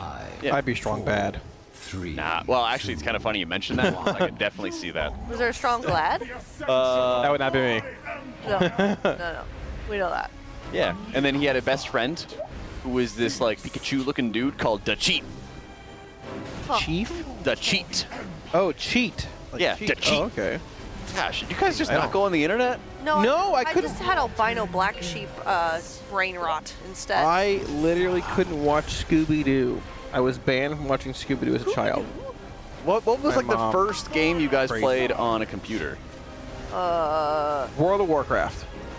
Yeah, but like, okay, then you probably would have seen this then. Like, I don't know. We had one computer. It was a dinosaur. My dad still has it. Literally 20 years later, it's the same computer. yeah, A Pentium 2. yeah. I mean, so did I. Like, It takes like I like dial up and all this other stuff. He still does. You know, like my parents told me about when we got DSL, how much better it was, and I was like excited. Like, you know. It takes him like 15 minutes to boot the computer up. Yeah, I had that too. I need to get him one of the big rigs from here. Bring it home in a suitcase. I know, but like, gosh. Yeah, I would literally do my homework on the bus on the way home so I could go play RuneScape, you know, in like 2006 or whatever it was when I was like 13 years old. I'd do that, and I'd like put my homework on the counter for when my parents got home so they could see that I, you know, wasn't slacking in school, just so that I could like go play more RuneScape and watch Homestar Runner. So you were one of the kids that did their homework actually at home or outside school? No, I was on the bus on the way home, and I was. So that counts as like, so you did it outside. I was one of the kids that do their homework for the class upcoming in the previous class. I would try to do that too. Like, then they would say that I wasn't paying attention, and then I would like answer the question correctly, and then they would get upset at me. Yeah, yep. Like I was like, what more do you want? You get that Spanish homework for next period? Yeah, like I don't know. I just wanted to be done. I wanted to be done so I could go play video games. I feel like homework is, I don't want to get too far into this. I feel like homework though is actually like detrimental. Yeah. I feel like it is. Can be. School should stay in school, and there should not be homework until you're like in college and you're paying for that education. Yeah. Yeah, I learned a lot online. Yeah. I could be trusted to be left alone with a computer. Yeah. Yeah, there's so many times my brothers would take over though. It was unfortunate. The computer? Yeah. Family computer? Yeah, because I was the youngest. Oh no. Our turn. Oh wow. Yeah. No homework on a game all the time, exactly. That's what I was getting at. You know, time should be made for gaming. Yeah. I agree. Absolutely. Hey, I mean, it does teach you skills. You know, I was always the fastest typer in a lot of my grade, and it teaches you a lot of cognitive function and that's true. Work and economy. Well, here comes the boom. And boom. There we go. Yeah. That's that choke point. I mean, that's just so rough. I mean, losing one person just even like one or two just spirals so fast there as well because you have inefficient or not properly stacked soak groups at that point. The raid's already low, and that incoming damage makes it so much harder. Did you guys ever play those learning games growing up? Yeah. Did you ever play Pajama Sam? Oh, I loved Pajama Sam. Yeah. Is that a learning game? Yes. What did we learn? There were like math problems and puzzle solving, things like that. I don't remember that part. You can buy it on Steam. I bought it recently. That owns. I played a math game with snowballs. I forget what it's called. That's right. No need to hide when it's dark outside. Is that a Pajama Sam thing? That is like their reference and stuff. Yeah. Oh, I don't. Yeah. I forgot about it. Apparently, it's been too long. I just remember bonbons and not knowing what that was and really wanting one. And to be honest, I still don't know what a bonbon is. Yeah, there was actually a time in Pajama Sam where you found this massive treasure of like gold and jewels and everything like that. Yeah. And then there was this walking vacuum machine that came around. It sucked it all up, and then it said taxes. Oh. Yeah. Pajama Sam. Man, Jack's got a pretty good memory. I don't remember. You really do, yeah. Breakfast. Sharp. Still 2 sharp. hours ago. Okay, the game Wow. is called Super Solver's Treasure Mountain. Is the math game that we played Wow. at my school. I don't know if anyone played that, but Hmm. yeah, you couldn't save your progress unless you had a floppy disk.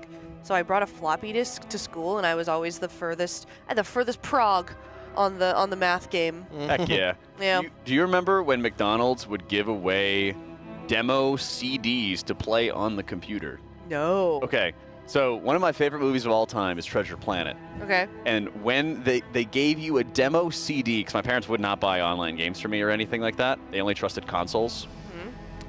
I would go to McDonald's and I got the demo CD for the Treasure Planet game. Okay. And I just played the demo like 50 million times. And you would like basically be in front of like space. It was like olden times, like wooden spaceships. Yeah. Or wooden boats, but they were in space, I should say. Yeah. Boats in space. It was literally a CD-ROM that you would get from McDonald's. It's great. That's cool. So I have a Treasure Planet sugar spoon that I got out of a cereal box. Yeah. That I have kept. It is the perfect sugar spoon. There you go. Those are cool. I remember those two. Yeah. Those OG throwback McDonald's mugs. I had the Batman one still. Ah. Very cool. Very cool. You guys just tuned in, welcome. We've been having a number of polls where they're getting to about the exact same point each time in the encounter, and it's been a slog basically for them to figure out how to make sure everyone is surviving through some of these final explosions for some of the goo that is detonating into the air. It's the froth.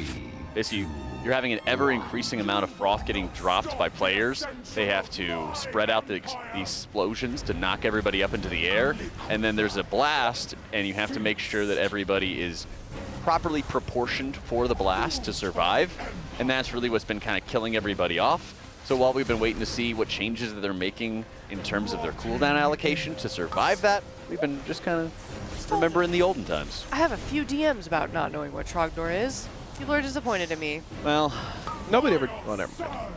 Nobody ever DMs Kalamazoo. Nah, I'm not gonna say that. Now we can. That's not what I was gonna say. Don't DM me, please. Like. Too late. Too late.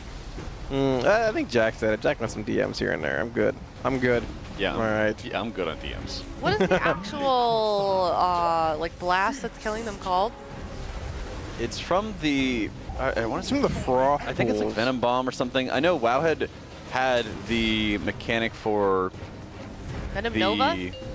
Likely Venom Nova. Well, the Venom Nova, when that goes out, that is what you have to dodge. And you have to that's get the skip, around. right? Yeah, okay. And then the froth itself is the debuff that players are dropping.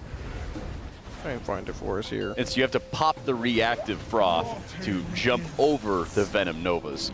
But yeah, I was trying to see the exact name of the mechanic where it's dependent upon the proper sorting of the raid to make sure you don't get too many stacks to detonate the raid. Basically, if you have players dead, and then the raid is just improperly sorted in terms of too many people in one group, too many people in another group, that detonates and adds more stacks to the last explosion. It goes off that right there, like literally right there. That damage is dependent on having the entire raid properly sorted, and then if you lose players, can't res them, then it actually adds more damage to the mechanic later on. Yeah, quite intense. So you can see if it's not soaked evenly by a a correct number of players in the raid, you also gain an extra stack, like Jack mentioned earlier. So when you have those 4 froths coming out, we're trying to pop them within about a second or so of each other. It is very demanding because you cannot take 2 pops, I don't believe. Like as far as like going from one pool to the next, you see all 4 coming out here. This is where that big damage comes in. So we're gonna see ones by the boss pop first. There's gonna be one at range. Is early, a little early. Wait, is that? Yeah, that was an additional one. They're just gonna wipe here. Yeah, that was. Yeah.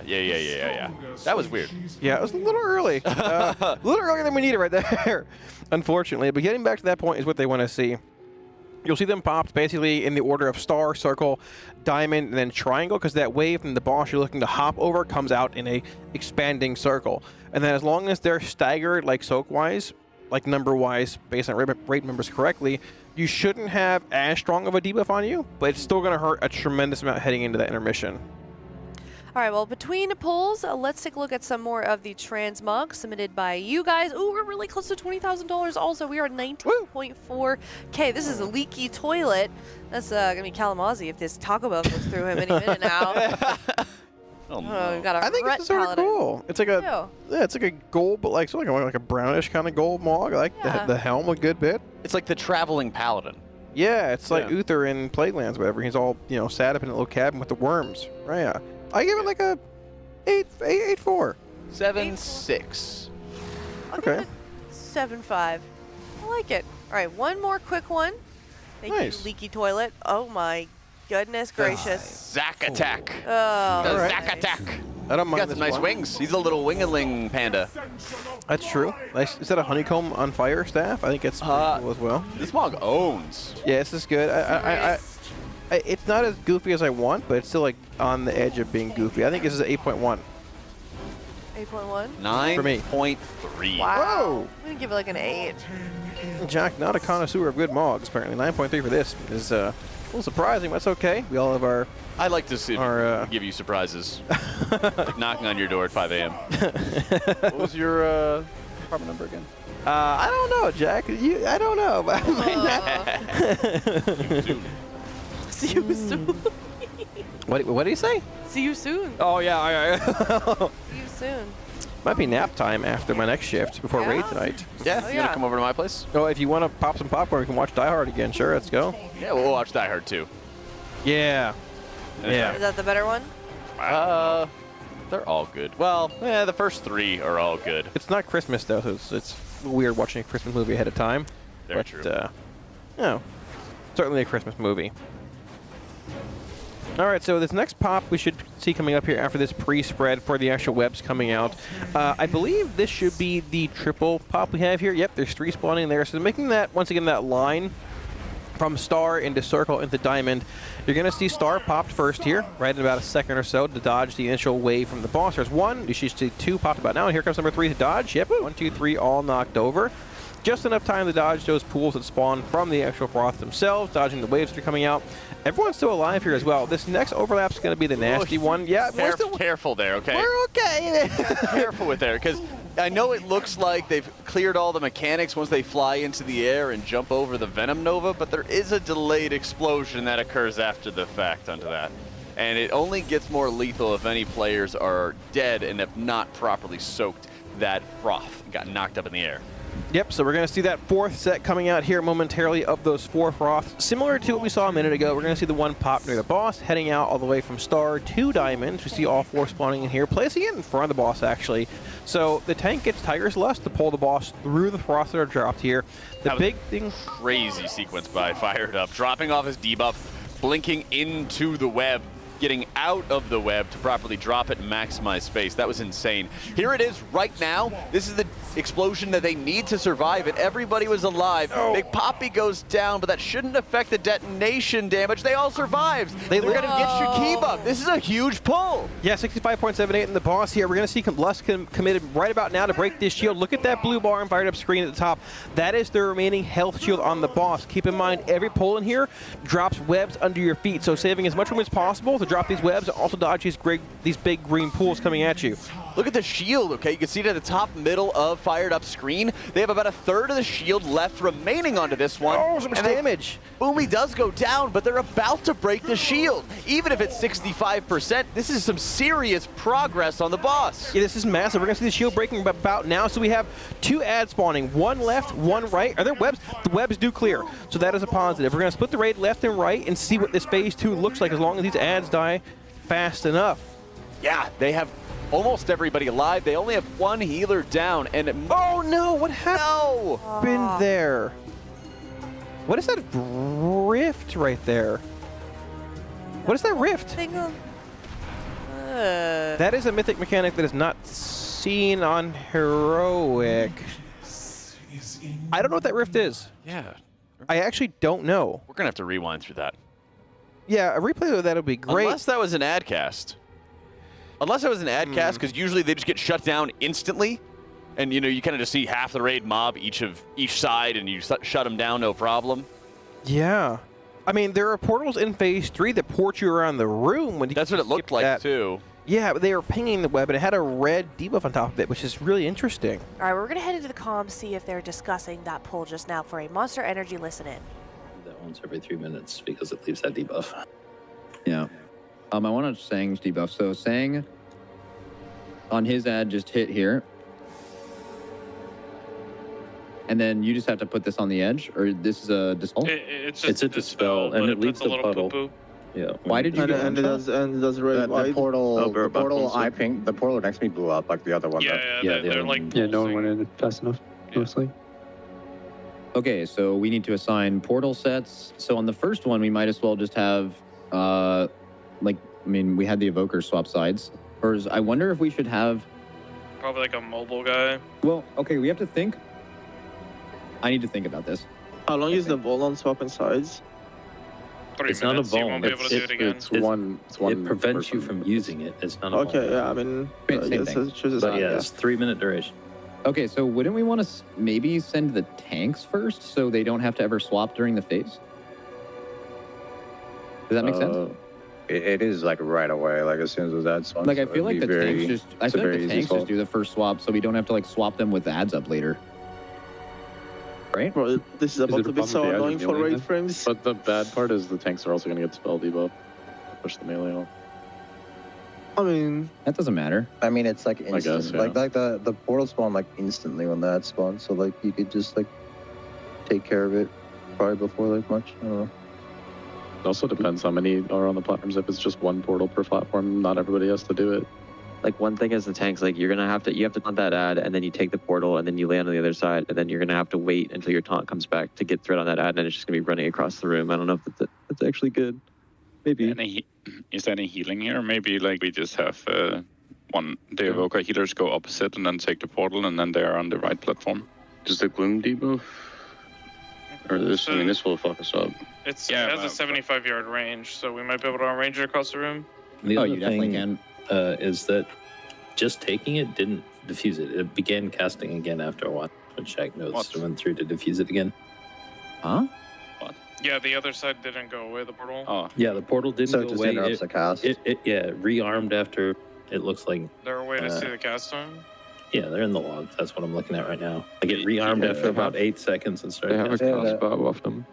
What? So you just keep sending people through? Yeah, and they Well, I probably think- disappear yeah, I after think you it's when leave the the mob platform. dies. Yeah, I think the mob dying. Or the gets mob rid of dies and it gets rid of it. There's something that will make it go away, obviously, but until it goes away, it is I mean, you can see it rearming casting itself. again Sending right there. times through You see seems that? You cursed. see that That's a cast different bar? one. Oh, the far one. No, you mean. look at the cast bar of the How same long's the one. cast?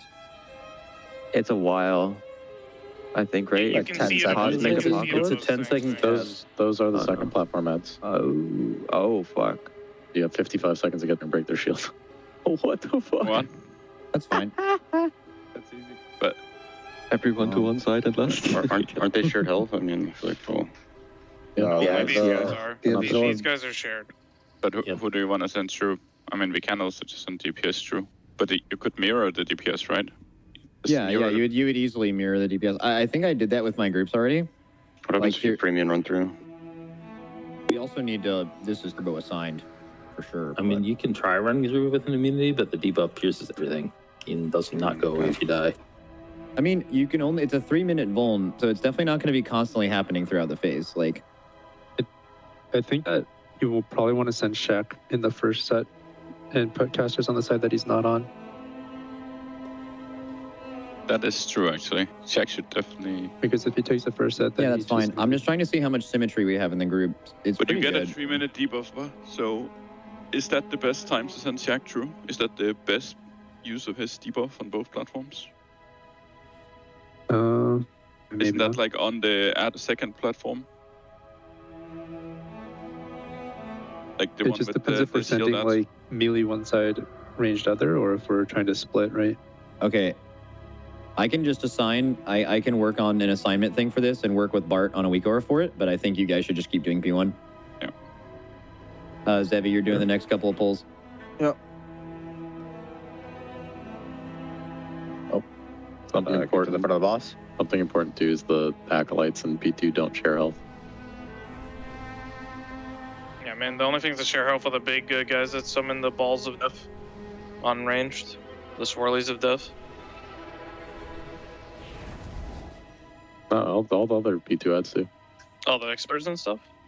Yeah, if they have a connection listed, they share HP. The line one, the pink one, and these big guys all It's share just the health. new- it's just The mythic shield guy ones. and the mythic ones don't. So, I mean, the mythic ones are like a insta wipe if their cast goes off. So the sides probably have to be balanced. All right, let's pull. 6 all there? Yeah. Come to the other side of the bush.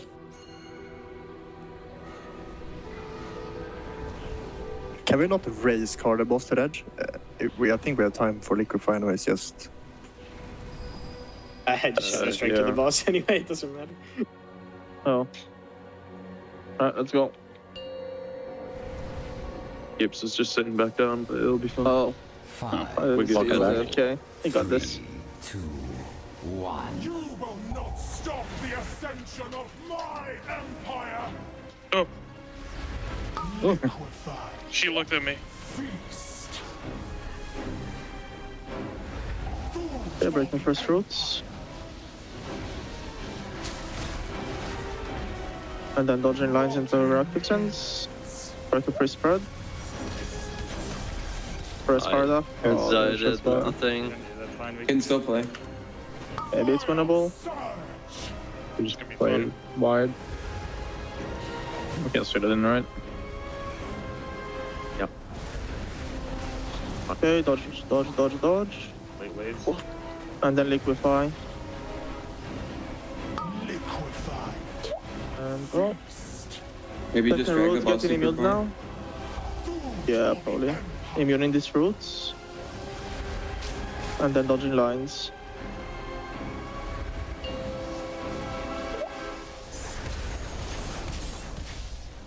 Okay. Look at the markers. Bait lines ahead and then look at the markers. Those are really awkward markers. They're in like a very weird line, but just look where they are now. They're very far. Yeah. Okay, try to make it there. Bleep. Good. Gotta be real precise with these. I can't hear you. Yeah. Second pops I went a now. bit early on mine, so.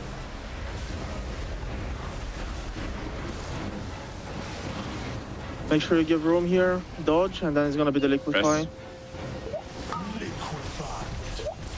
Yes.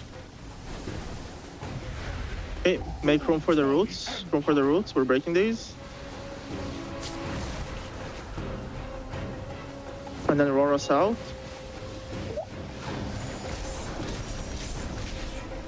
And then it's the last combo. Power markers. Make sure you get knocked towards where you want to put the webs in. Larry, be close so I can get you with Merciless. Journey's dead. Markers. Food for the Empire.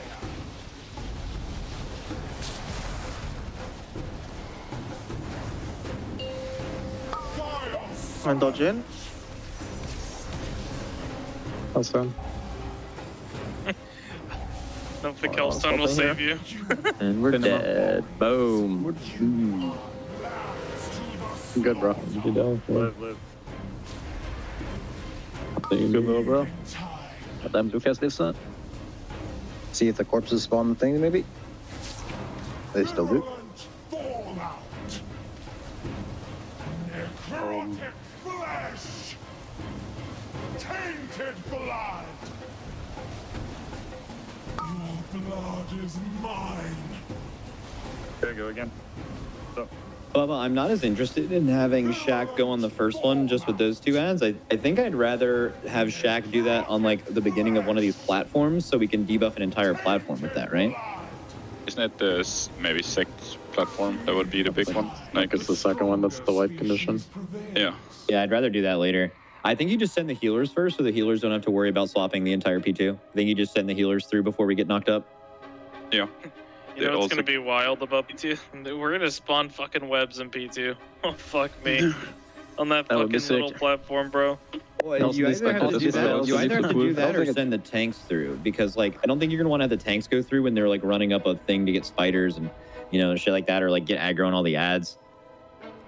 You could do tank one healer. Like You could have to be everyone in the raid, right? Eventually. But it could be. It's every 12 seconds, right? So how fast do you think we're doing this? I mean, isn't it? Do we know how many of those ads we get? Isn't it just one on the first, like on this platform and one on the last platform? Yeah, that's all of the ad platforms will spawn a gate, won't they? Well, we don't know for sure. We don't know exactly how many casts each does. I can tell you that it's a 3-minute vuln, and just from that pull alone, killing that first guy, you would have had to send 4 people. like 20% of your raid just on that first ad. So I don't think it's just going to be chain casting all of P2. You would literally run out. So like there's going to be like maybe like 2 or 3 at the beginning of each platform. Isn't it just gonna be? I mean, if it's like heroic, it's just the first guy and the last guy. Probably, yeah. Yeah, it might That's what only it be seems those like. guys who do it. That's where the only the orbs spawned. Yeah. So Yeah. Just count the 10. I mean, either way, I'm just going to have the tanks go at the very end. Just not fuck with that for now. And then I have another pull. Yeah. You guys can do another pull. I'm almost done. Yeah, I think we could go on the first ad on the second time, so then we'll have taunt back up. I think upstairs is always just going to be sketchy because of the small ads. Oh, shit. All right. No, I Mark kind of get what you fucking mean, Mark. Mark. It makes sense. Much better timing.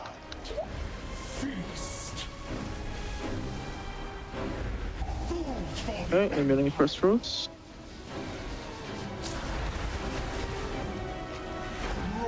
And then dodge lines into rapid sim.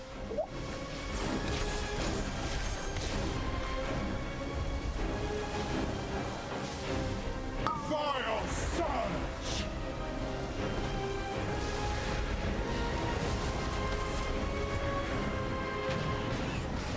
Dodging waves now. Dodge. And bait liquefy. Liquefied. Feast. Good. Immune in second roots now. What the fuck did I almost bunch? And right now Actually, two I have no lines. idea why. Gotta heal you more, beanbag. And then bait lines out, and then put the reactive toxins after. Look at the markers.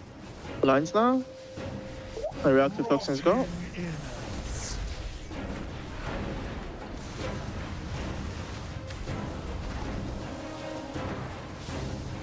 Fire surge! Okay. This is a big dodge and this get you liquefy. Make sure you pull personal. Dodge waves, dodge the lines, and then liquefy coming. Now. Good. And then make space for the people who needs to get broken. We're killing those roots. Killing those roots. And then you roar us out after. And we dodge lines. Kill my root, please. Thank you. Ooh.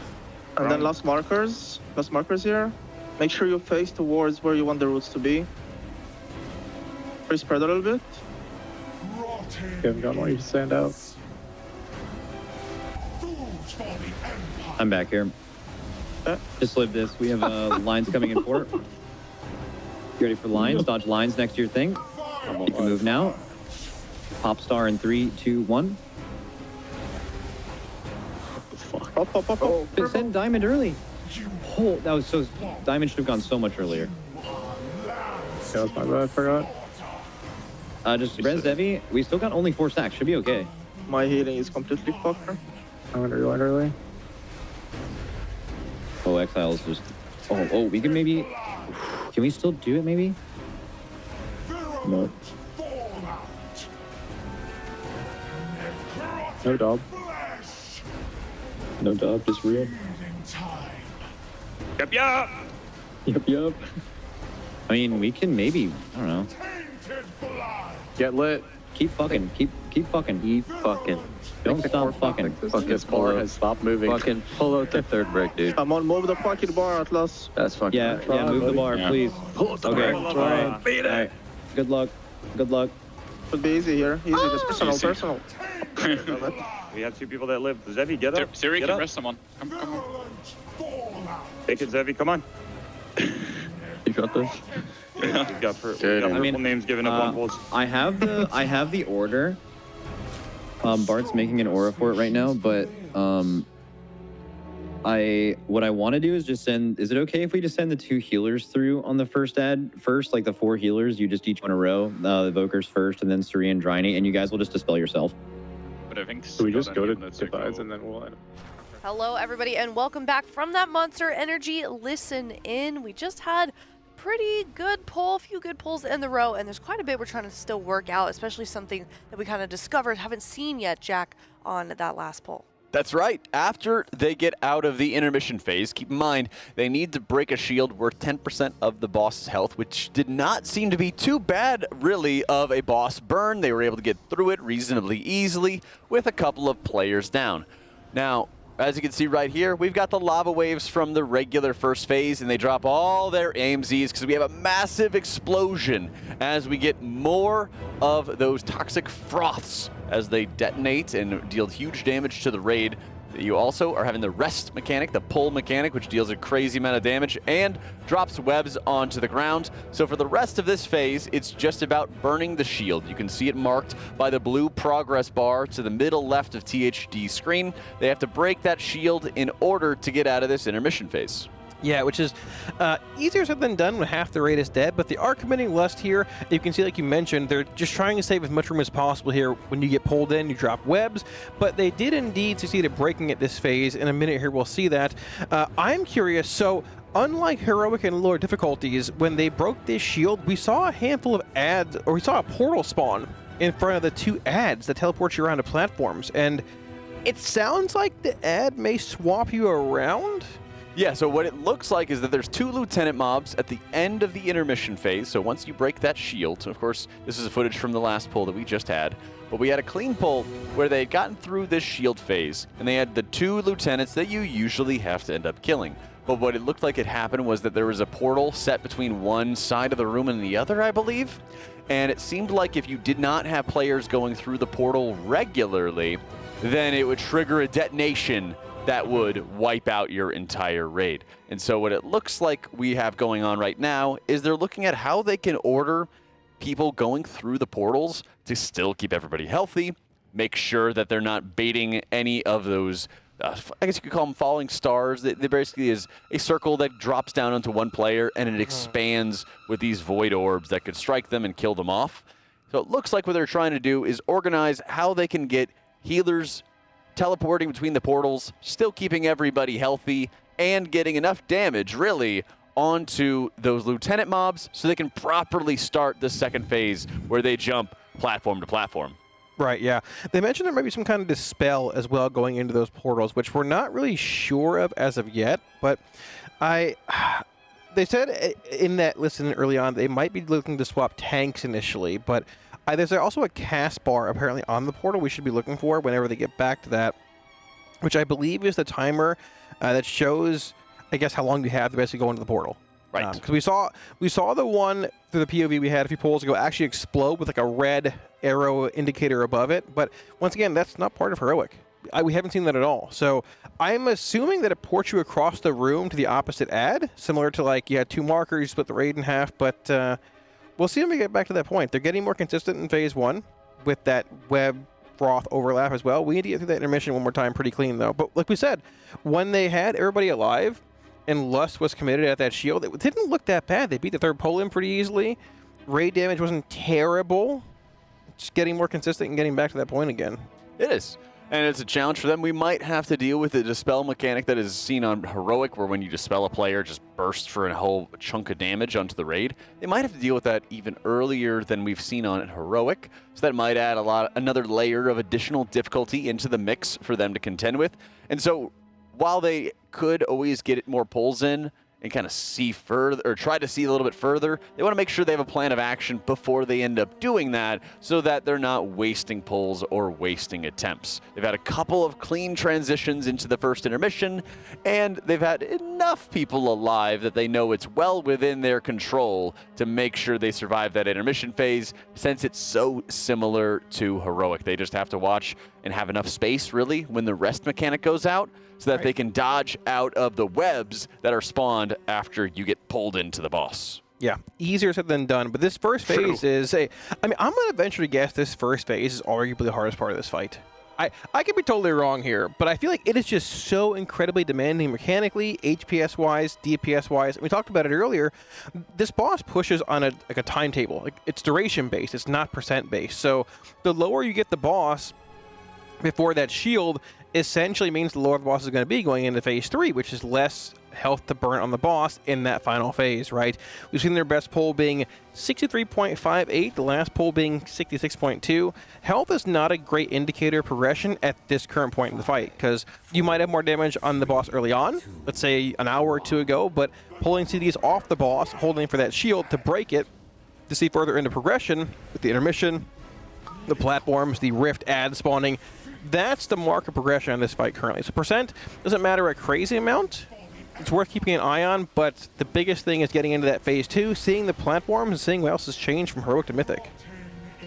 Yeah, and in order to get there, they need to make sure they're surviving this first phase, as there's a plethora of mechanics that are able to kill you off. As you can see, those bubbles of venom off to the sides is the froth. They need to make sure one player is touching that froth to leap them up into the air above the venom waves that the boss is going to be spawning. You also have to stagger the detonations of the frost on Mythic difficulty in order to ensure that it's not going to wipe out the raid. If you pop 2 of the venom frosts back to back, you're going to instantly wipe out the team. Now right there, we only had 2 of the venom frosts going out. The next wave is going to have 3, and then just before the intermission phase, there's going to be 4. Yep, which means you have to split the raid basically even in 4 soaks, unlike 2, making it harder to deal with in general. If one player dies, or 2 die to froths early on, or web overlaps, whatever, it becomes even harder. It just spirals so fast. Because if you don't have the correct proportion, if you don't have an even split of players in the spit, they might as well be. If you don't have an even split of players in these froths as you are sending them up into the air, it actually adds stacks. Oh my goodness, it adds stacks. You sound like detonation. I know. Right here. Give it like 5 seconds. You're going to see a big burst of damage onto the raid. And a big contributor to this is because there's an uneven spread of players in those 3 froths. Then you're going to have 4 coming up. And so if a player is dead as those 4 go off, it's almost certainly going to be a wipe. It's so insanely important to survive. So you have to make another round of dodges from these web lines going out. They do have a death right now. They're going to try to make sure. Oh, okay. So this is exactly what I was talking about. They don't have a battle res available to everybody. You're going to have 4 froths going out in quick succession onto this one. And it might just be a wipe, as they could probably lose like 5 or 6 players because of the imbalance that's going to happen for these incoming detonations. Keep an eye on it here. It's going to happen in about 15 or 20 seconds. Yep, we're going to have these 3 pops coming in here. It should be circle into diamond in the triangle to avoid this ring being cast out by the boss here. We do lose Goop here, unfortunately, coming out for this spread. And like Jack said, here comes that incoming damage right about, give or take, 3. 2. Yeah, there. Yeah, like this, the raid gets chunked. We lose Big Poppy here as well as Stranako. And that's just from 1 or 2 players being down with that uneven stagger amount, like just soak-wise, right? This phase 1 demands almost perfection, which has been a trend over most of these fights. Kai'Veza, Soaking Court. Yeah, I mean, but this is what you get, you know, in a world first setting. You can see them also just being as tight as they possibly can as far as like stacks are concerned, saving space here. We do indeed push into the intermission. That blue bar next screen here is the actual shield and the boss, which are burning through pretty fast here with less being committed as well. They do have 5 down here, but as long as they can live through this next grip, which is going to be a lot of raid damage coming in about, I think, 10-ish seconds here, they should be able to see this intermission coming up again. Yeah, I believe we're going to get another chance as, that final rest, no. It's so much damage. Genius caster curse. That is the rest that they need to beat with their damage. That's, just to be clear, if they had everybody alive, they would beat that 3rd, I believe it's the 3rd. Yeah. The 3rd and final of the rest. It just grabs them grabs all the players and pulls them into the boss, dealing increasing amounts of damage. They beat that with everybody alive. If everybody was alive, they also would take less damage from the froth detonations as well, the toxic detonations hitting the raid, and everything would be golden there. So right now in progression, it's kind of a matter of saying like, okay, hey, this person died. Okay, was it a mistake? Was it an error? Do we need any externals on that kind of person? How do we make sure you survive? Okay, it was a little error. Whoopsie-daisy on your part. All right, we figured it out. Let's get it clean. Yeah, I think the big thing to hit on here, though, is consistency. Yeah. Like, it might not seem like it, but they are being surprisingly consistent when it comes to getting better and better in this first phase. We saw them wiping to the 3 pop, the 3 froth set at the start of our casting block.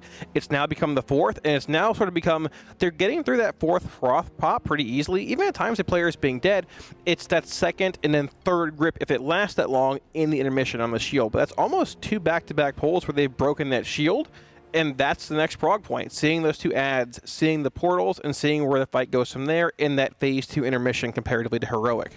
Yeah, at this point, they have made it very comfortably towards always having players alive entering the 3 froth drop, and now they need to make sure everybody's alive for the 4th froth drop. And when they do that, they have a greater degree of consistency getting into the intermission phase with everybody alive. If everybody's alive entering into that intermission phase, it's almost the same as what you would see out of Heroic, except for extra webs getting dropped onto the ground where their positioning has already been maxed out. They know where they need to move for that, they break those shields, and then they have a very smooth intermission transition.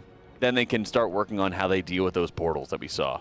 Yeah, you've even seen Yips and Scott dragging the boss pretty deep back into the webs and the green puddles from the previous sets to just drop pools in there if they can spawn them, saving every little bit of room possible. If that shield phase is drawn out, you want to have every little bit for web drops and just general raid safety, because it's not just the webs in the intermission. You also have those big green globs you're dodging, which there's one tiny pie slice. You're going into a web at that point. And you have to make sure nobody's stacking up with each other either. Yep. There's also going to be, with the rest, with the pull-in, there also is going to be a circle around everybody that's going to cleave them, too.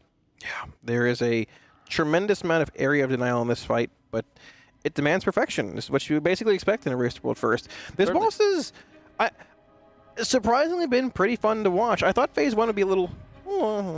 honestly, on Mythic, like compared to Heroic, it's sort of rinse and repeat, but with that 3rd and 4th froth being added to the first phase, and the cadence changing of the webs, and the intermission putting actual webs down when you're pulled in, this is definitely a different fight from Heroic. I'm excited to prog this fight, actually. I like this a lot since it is rewarding you for good control.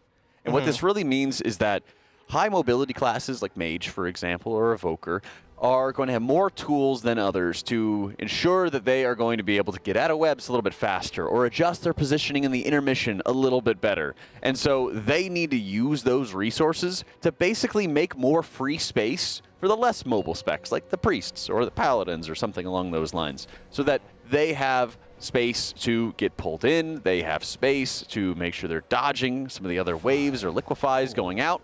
And so the entire team has to use all these resources at their disposal to make it easier for everybody else.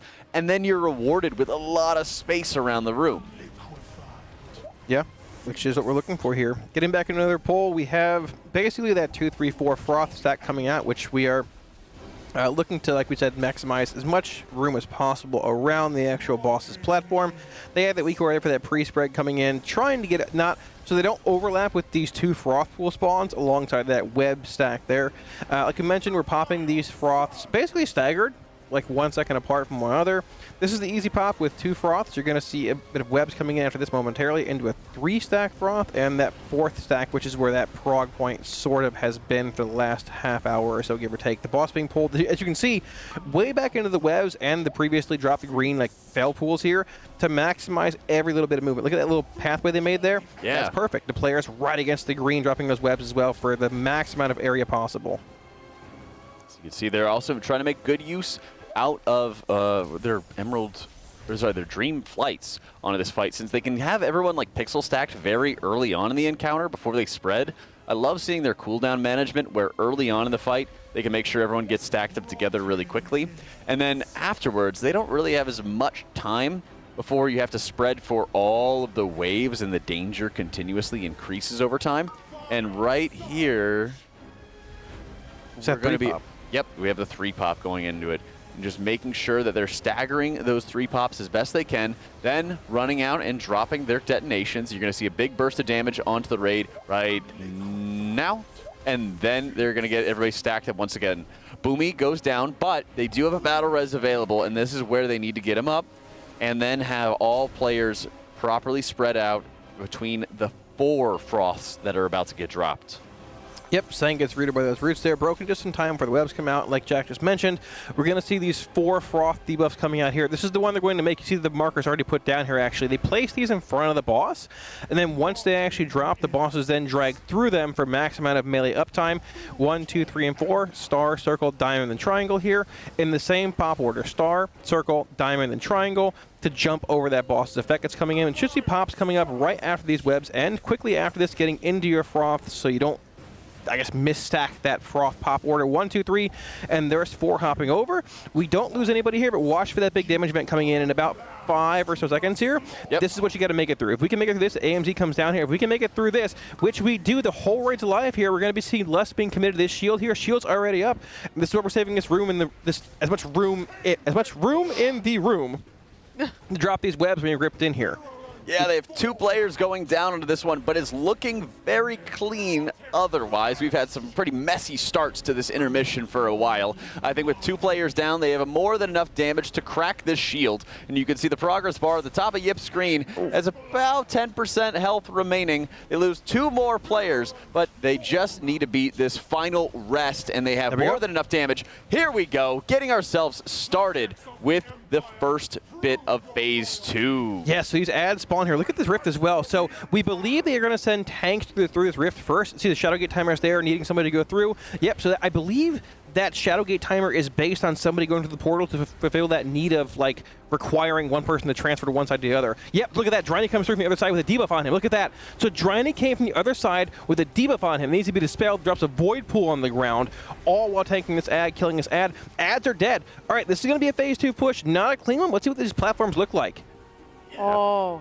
Right here, we can see they have the Shadowgate timers, as well as the 2 ads that need to get picked up as rapidly as they can. They also still have the same line mechanic they have to worry about. This side doesn't have the rest of the pull-in just yet. Here it's coming.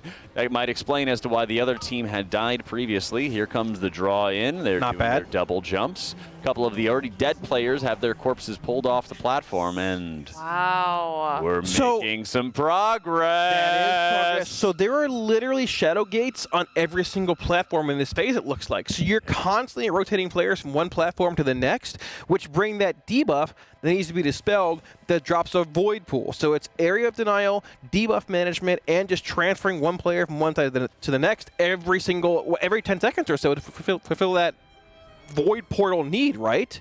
That's a different phase from Heroic for sure. That's very cool. Wow. Oh, that really is. That's some fantastic progress. Keep in mind, boss health on this fight is not going to tell you the full story, okay? So we're getting, for the first time, I know it was 64% instead of the 63% we'd seen earlier, but we've seen more of the encounter. We've gotten to see the lieutenants once again, and you can see those shadow gates off to the left side, transferring players, and it looks like we're trading healers. As you can see, one evoker goes in and a new one comes out, dropping off those debuffs, getting dispelled, and an extra burst of AoE damage hitting the party. Yep, you can see that dispel in the top left corner there. You should see another player coming through here. I believe this might be Driny that comes through the corner right there. It's actually, you can see it in the top right there, heading through, getting dispelled in that corner, putting that void area of denial pool down. Both of the ads are going to die here. It's the same knock as Heroic, but watch when you get to this platform, there's another void shadow portal in the back of the room. You can see it right there, which requires that one person to be committed to it every 10 seconds to swap sides, or it explodes and does damage. And I believe one of these portals, right there, it's pulsing damage actually. Nobody went through fast enough. It might even be a shorter timer than that 10 seconds we thought we had in this first platform. Right there, a transfer coming in, that dispel in the back of the room.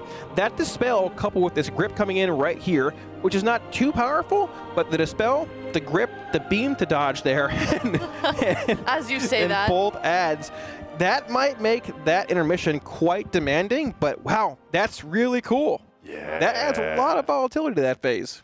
Oh, it really does, and it's no surprise as to why Liquid is taking a second and trying to map out their positioning, where they're going, and what the game plan is really going to be, as it's becoming a lot more consistent for the fight, especially when Phase 1 can be so scripted early on. They've kind of seen a few of the different combinations of when the froth drops can happen to different players, and now it's just time to map those things out and get ready to execute.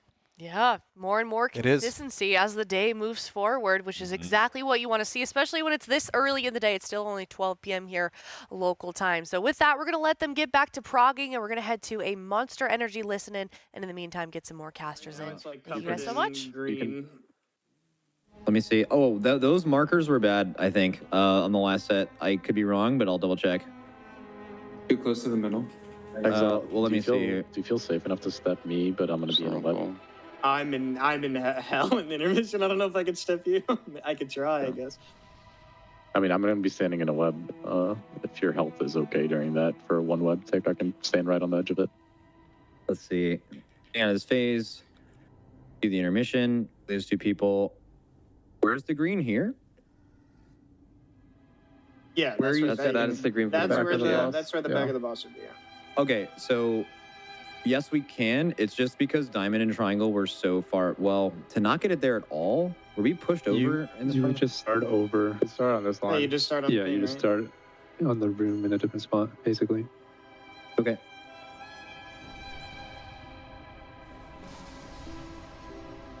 Because I think the green will grow into the back when I was looking at it.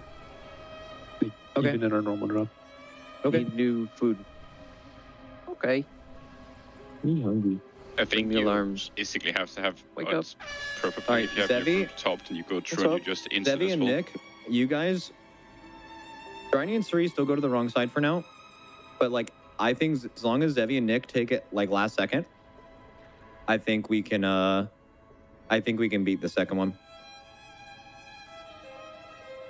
So everyone needs to take the portal last second, by the way. And what we really need to try to do is we need to try to make it so your side can only see your thing, but that's been worked on at the moment. Can you guys see the cast bars like in game?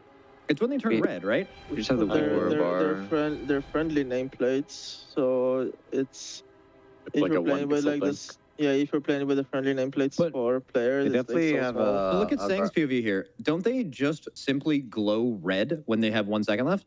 Yeah, they start to get a graphic when it's close Is to that blowing up. 3 seconds left?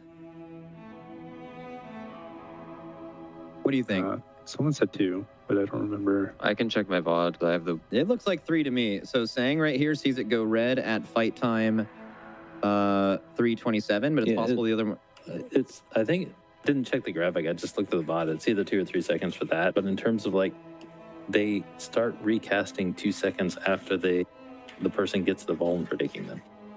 Yeah, so you just take it last second. So red is a good indicator. You should never take a portal before it turns red, but even within red, you can milk it, is basically the idea. We'll try to make the weak ore as good as possible. Will we? Okay. Do we wait before we pull or anything, or are we... I think we probably just go. I assume that's going to take a little bit. It'll definitely take a bit because it's complicated at her. I also think those ads on the platform don't have that much. I think if everyone's alive, I think that stuff will probably die pretty fast. I think you wanna not really delay the dispel, so I think you just insta dispel. Yeah. Guys, because we were kind of healthy when you guys went We're through. starting slightly. Wait. Don't go right. We're going. We're simply just starting on a new... Oh, we were supposed to start halfway through, right? Oh, no, it's fine. It doesn't matter. It's because the exact back of the boss... It's because the exact back of the boss is like in a green pool right now. The shadow step doesn't work. Yep. Okay, go back here.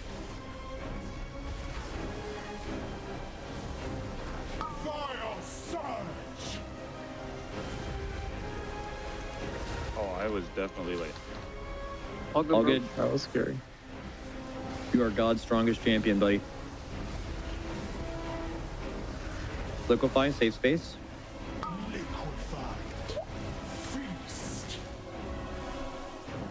Roots here. Lines right after. Okay, do lines here. And then we're getting another set of lines into reactives. We're spread a little bit. Yep, spread now. Reactives. Get them over, don't cleave. Ooh. W.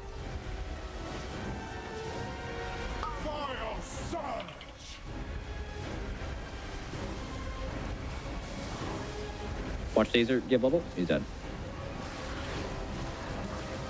Watch the suck. This is lines into liquefy.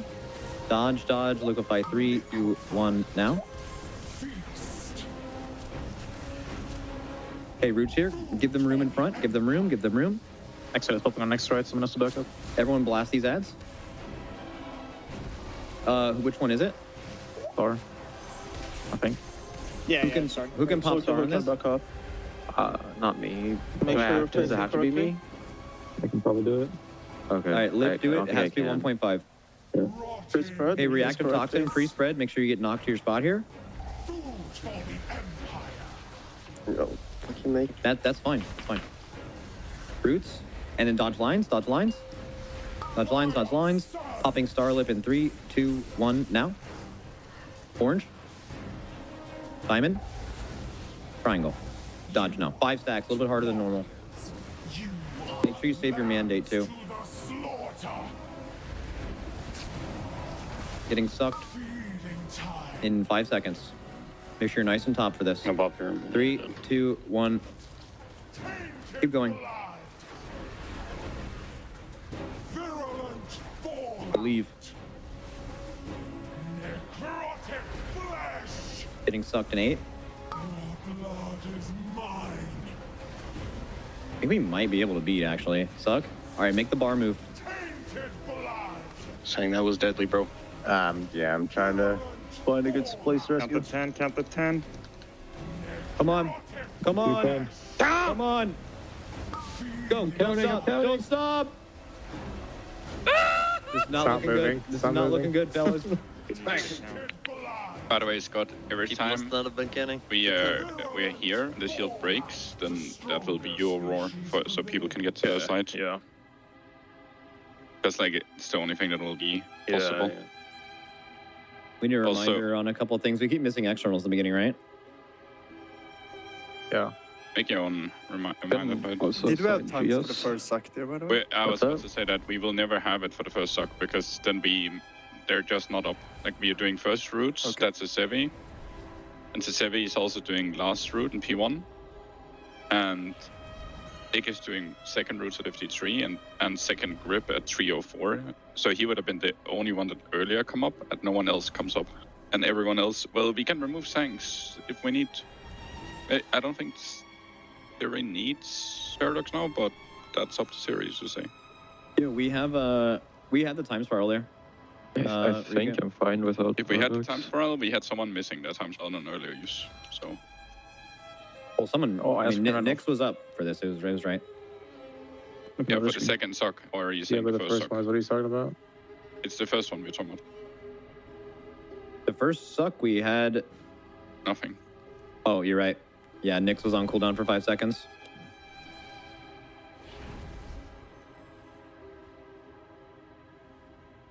But I think that's fine though, at least. If you say if then Sang could drop Paradox and then. Yeah, yes, Hagrid, that's fine. This is the response I get when I ask about the Paradox. Are we good to go, by the way? People are AFK. 1 sec. Okay.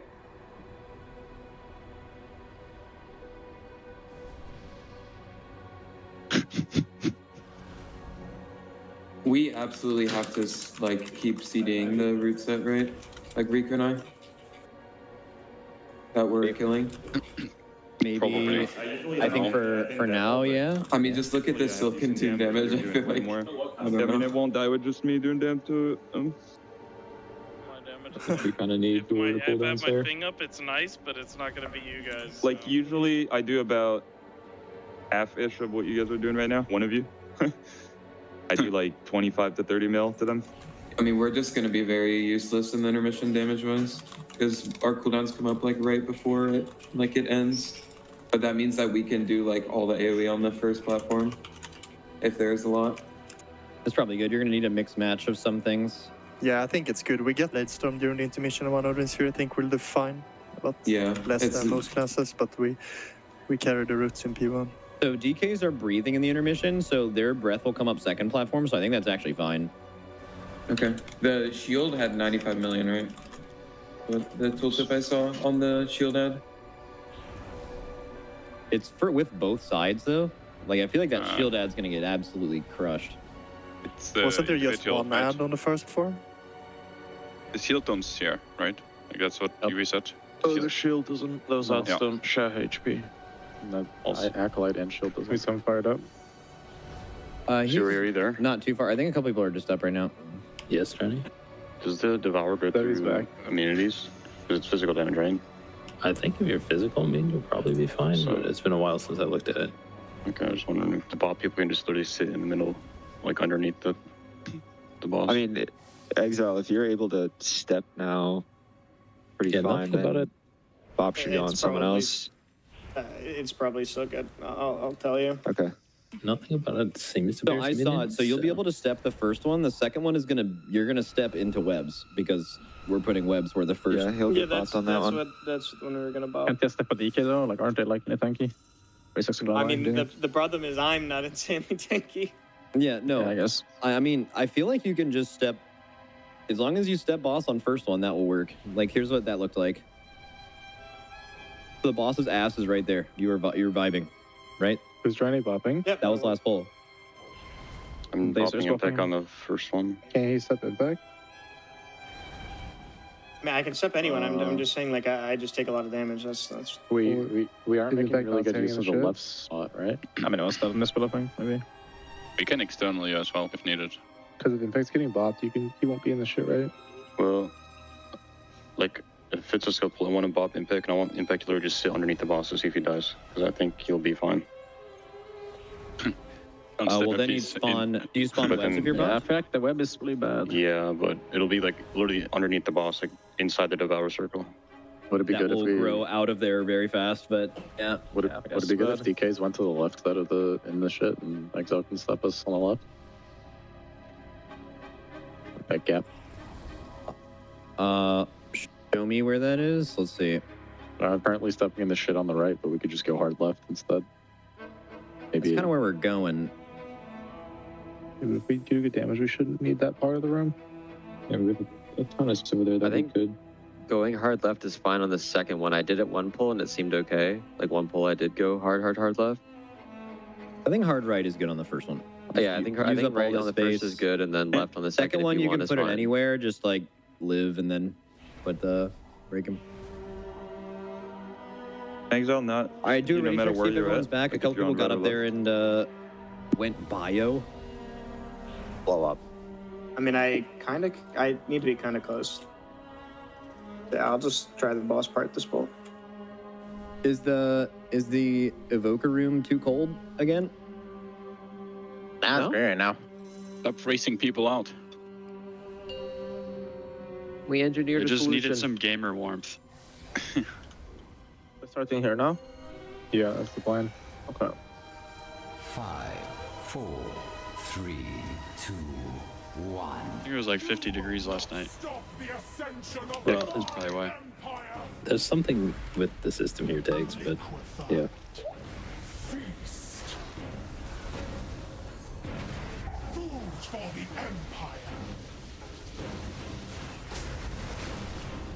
The intermission seems like I'm not worried about not lusting there. I think because the reality is you're lusting it for many, many pulls.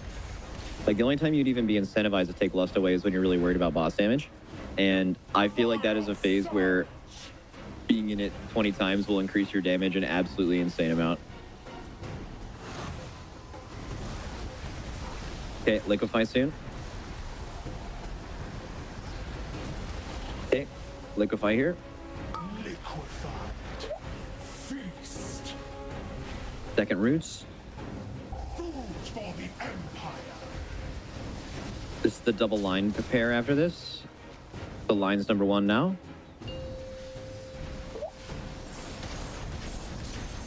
Okay, and then we're getting a second pair of lines in 5 seconds. We're pre-spreading for reactive toxins and going on the markers. Okay, lines are out now.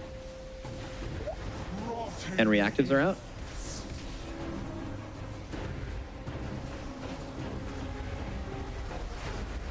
Very good.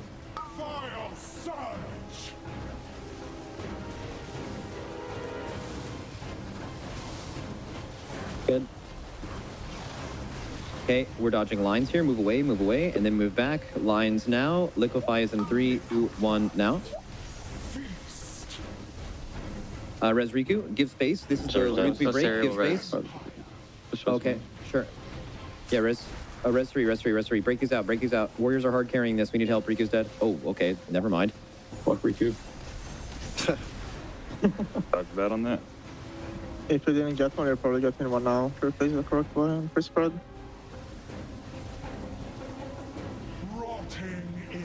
Spread reactive toxins now. Roots are going out. Getting rooted in 3, 2, 1 now. Good, and then we're just dodging lines. Dodging lines next to your soak. Dodge lines. Popping star in 3, 2, 1 now. Orange. Diamond. Triangle. 5 stack, it's gonna hit really hard.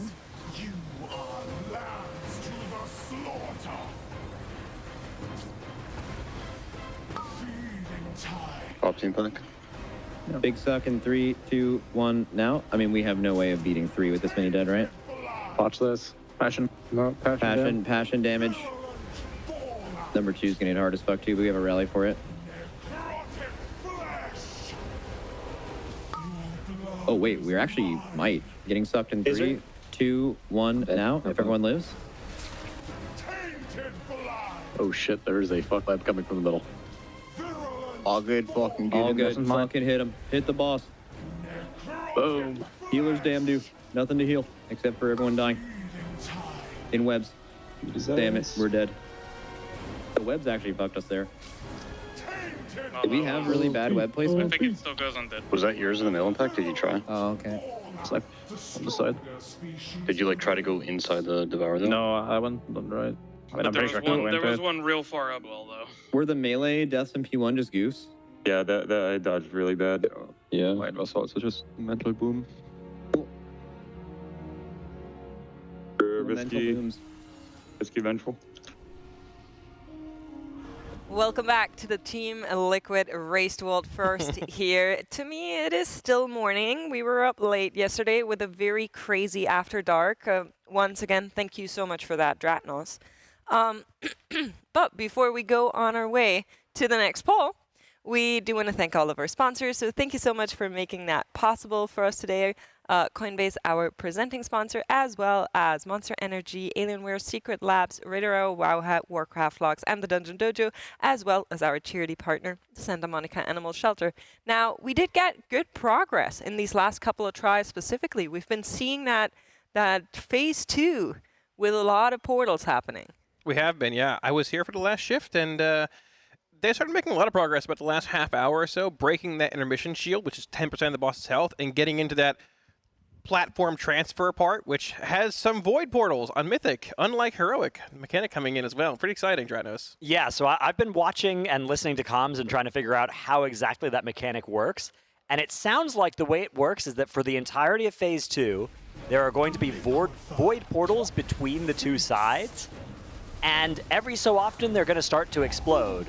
And to prevent them from actually exploding, you need to send somebody through on both sides and swap them to the other side of P2.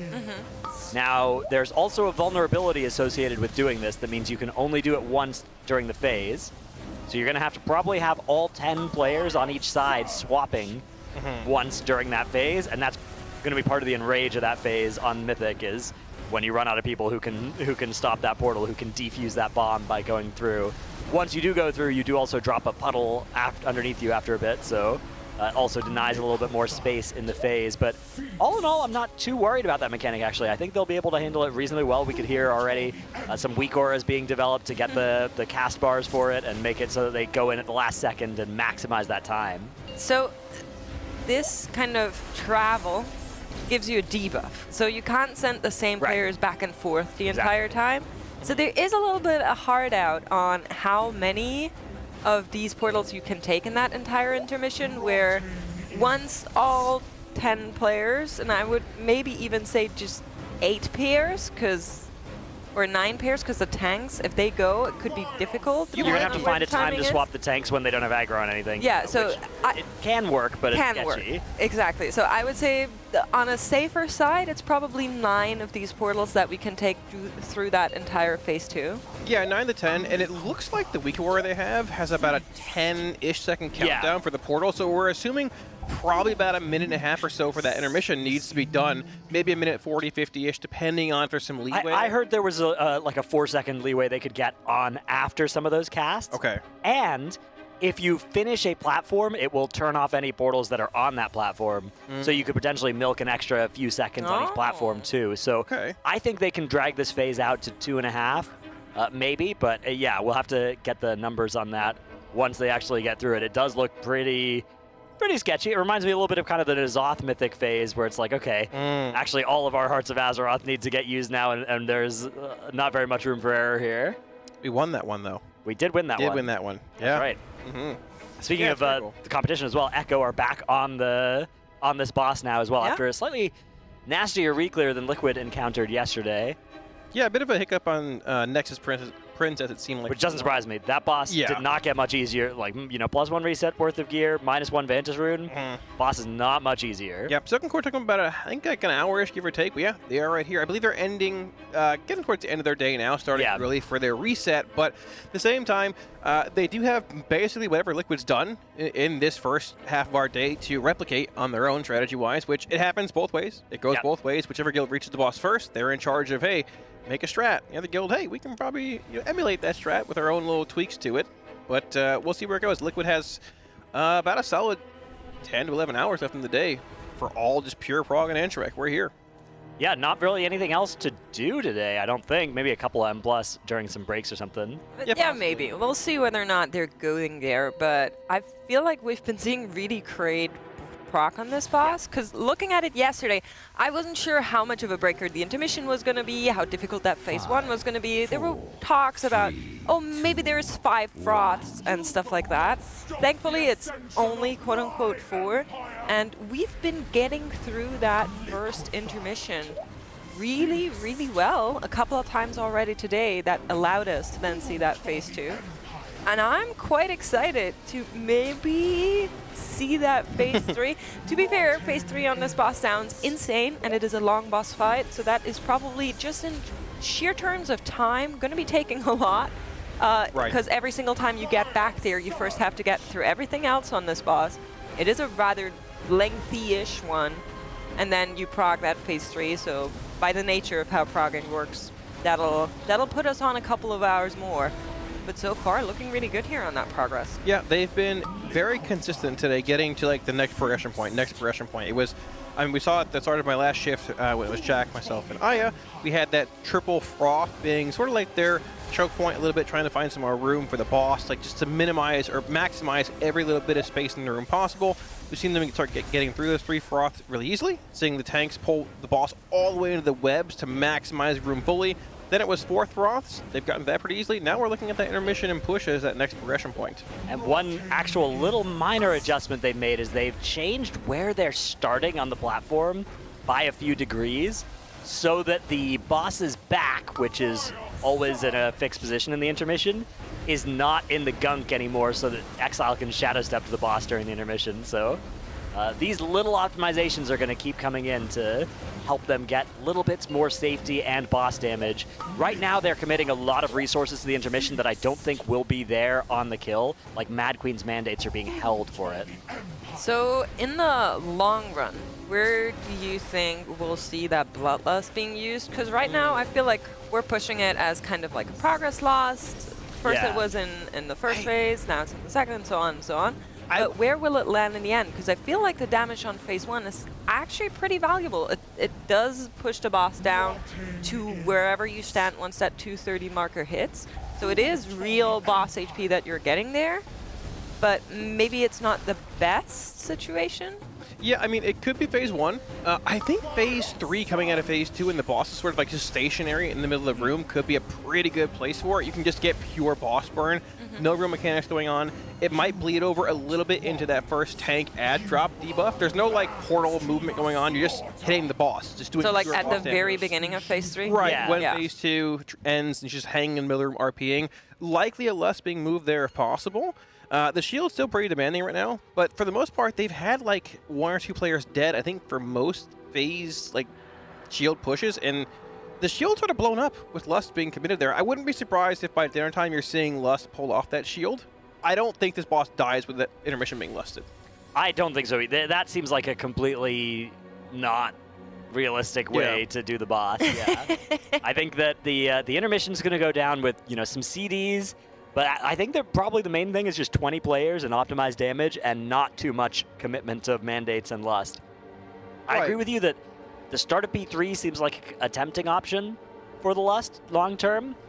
It's a little bit better to lust late in the fight than early in the fight if everybody's popping their cooldowns this tier, because you're getting those Spy Masters stacks and all your casters, which is really nice. So if there's a spot like the start of P3, if you don't have to send a lot of cooldowns in P2 to escape P2, and everybody has them up at the start of P3, I like that a lot. Otherwise, I think on pull makes a lot of sense too, and you just do that for maximum boss damage. It could be a double lust scenario, actually, if this boss That's what my next question was going to be. How long is phase 2 really? I don't think this fight breaks that 10-minute marker. It doesn't on Heroic, and I don't think P2 is going to be that much longer on Mythic than it is on Heroic. It doesn't even. Well, there might be a secret Mythic phase. There might be. And if there is some kind of secret Mythic phase, then the double lust angle is probably good, but I think this is going to be a single lust encounter. I suspect it's going to be something like a 9-minute 30, 10-minute kill on Mythic. That works. I mean, every little bit of damage on the boss is also relevant in phase 1, like we talked about. It's not percentage-based. Exactly. It's duration-based. So, like, their best pull, I believe, is, still 63.58, which occurred, I think, like 2 hours ago. right? That was the lowest percent they had the boss going into that Oh shield yeah, because phase. percent are fake here. Right. I mean, essentially, yeah. Like chances are very high they pulled CDs off of like the boss in phase 1 before the shield again, or moves them to the shield more so. So they're not getting the bosses low. They're holding Mag Queens, Mandates, and things for that shield to break through it. So health percent on this boss, as of right now, is not the best indicator where guilds are at progression-wise. It's more just raw where we're at in the fight. All right, we're going to be going back in here. Raiders are taking a little bit longer between pulls to set stuff up, as you heard in that Monster Energy listen in. There's a lot that still needs to be tweaked, needs to be attuned to make sure that it's working in the way that helps them the best. So that is exactly what we're seeing between those tries, just a little bit of coordination. Also, in case you hadn't noticed already, looking at Scott's UI here, that target frame is absolutely out of place, and you will now not be able to unsee it. You're welcome. Oh, target of target? Oh, you mean like that target frame. His player frame, yeah. Perfect. Looks like he's also got Queen Anshark on focus as well. Yeah, I thought it might have been target of target, but that is a focus frame, yeah. Yeah. Both enemy targets there. Interesting. Yeah. See, if I had to see it, you had to see it too, chat. I'm sorry. Interesting. Well, maybe it's because the average of the target and target of target frame are about in the right spot. Something like that. Sure, yeah, that works. The middle ground we're looking for there, yeah, exactly. I don't know about that. It's just... so I was saying maybe it's a scaling issue where at home it actually is on a line horizontally, but man. He's here and I'm there for a reason. I'm not going to question his UI at this point. I'm not taking Mythic Queen Anshark for World First. I'm just sitting here talking about it, so. But my UI is fully aligned, just to clarify. Yeah. All right.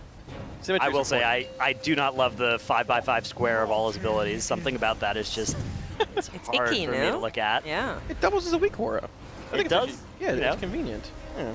I mean, it accomplishes the important goals of a UI, which is, putting your buttons near the middle of your screen so you're not looking too far away. It's just something about it feels wrong. Yeah, it's because it's actually a 6x5, and then the bottom 2 rows are just a little smaller, but like in a weird way. Don't love that at all. And that one is centered. Like if you look at the character model, it is centered, but just the target is not where it's supposed to. Right. Yep, all right, so this is going to be that next choke point of the fight they're getting into. This is going to be that quad froth pop here coming in right after this next set of webs. There's a nasty overlap where you have to, like, pre-position to be near your froth pool, but not close enough where you'll basically die to it. You have to be, like, near the person that has it. Putting it in front of the boss here. We're going to drop the 4 froths. Webs come out here. We're going to get Tiger's Lust or Aurora here to pull the boss through and then soak these 4 pools. Star, Circle, Diamond, and Triangle. 1, 2, 3, and 4. Yep, there's first pop coming in. Circle popped here, Diamond next 3, and that 4th pop should be coming in about now. So we all make it through pretty good. THG goes down here. We have no reses available, but the big thing here is that incoming rate damage in about 3 seconds here. As long as we can live through this, we should be okay. With 1 player dead, it does hurt quite a bit more. You get an extra stack for each froth that you soak, and you'll get extra stacks based on whichever ones have more or less players than the average. So with a player dead, you're going to have a player missing. Means you're going to get 5 stacks of that explosion, which does hurt quite a bit. We've seen Dranako going down as well.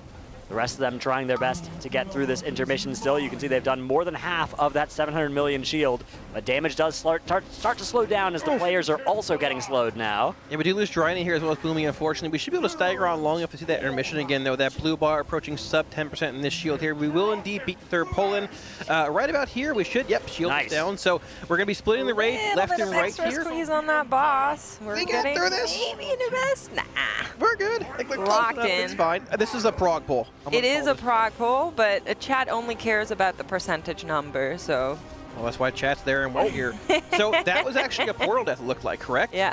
I'm not 100% sure. There shouldn't have been one exploding just yet. I think we saw... So what? Yes, look here. Interestingly enough, there's no dispels on this portal, but there were 2 on the other one. Was there a mix-up in... Yeah, so maybe somebody went through the A portal twice. Yeah, I believe that's the case. And then the B portal, maybe there's something bad that happens if you try to do that. Might have been a mix-up there, unfortunately. Interesting. We'll try to see if we can get that up on the replay here, because we definitely want to see what exactly went wrong there. But just a quick reminder. Yeah, there we go. The boss does go away once that shield is over, so there will not be progression in terms of boss HP, but rather in what you can see. But here is that so moment. Let's see if we can figure out exactly what's happening here. So the portal does get an animation when it's starting its cast up above it. You can see that animation there, that red thing saying, okay, somebody come soak me. And we saw Nick go in and Zevi going into the same portal, and that looks like it wipes them. So yeah, I think what has to happen here is you can't send 2 people into one portal before you've sent 1 person into the other portal on the other side. I think the explosion was from the other side, though, wasn't it? Like, yeah, let's look here. So we see Nick go in right about in a second or two here. There's Nick, there's Zevi. Look from the left bottom part of the screen. Yeah. Is the explosion from the bottom? I believe it is, right? Because nobody went near the portal, correct? Yeah, so maybe they just were slow to get through the other portal, or maybe sending a second person through one portal before anybody's gone through the other portal is bad. Maybe that kills you. Right, because you can see them both I think come no through. one went in on the other. Yeah, so here's a perspective on the other side. Yeah. That portal is definitely highlighted like, hey, somebody come help me. Yeah. So we should see Nick come through right about now. Yeah, there's Nick's Nick through. appearing. So there's one dispel from Nick, which should happen about probably when he dies, realistically. But there's Zevi as well. So they both come through with bang. explosion. Yeah. The explosion is like right after Zevi comes through, so I'm not sure if they were slow on this portal or if it was the second person coming through. Interesting. That likely shouldn't happen either way, but it's probably worth testing We've out. got Nick's POV now. Yeah, okay, you can see there's a cast bar above it, and that interrupted that cast. And then we have a cast bar over this portal, and that cast bar finished. So I think we can say with some certainty here that it wasn't 2 people going through. It was just the fact that that one portal exploded. So Great detection. Didn't work, have anybody everybody. go through the portal on this side in time. Might have been a mix-up on Also, who's on each side, but however, Nick has set up this cast bar is really good, I think. And if that is possible to get for everybody on this portal, that will probably be ideal because that seems. You mean the Shadowgate cast bar? Yeah, look at the portal. The one above the raid frames. Right. Is. I'm not even talking about the one above the raid frames. I'm talking about the one above the portal on the portal. In the but that's the game same as thing. well. So he has actually a weak aura for these casts. I Right. would assume. Those weak auras that they were talking about those, but one problem with those is that you don't know which portal is your, like Yeah, which it one is also referring to didn't your interrupt. side and the other. I thought if it interrupts, maybe the weak aura vanishes, so you can see if somebody didn't go. But So they are 10-second casts, but then there is a bit of a delay between those casts, it looks like. Interesting. Yeah, getting back to that prog point multiple times here, though. Very good to see from them. Being very consistent this morning. That is very good love to see indeed. it. Looks like they are thinking about that poll as well, looking at what happened there. We've got to assign sets of 2 players to go through. And an interesting problem is going to be, if we do need to send a tank set, we have to find a time to be able to do that. Otherwise, we need to think about swapping our DPS in such a way that we're not going to lose, damage or uneven our damage too much for when we do get to those middle platforms. Right. So, talking about that, it's kind of a discussion that we had once we saw Ansarek for the first time. What is the comp going to be? It all depends on that second phase, what the ads are looking like, and so on. Now that we know there's a lot of back and forth portaling, do we have any thoughts on the specs that we have in the raid? I don't know. I mean, like, there's not a whole lot of flexibility, I don't think, necessarily here. There's always the possibility of swapping out that Rep Paladin that they've done a handful of times. They have the mix of, 2 Prez, 2 Dev Evokers. Actually, is it 1 Dev and 1 Aug? I don't actually know at this point. I should know this, but, I know at least Sang is playing Dev. I don't know. There's probably not a whole lot of flexibility here. Dratnos, do you really see much they could possibly change? I don't think the portaling mechanic really changes too much about the specs we'd use. There are certainly some specs where you can imagine that if they're in their CDs, they're not going to want to portal. But you would just assign them to portal when they're not in their CDs, right? Like you could think about, a Frost Death Knight in Breath of Sindragosa. Obviously, they're not going to want to walk for 5 seconds into a portal, come out the other side, and drop their breath, right? But you can just make sure that, we swap our Frost DKs sometime when they're not in their CDs. And I don't think that changes too much. The one class and spec that I think has been looking really nice on this fight, those Evokers look really good here. Those time spirals seem extremely valuable during the intermission for helping keep everybody away from the middle of the boss room.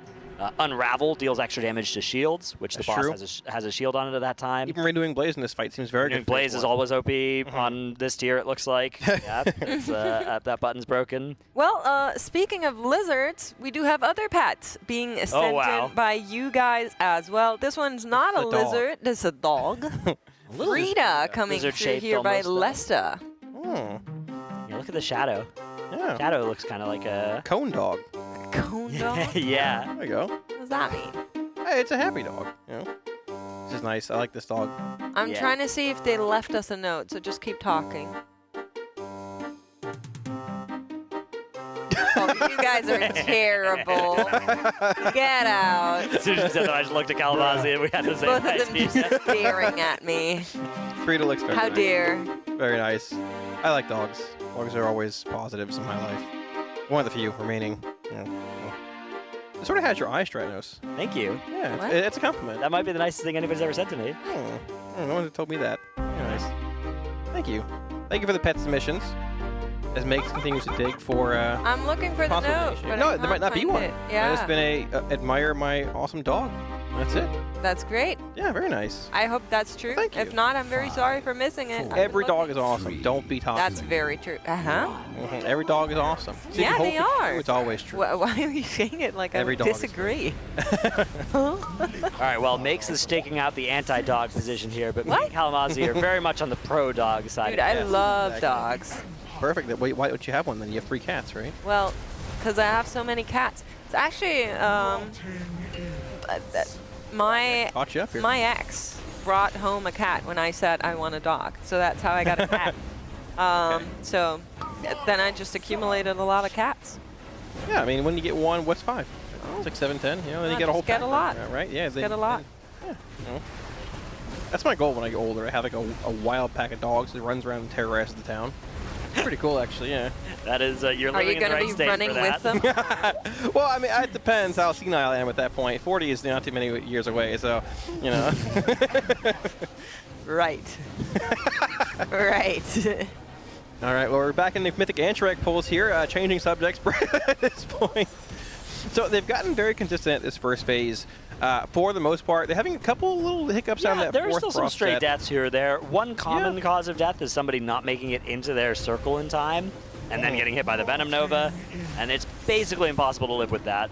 You're just taking so much damage, the next Liquefy is almost always going to kill you. Yeah, those offset Venom Novas as well, like the Froth Pops basically, when you have that 4th set coming in, which is after this one here, can hit exceptionally hard. See Sang committing Obsidian Scales to this pop right here. 1, 2, and 3 flying over, all that easy. Getting out, still casting with his OP hover mechanic, no problem. Dodging these swirls that are coming in. So this next overlap here is going to be a mix of these webs, followed by these like green fell pools being dropped, and then that 4th set of froths coming in, which is the 4 soak. Spreading for these webs really fast here, needing some fast AoE. They explode quickly, all is going well. Draco does go down here. We've actually already committed a res, so we're going to have 19 players for this, and this is where it becomes a problem. Atlas goes down here as well. We're going to have 2 less players to soak these 4 froths. This is going to be a lot of raid damage coming. Now we're going to get a 6 stack of the debuff. That hurts a lot. And we're going to be light on damage for getting through the intermission too.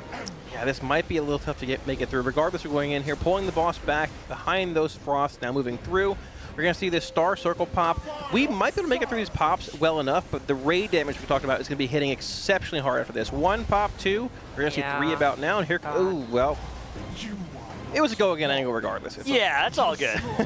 So just to explain, every single time you send one of these froths, it is rate damage that does come out. So if you send them too close to each other, it's basically impossible for the healers to get the group back up, which is why we're sending them out staggered. And sometimes there's only like a second between when they should be sent, and that is very hard to time and can cause a lot of chaos during these tries here. But we did get through it quite a couple of times, so I'm very positive that we will get to keep going through it. Yeah, so still a very good bit of progress to be made today, but lots of time to do so. I don't think that intermission is going to be exceptionally challenging either once we get there with a clean 20-man raid alive. You're going to see, I mean, once again, the main mechanic from the intermission we see are those void portals, which need somebody to swap basically once every 10 seconds. I wonder what that picture is from. Basically once every 10 seconds. I wonder what's on the rest of that picture. Just a nice man smiling, I'm sure. Yeah. Well, speaking of pictures, I think I have something to show that's definitely better than. Because here is Trazyn the Infinite. So I'm not sure if that's the dog or the cat. That's guaranteed. But they both look very, very royal. Like floofy. Very nice. Is that a Russian blue? Yeah, that looks like a Russian blue. Oh, I love those kinds of cats. Like, any kind of... It's easy to tell the cat's name is Trazyn the Infinite. Oh. Cats have these epic names. You know, Arthur. My cat is called Slayer, Sebastian. You know, Vladimir the Impaler. Dogs are just like, that's Carl. That's Bob. It's just a very basic name, right? Okay. But it's perfect. It works. You know. Oh. I like how the kitty's just sitting between two of the chairs as well. It's his perch. Yeah. So, like my okay, drawing perch. I found a note. Oh, we said it wrong. This is my service puppy in training, a 9-month-old blue Merlot Australian Shepherd with tail intact. His name is Trazen the Infinite, overlord of the Nihilak dynasty, chief oh, they should have gotten someone else to read this.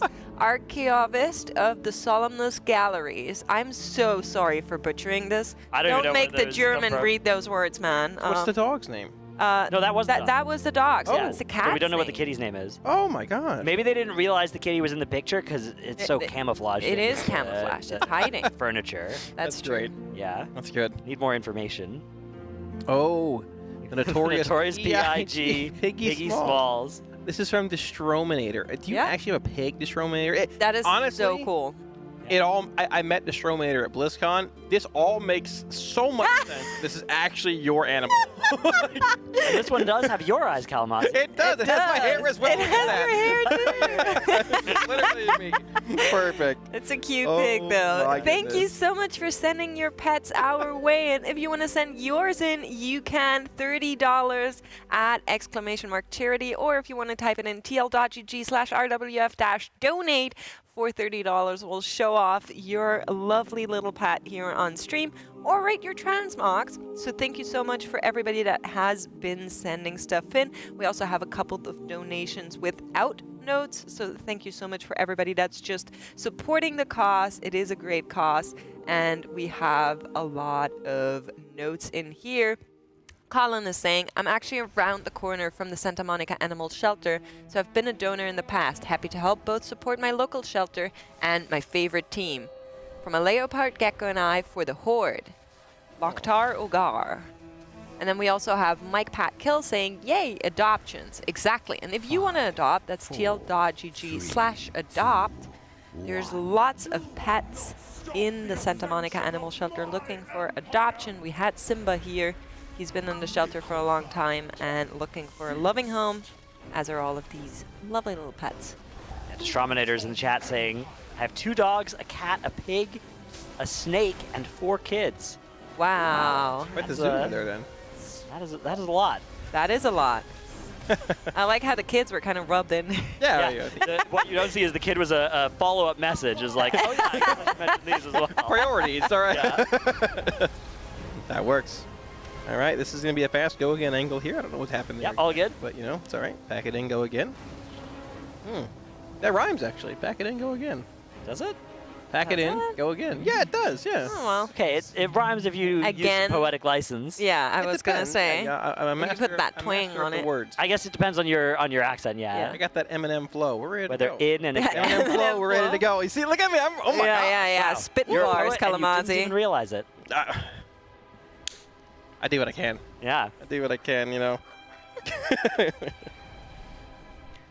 What was our poll count predictions for this boss? Because I feel like we've been blindsided by the Silken Cord. I never really looked at what people predicted for the Queen Ansarek. I think I had like 2, like, well, I guess 269. Yeah, you're No, nice. that's Silken Court. Yeah, that's not. Yeah, that's I think I Silken had like 210 in this fight, I believe, give or take. We'll see if we can. A lot of us had it as a smaller pull count than Silken Cord, I think, which right. I suspect is going to end up being wrong. This does seem pretty nasty, although we have already made a decent chunk of prog, right? P1, the whole blueprint to P1 is there. The first intermission, the only intermission as far as we know, the whole blueprint is there.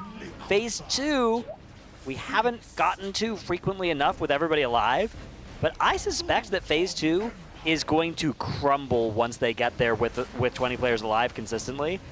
It doesn't just seem that hard. It seems like heroic, but with portals. Yeah, you just basically assign who goes into the portal, and that's basically it, right? That being said, we don't know what the middle platform and stuff look like. Those could be really nasty on this difficulty. Maybe there's a 4th platform. Who knows at this point? Maybe. Yeah, but it makes it hard to predict what this fight's going to look like. I think, looking at what we've seen, I would still predict either like a late tomorrow or Friday angle for this boss dying more than more likely, but that phase 3, while it's not as challenging as phase 1, I think, on Heroic, it's still a lot going on in that phase, and they've also done a good job at making these phases different cadence-wise. I wouldn't be surprised if phase 3 just slams, too. And also, with a fight being 9.5 minutes long, the further you get into this fight, the longer those pulls go, the longer, like, progression takes you. So I think, like, 200-ish pulls is probably still on track, give or take, but we'll probably know a lot more tonight after dinner. Hopefully, sometime in this shift, when we see through a clean phase 2. I think one of the most important variables for this boss's length of progression is going to be how much they're able to make phase 1 consistent. Right. Because if phase 1 is consistent, I think that we can make some very rapid progress on the later parts of the fight. If phase 1 is inconsistent, we're going to be seeing these later parts of the fight every few pulls. We're going to be seeing them with people dead. We're going to be seeing them without battle reses. We're going to be seeing them with cooldowns being scuffed and things. And that is going to make it much harder, even if P2 isn't necessarily that hard of a phase. If we're never reaching it with 20 players alive and all of our CDs like they're supposed to be, I think it's going to be very hard to make quick progress, and we're going to be entering that 200 to 300 pull range. Right. I'm thinking 210. 210. I don't know what I said a few days ago, but I'm thinking 210 at this point, roughly. I think 200 is kind of a good ballpark for this boss.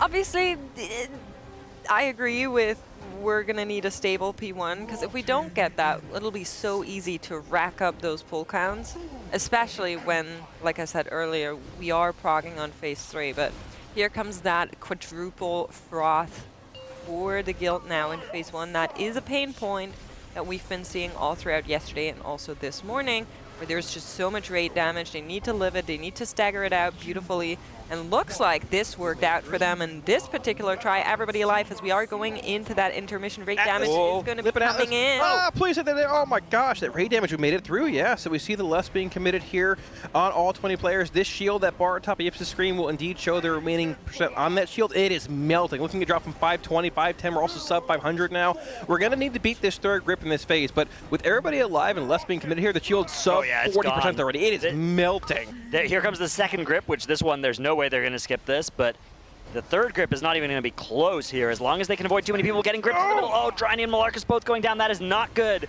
but it's okay. We'll still be able to make some prog into the intermission here, into the second phase, rather. Also go down here? Yeah. Oh my gosh. So you get a little squeeze window here, right? Right after little bit of that damage to the boss shield here for is a second. over, before she goes immune, you can get out like 1% more of her health, where that bloodlust is still running. Okay, so here are those portals. They're about to explode now. Yep, Looks Nick like comes through the first one there. Nice. Both portals have been used. Ooh, Nick goes down the other side players here. Dying Just there. bleeding out a little bit, unfortunately. We do see Nick coming through, and that looks to be... Okay.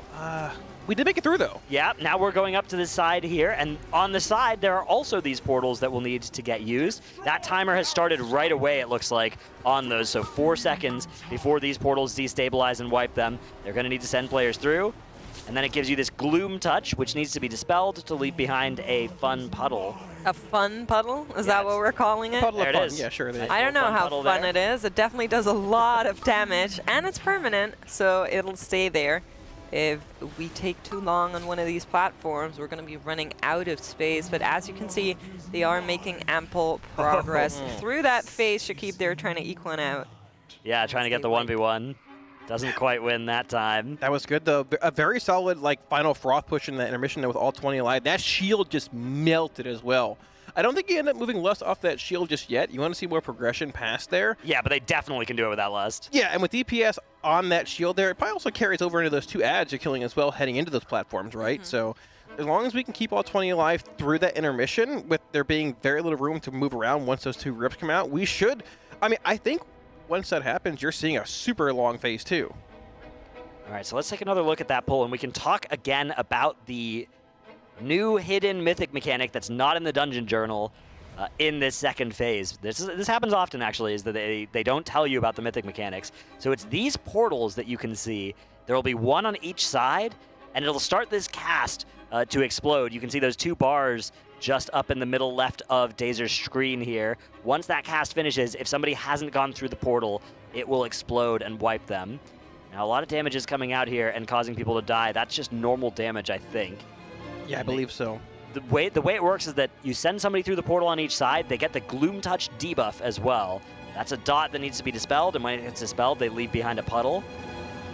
Yeah, it It might not seem as bad in that first part of it there, but when you have multiple debuffs coming through on these smaller platforms here, with those grips coming in and those lines to dodge, it can be pretty hectic pretty quickly. And then you get to these side platforms. Again, you now have a portal on Mythic that needs to be activated by one player on each side, swapping them to the other side. Yep, same here. Have these webs coming out, which is going to pull the you Dispel back also does some edge. raid damage potentially there. It looks 100% sure. On lower difficulties, there is a Dispel that does do some raid damage on the second platform that maybe this replaces that. There's webs here as well from these grips. I didn't notice that. Yeah. They're not there on Heroic either. So there's literally webs on the Phase 2 platforms from the grip. Like every time you get gripped in, you're going to leave behind webs? Yeah, so just like in the intermission? That's crazy. So there's webs with the dodge line, with the actual dispels coming out from these portals every 10 seconds. This is going to be... You're probably going to want to be stacking mostly over on the right-hand side from our current perspective for the first grip, So and you then can be take moving the your way bridge. to the left across this platform. But Right I where that suspect, bridge extends. I suspect there's going to be some element of just dodge and figure it out. You can only click the bridge once the ads are down, Yes. right? Yes. So there's no way you could kind of like open that up and then use the pathway to maybe I don't save think some so, space. no. It is interesting. On the lower difficulties, you click those two pylons and the bridge gets created, and as soon as you click the second pylon, the boss will cancel any active grip attempt that it's making at your side. I suspect it will work that way on Mythic as well, so we may see a few of them where there's like 1 second before they would have gotten gripped off, and then they click the pylons, enable the bridge, cancel that grip, and it's all safe. Yeah, interesting. I was expecting the grip to be a little bit stronger on Mythic, actually, compared to Heroic and such, but I guess like we're not going to have some secret split raid rounds to get gateway strategy implemented here at this point, but regardless, with those webs dropping in that intermission alongside the debuffs and coordinating the portal swaps, like you mentioned, you have essentially up to 10 portal swaps total for that entire phase if you want to swap the tanks, which probably happens at some point when you're finishing off the ads in one platform and heading to the next. But that gives you about, like Ratnos mentioned, probably about 2 to 2.5 minutes max for the intermission if you find ways to milk out that portal being interrupted late, transitioning at certain points. But you only have 10 swaps. Past then, you can't do it again. The portal will finish its cast. It's going to wipe the raid. So it's a bit of almost like a DPS check in that phase as well. And keep in mind, Phase 1 also is not duration-based. It is duration-based. It's Phase not 1 is based off duration. boss It's percent. 230, So the lower you get the boss, the lower it's going to be in the final phase. So we don't know what that number really looks like right now, but I'm sure it's in the back of their analyst's mind saying, okay, well, we pulled damage off the boss in Phase 1 for the shield. Now, can we move everything back to boss damage in Phase 1 once we get more consistent? At this point, still keep breaking that shield as top priority. I agree. I think it's going to be a lust in Phase 1 once that shield is stable, and then once we see Phase 3, if the coolies line up, then that's probably where that bloodlust is going to go, like you were saying earlier, Kalamazi. Yeah, probably. I mean, it's but the best milk that's like a whole way away for now. We have to get through that ad phase first. I feel like we'll see through the ad phase at some point tonight. As far as like lusting on pole versus 3, it's close. I mean, I think you would like to just hold for Phase 3 at that point, because in Phase 1 you are dodging the random like the acidic pools that are placed in the ground, webs, dealing with froth effects. There's a decent bit of downtime when you come out of that intermission into Phase 3, at least on Heroic, where the boss is just sitting as a puppet or a dummy in the middle of the room just RPing. You can get a lot of burn damage in there. It'll also carry over into the tank ads, into the first web set, but Phase 1's a good option as well. So just to kind of explain what's waiting for us that we haven't seen yet, you've already mentioned the portals in that ad phase. In that last phase, you get the same portals you get on Heroic, and I believe also normal, but there's ads hanging from the ceiling, like there's an Heroic. These, once they die, drop off an item that you can only hold for 15 seconds, and then you get a debuff, and you also drop the item on the floor, and you will need to pick up that item and carry it through the portal to avoid the rings. If any of these items stay on the floor when the ring comes, it actually it destabilizes the ring and messes everything up. So you're going to be needing players each to carry one of these items through the rings in like a staggered out way for every single time we have those rings. And as far as I know, the items don't despawn. So that is going to be a whole nother level of difficulty that's waiting for us, lurking around the corner, and will definitely be there for a while. I don't think there's, just to kind of circumvent what I've been seeing in chat, there is, I think, no world where this boss goes down tonight. That's some hopium that I'm seeing there, but we are going to be, I think, seeing P3 at least. Yeah, I think so. I think it's unlikely it will die today as well. Although, you got to remember, this boss is going to be subjected to 10 hours of Liquid progressing it. Oh, true. You can have a pretty hard boss fight die under those circumstances, especially now that they're here with week 2 gear. These DPS checks don't seem as tight as if they'd been trying to make them happen at 622 last week. Now that they're up at, well, what item level were you now? 626, something in that range? 625.2, I believe, was their Silken Court kill. So yeah, probably 625.5, give or take. Yeah, plus we have Mantis runes. 625.2, and Echo, now that they also pulled Queen Anserac, is sitting on 624.8. Interesting. So Okay. Liquid actually a slight eye level advantage now on Queen Anserac. Although I wouldn't be surprised if over the next the next day or two, those Some numbers crafts drop a coming little bit out. You know, more. they just finished their re-clears. Yeah, We'll see where it lands. we may also swap in and out some characters, and that may change the average eye level. Yeah, very much so. Let's take a look at our poll predictions because we have them up here. So I said right. 180. I'm Dratna wrong. said 255, and you, Kalamazzi, a little bit high. Maybe you're right. Maybe he's mad at me. 325. Disappointed in me. I think Dratna's probably the closest here at 255. Probably. I think 180 is a bit too low. I was kind of operating on, it's the first race, the first raid of the expansion. Well, usually those are kind of easy-ish. Usually. Usually, but... Well. Yeah. No, I think you guys are much closer than I am. I would say 210 if I had the option to guess again right now, probably, give or take. I don't know. I feel like a huge question mark is that last phase. I think that the overlaps on that phase, even at the end of it on Heroic, are super brutal. We don't usually see that on Heroic kills anymore because you just have enough gear to skip the later overlaps of that phase, but they're actually really nasty, and that's just the Heroic version of that fight. I think that phase is going to be super difficult on Mythic, and that can really inflate the pull count here. So you're saying it dies Sunday? I wouldn't be surprised if we've got to rebook some flights. That's all I'm saying here. I am expecting that we got to rebook some flights, personally, but... I think Friday evening it could probably die, possibly. I think it could, yeah, I mean, I think it could die tomorrow. Okay. It's definitely possible, but I wouldn't be counting on it for sure. Yeah. Dazer told me with his unbiased prediction before today, walking down here, that it dies at a weekend. At the weekend? But the weekend, it can also mean Friday night.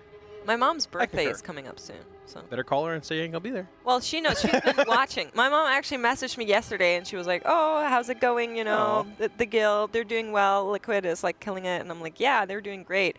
And she's like, you look so relaxed, natural, but professional. And I was like, okay, Mom. When is her birthday? On the 29th. It's exactly that'd be 1 close. week before mine, yeah. Oh, okay. Happy early birthday. I'll probably... don't say that. That's bad luck in Germany. But... oh, we're not in Germany. We're in California. Oh, well, Good but luck we're here. German, so... You are? I You don't are, yeah. Yeah, my mom and I. Okay, yeah. All right. So it's bad luck to wish somebody happy birthday before their birthday? Yeah, it is. I see. Because you're... Forget it. Don't have a good I don't know the Forget it. entire lore, but I looked it up once, and it's like...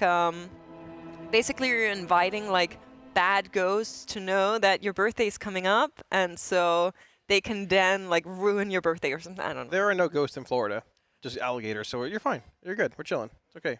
I'm just saying. Happy birthday. All right. Well, goodness. Well, Great. I think Friday. I'm calling Friday. It's possible Friday? somewhere in the world. I think Hopefully Friday, here, though. too. Yeah. I mean, the eye level disparity is interesting as well because I believe Liquid might have done a little bit more BOE farming. That wouldn't surprise me, yeah. Yeah. Like, They were also a little bit lucky on those BOE farms. We had one run where 2 dropped. That was That's a good pretty moment. good. I've done a few of those runs, and the average is 0.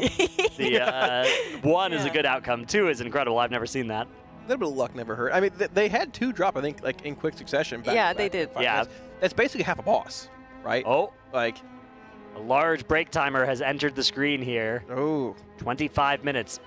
My suspicion is that's a lunch timer. Oh, it might be. Very likely. Oh, interesting. Also, we're top of the hour, so just letting you know, then now that we're getting closer to potentially an end boss kill, you might want to use those prime subs if you have them ready, or just normal subs. You do not want to be in the situation where a boss goes very low and you're getting edged. I am assuring you that much, and we need to finance this somehow, so huge shout out to everybody that has been supporting. And we are also, I believe, going on lunch break. I haven't heard the queue just yet, but I can see the Raiders all coming in. And what is for lunch? Do you know? Anybody knows? I think it's braised beef with mashed potatoes. Oh, Maybe I dinner, think don't it's the know. Dragon Slayer special, is it? That's dinner, I think, today. Oh, is it maybe. dinner? Oh, I might have mixed it up. The Raiders are having a steak and fajita bar, chips and salsa, rice and beans for lunch. Yeah, there you go. Thank you, chat, and thank you, moderators, who set up that command. We're going to be heading into that lunch break. Huge shout out to all of our sponsors once again: Coinbase, Secret Lab, Monster Energy, Alienware, RaiderIO, Wowhead, Warcraft Logs, and the DungeonDojo. We're going to be seeing you after that lunch break.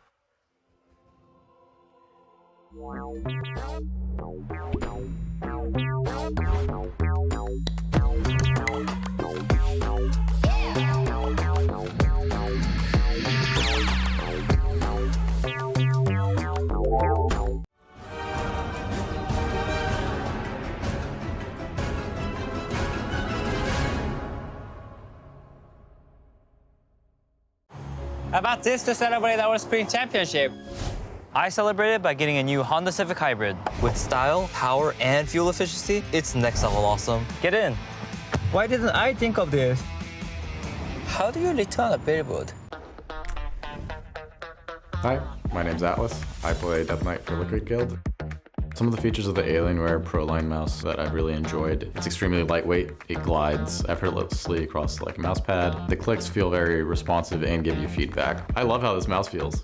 WoW players inherently mash their keyboards like crazy, so it's good to have a reliable keyboard that is responsive and easy to have clicks on the keys. Can I keep it? Hi, I'm Exile, and I play Rogue in Liquid Guild.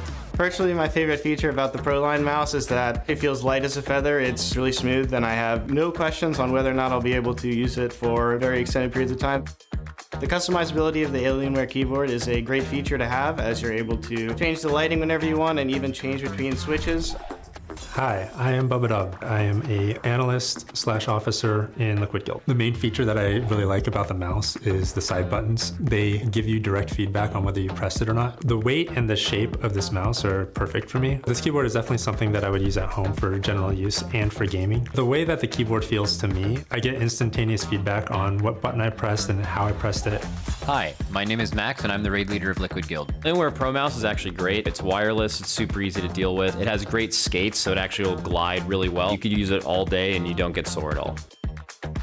So the Alienware ProLine keyboard is actually great for WoW. If you want smaller desk space taken up by your keyboard, it can also connect to 3 different devices through Bluetooth. And just overall, it has a great feel. This might be the best keyboard I've ever used.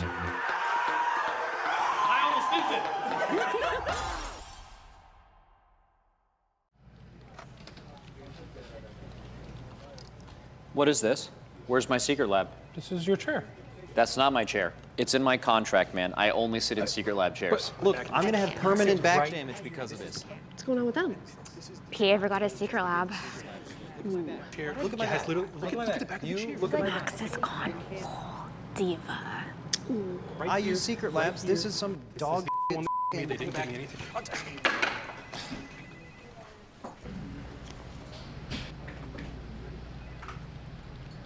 Ever since Max renewed his contract, he's been like weirdly obsessed with secret lab chairs. Oh, sorry. Let's get this. He does everything in them. Like everything. There we go. Right there. Like I get it. They're great chairs. But it's just like a bit much. Just like a little too far.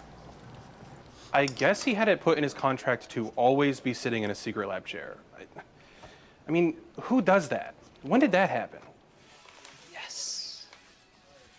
Good secret lab. Look, it's not about the design or the comfort. It's the personalized ergonomics, right? Why else would it be in my contract? I want it wherever I'm at. I feel like people here just don't get it, you know? For sure. Like, it's like when you're used to sushi and then you go back to canned tuna. You just don't want that, right? No one wants that. That's crazy. I feel like we should be focusing more on prepping for the actual race than like what chairs we sit in. I mean, like, how comfortable can they really be? Oh. Okay, I kind of get it. Let's move my 2 to a 3 and my 5 to a 7. I'm gonna take a quick dinner around then. Actually, you know what? Instead of the 3, maybe move that to a 1. That way I don't have to come into the office until way later, hopefully. Hey. Yeah, sorry about that. Look, it is what it is. I'm a nice guy, but Secret Lab, that's the only chair this butt sits in. There's either a Secret Lab there or I'm not going. All right. That's a wrap, everybody. Thank you. Have a good night.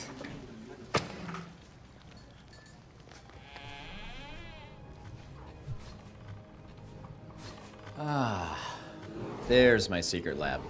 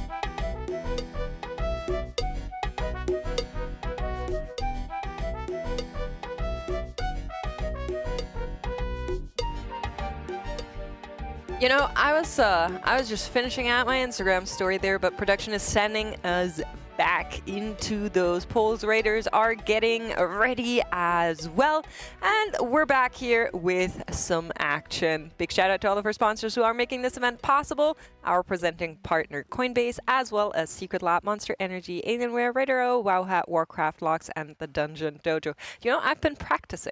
How fast can you really say all of our sponsors in like one breath? That was good. That was actually pretty solid. That was a good run. I've been getting better at that. That's good. Did you guys get a chance to talk to the Raiders during that lunch break? A little bit, yeah. Talked to Driney a little bit about the Phase 2 strategy that they're going with and the healing requirements with those dispels, whether or not turns out there is a little hit of raid damage when you do dispel the circle that you get after going through the portals, so that's something that they're figuring out, but it doesn't seem too difficult numbers-wise. Like, the numbers situation seems reasonable. It's not one of those phases. Sometimes you get to a phase like Razagath intermissions, and you're like, okay, we don't know how to make the numbers work here. We're going to have to go back to the drawing board. Sometimes you get to a phase like that, and the answer is just, oh, the numbers are twice what they should be. Other times you get to these phases, and it's like, okay, this seems really hard, and then you end up figuring it out. This one, I think they've got the numbers ready for it. Speaking of numbers, let's take a look at our Coinbase leaderboard here. Liquid, Echo, and Method, after that insane run from Method last night, sitting at the 7 out of 8th. I don't know if their reclear has already commenced. Maybe chat can let me know. It is getting late in Germany, but here's our Honda Boss progress as well, reaching those 63%. But of course, we know percentages on this Boss Kalamazi, a little bit fake. A little fake, yeah. So you have the Boss is duration based. It's not health threshold based when you push that intermission. Right. So that poll came, I think, about 2.5 hours ago, well before they hit the intermission, like breaking that shield, right? They likely pulled some CDs off the Boss to put it on the shield. Now, at a certain point, when you have enough DPS on the shield, maybe allocate some more back to the Boss so you can find a lower threshold pushing. But right. There's no damage threshold there you're hitting to push the Boss. There's a very good chance that when this Boss dies, they're probably going to need to push out a P1 even lower than 64%. That seems likely to me that there's we're going to start seeing them trying to milk that more and get more and more damage there. But right now, that's not important. Right now, whether we push out of the first intermission at 70% on the Boss or 60%, is the same because all we need to do is prog P2. Right. So they're going to be using as many resources as they can, either in the intermission or at the start of P2 to help make that happen. And that 63% best pool is probably going to stay there for a while until we get to P3. Once we start getting that P3, once we get our first P3 push, if it's like heroic, there's going to be 20 seconds of just hitting the Boss at the start of that phase, and the Boss is going to lose a lot of health during that time. So do you think there's a world where we say, oh, the shield is actually fine, let's just put that lust back on P1? I don't think so yet. I don't think you lust P1 yet. I think what you might want to do is take the lust off the intermission and start using it on ads? Whenever stuff gets bad in P2. Okay. And you're just using it as a progression tool, which is like, okay, we have 17 people alive, a couple people have died. Let's try and see further into this using Bloodlust to make up for the fact that a couple people are dead on this poll. Yeah, good idea, I think. Yeah. You won't see it on the shield in a prog kill. You'll either see it in Phase 3 when they push in that big Boss burn, or it could be a Phase 1 thing like you're saying. I think there's a bit less movement in Phase 3 when the Boss is just stationary. It's probably Phase 1 burn. is really hard, but yeah, it's worth, Yeah, but they're making it through Phase 1 without it. Either way, you're probably not going to be using a Bloodlust at a time when it's going to help the healers too much. You're mostly going to be using it for damage. Spy Masters as well. Yeah, so P3 has the benefit of the Spy Masters. The problem is that you probably won't have all of your CDs ready for the less at the start of P3. Versus pull. Whereas on pull, you always have all your CDs. So historically, even with the Spy Masters we saw on like Kaiveza, that lust pull on it ends up just being better usually for damage. Yeah. Well, maybe this will be different though. We have good news because we are going to be checking in with our charity partner, Santa Monica Animal Shelter. You guys have been doing great at getting us closer to those stretch goals, and I know Tettles is going to be happy to see that we are less than $400 away from getting a date with the real Void Mummy herself, Xalatath. I don't know. Really, I have so many questions about this, and I think it's better if I don't know. It's crazy as well, because all of these different, charity goals, right? Which is like, oh, who wants to eat bugs, right? And nobody jumps to volunteer for that. So strange, really. And yet, the date with Xalatath pops up, and all of a sudden, Tettles is just in the building. He's ready. He's sitting in the wings, waiting for us to get to that 20,000 point, offering to swap in for shift. What a surprise! It is crazy how that works out. Yeah, I believe his own words were he would be begging on his knees to do that. So I believe it's pretty hard locked on who's going to be able to finish that charity goal once we get there. But if you want to help us get there, you can donate. Of course, any amount helps, but if you want to get a little something for it, $30, and we'll show your pet on stream, or we'll rate your transmogs here on the broadcast. Just a little update for you guys. The guild is currently not yet pulling. We're still setting up after that lunch break. I saw some of them just standing there signing some of the jerseys that we're giving away. So they're preparing all of that. Yeah, I would expect to see Phase 3 within the next couple hours. I don't think Phase 2 is that difficult. I mean, we haven't seen the middle of P2 yet. On Heroic, one of the harder parts of P2 is the second platform where you're getting those dispels. On Mythic, you already have dispels being taxed by the dispelling of the portal debuff as well. So if those are simultaneously needing to get done, that might actually be kind of tricky to coordinate and might be an awful lot of raid damage that they're having to deal with there. So I wouldn't write off P2 as being easy just yet. We also don't know what the DPS check. P2 has a couple of different DPS checks. You have the DPS check of getting to that second platform and killing the ad before it kills you. True. You have the DPS check after that of getting to the end and interrupting Queen Ansarek before she kills you. And you now on Mythic have the DPS check of using the portals before they kill you, and you can only do that 10 times before.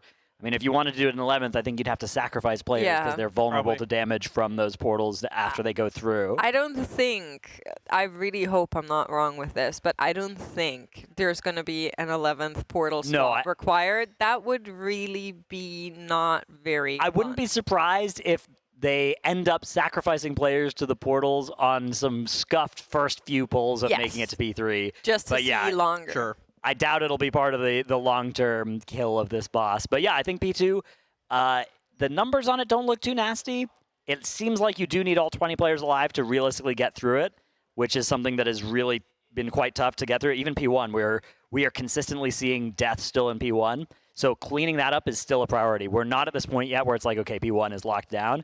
There still are optimizations to make in that phase, and it's probably one of the main phases they're still thinking about. But yeah, of course, it's exciting to be thinking about P2 now that we've started to see it. Too. I think we've got an Azoth on our hands. I think we're going to see the end of the fight and be like, oh, we got to find 30% more damage in the boss. I wouldn't be surprised. Yeah, exactly. I think that's an Azoth on our hands. 63% pushing out of P1. I bet we are going to be looking at this in the future, and it's like, 58% is the number that boss needs to be at. Or even lower, like that. Could be. So exciting times, though. P1 is pretty hard on this boss, which notably is rather rare for bosses. Usually P1s are kind of lame. This one has it in it. It's very, very hard. It's a lot you need to do there. And I feel like with P1 being this hard, you also need to an at least equally hard P3, because it'll just feel bad if you don't. So I have high expectations for that last phase being a breaker. I don't know how you feel. I've heard some people say it might be easier than P1. So it is on the lower difficulties for the first couple of minutes of P3, right? Like, it's kind of chill at the start, and then you can kill the boss before you get the nastiest overlaps. I don't know. There's a lot of potential in those P3 mechanics, and on Heroic, they kind of don't start ramping up for a while. On Mythic, I wouldn't be surprised if you get into P3 and it's like, the overlaps are nasty from the start, and then they get nastier over the next few minutes. I'm reminded somewhat of Sarkareth a little bit on this difficulty curve, where it's like really, really hard P1, and then P2 is maybe a little bit chiller, a little bit ads, that kind of stuff. And then P3 again is hard, and that's where the bulk of progression needs to happen. But you're right, P1s are rarely as difficult as we're seeing on Queen Ansarek. Usually the P1 part of the fight is like, okay, we figured this out, and then we're pretty consistently getting through it. You think of Fireack, even Razagath. Razagath had a hard P1, but once you were progging the later phases, P1 became pretty consistent and relatively, I don't want to say easy, especially with before the Winds nerf on that fight. There were always people that were in the trenches in P1. Yeah. But yeah, it's usually not as tough as we see on a fight like this. Like the P1 here is incredibly intense, especially when you get to that 4 froth overlap. That is really nasty. Yeah, they changed the cadence of the phase as well, too, right? In phase 1, I wouldn't be surprised at all if phase 3 has a cadence. I would be shocked if it was the same as Heroic. Yeah, I think it's going to be much more fast-paced. I think just based on how P3 works, it cannot be the same, because on Heroic, you get the rings and then the ads. Yeah. And you want to carry the items that the ad drops when they're killed through the rings. So I would assume it's at rings, rather than the inverse, which is how it is on a heroic right now. Yeah. So that is at least a change that I'm expecting. And it doesn't really make sense to add a whole item there that you need to carry through a portal through a ring, only for that to occur in the opposite order. Yeah. Yeah, I mean, it works that way on heroic, right? Like you do have to carry them through, and but heroic sort of gives you a ring without that first, right? Yes. Yeah, and I don't think Mythic is going to offer the same level of friendliness. I think Mythic is going to be quite nasty in that last phase. I think you're going to be getting those shackles. I suspect there's going to be more that we don't know about that phase as well. That when we get there on Mythic, it's going to have, and it's going to be nasty. You could have portals there too, honestly, with limited use. I wouldn't be surprised if instead of 3 ads popping up out of the middle, it's all 6, for instance. I can see that, yeah. Yeah, right at the start. That wouldn't surprise me. Or it could ramp up like the frosts do. It could, yeah. Although so you suspect that they're permanent, right? You have to keep moving the things they think the drop. items will be permanent, so I think it'll be 3 items on the first one. Yeah. And then once the next ad spawn, you'll have to carry 6 items. Okay. And if they would ramp up, that would be a very short phase to deal with. Well, you could do. You couldn't actually do 3, 6, 9 without it being a wipe on the 9 because the 3 would have had to be carried twice already. So you'd be out of debuff. So if that works, then that would be like the hard and rage of the fight. Unless you could blink the rift or something with them, blink the Nova. It wouldn't need to double, but it could be like 3, 4, 5 ads, like the frosts are. Yeah. So at then what it would point? be, I think that would still work. So that would be 3. Yeah, 3, 7, 7, 12, and then. Yeah, this sort of over at that point. Right? Well, 3, okay, 7, 12 would work. They have 18, I guess. No, because you'd still have the debuffs from the 3. Yeah. But it could be 3, 4, 4. 3, 4, 4, 2, 3, 4, something could work. 2, 3, 4 so would it work, could but ramp in a way. We're highly theorizing right now. In case you're wondering, numbers. It's like the Hangover. All the numbers in the head. I remember let's doing just this for quickly Death Sentence explain on the this Jailer. again. So at the very end, on that donut-shaped phase, you get ads that are coming from the ceiling that you have to kill. These ads, very good. Nice.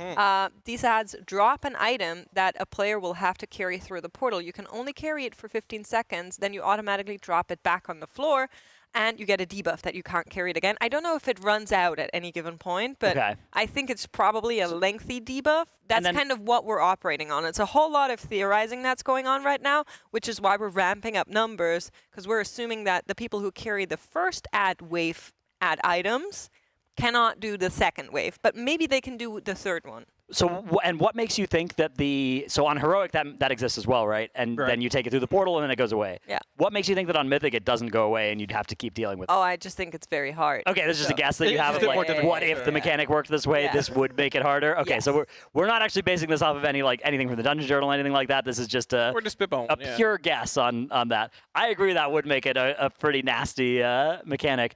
I wouldn't be surprised if the Mythic change in P3 is instead something that's just not a twist on a mechanic at all, but something entirely new, like the way those portals in P2 were. You saw them and you're like, oh, that's that. I've never seen that before.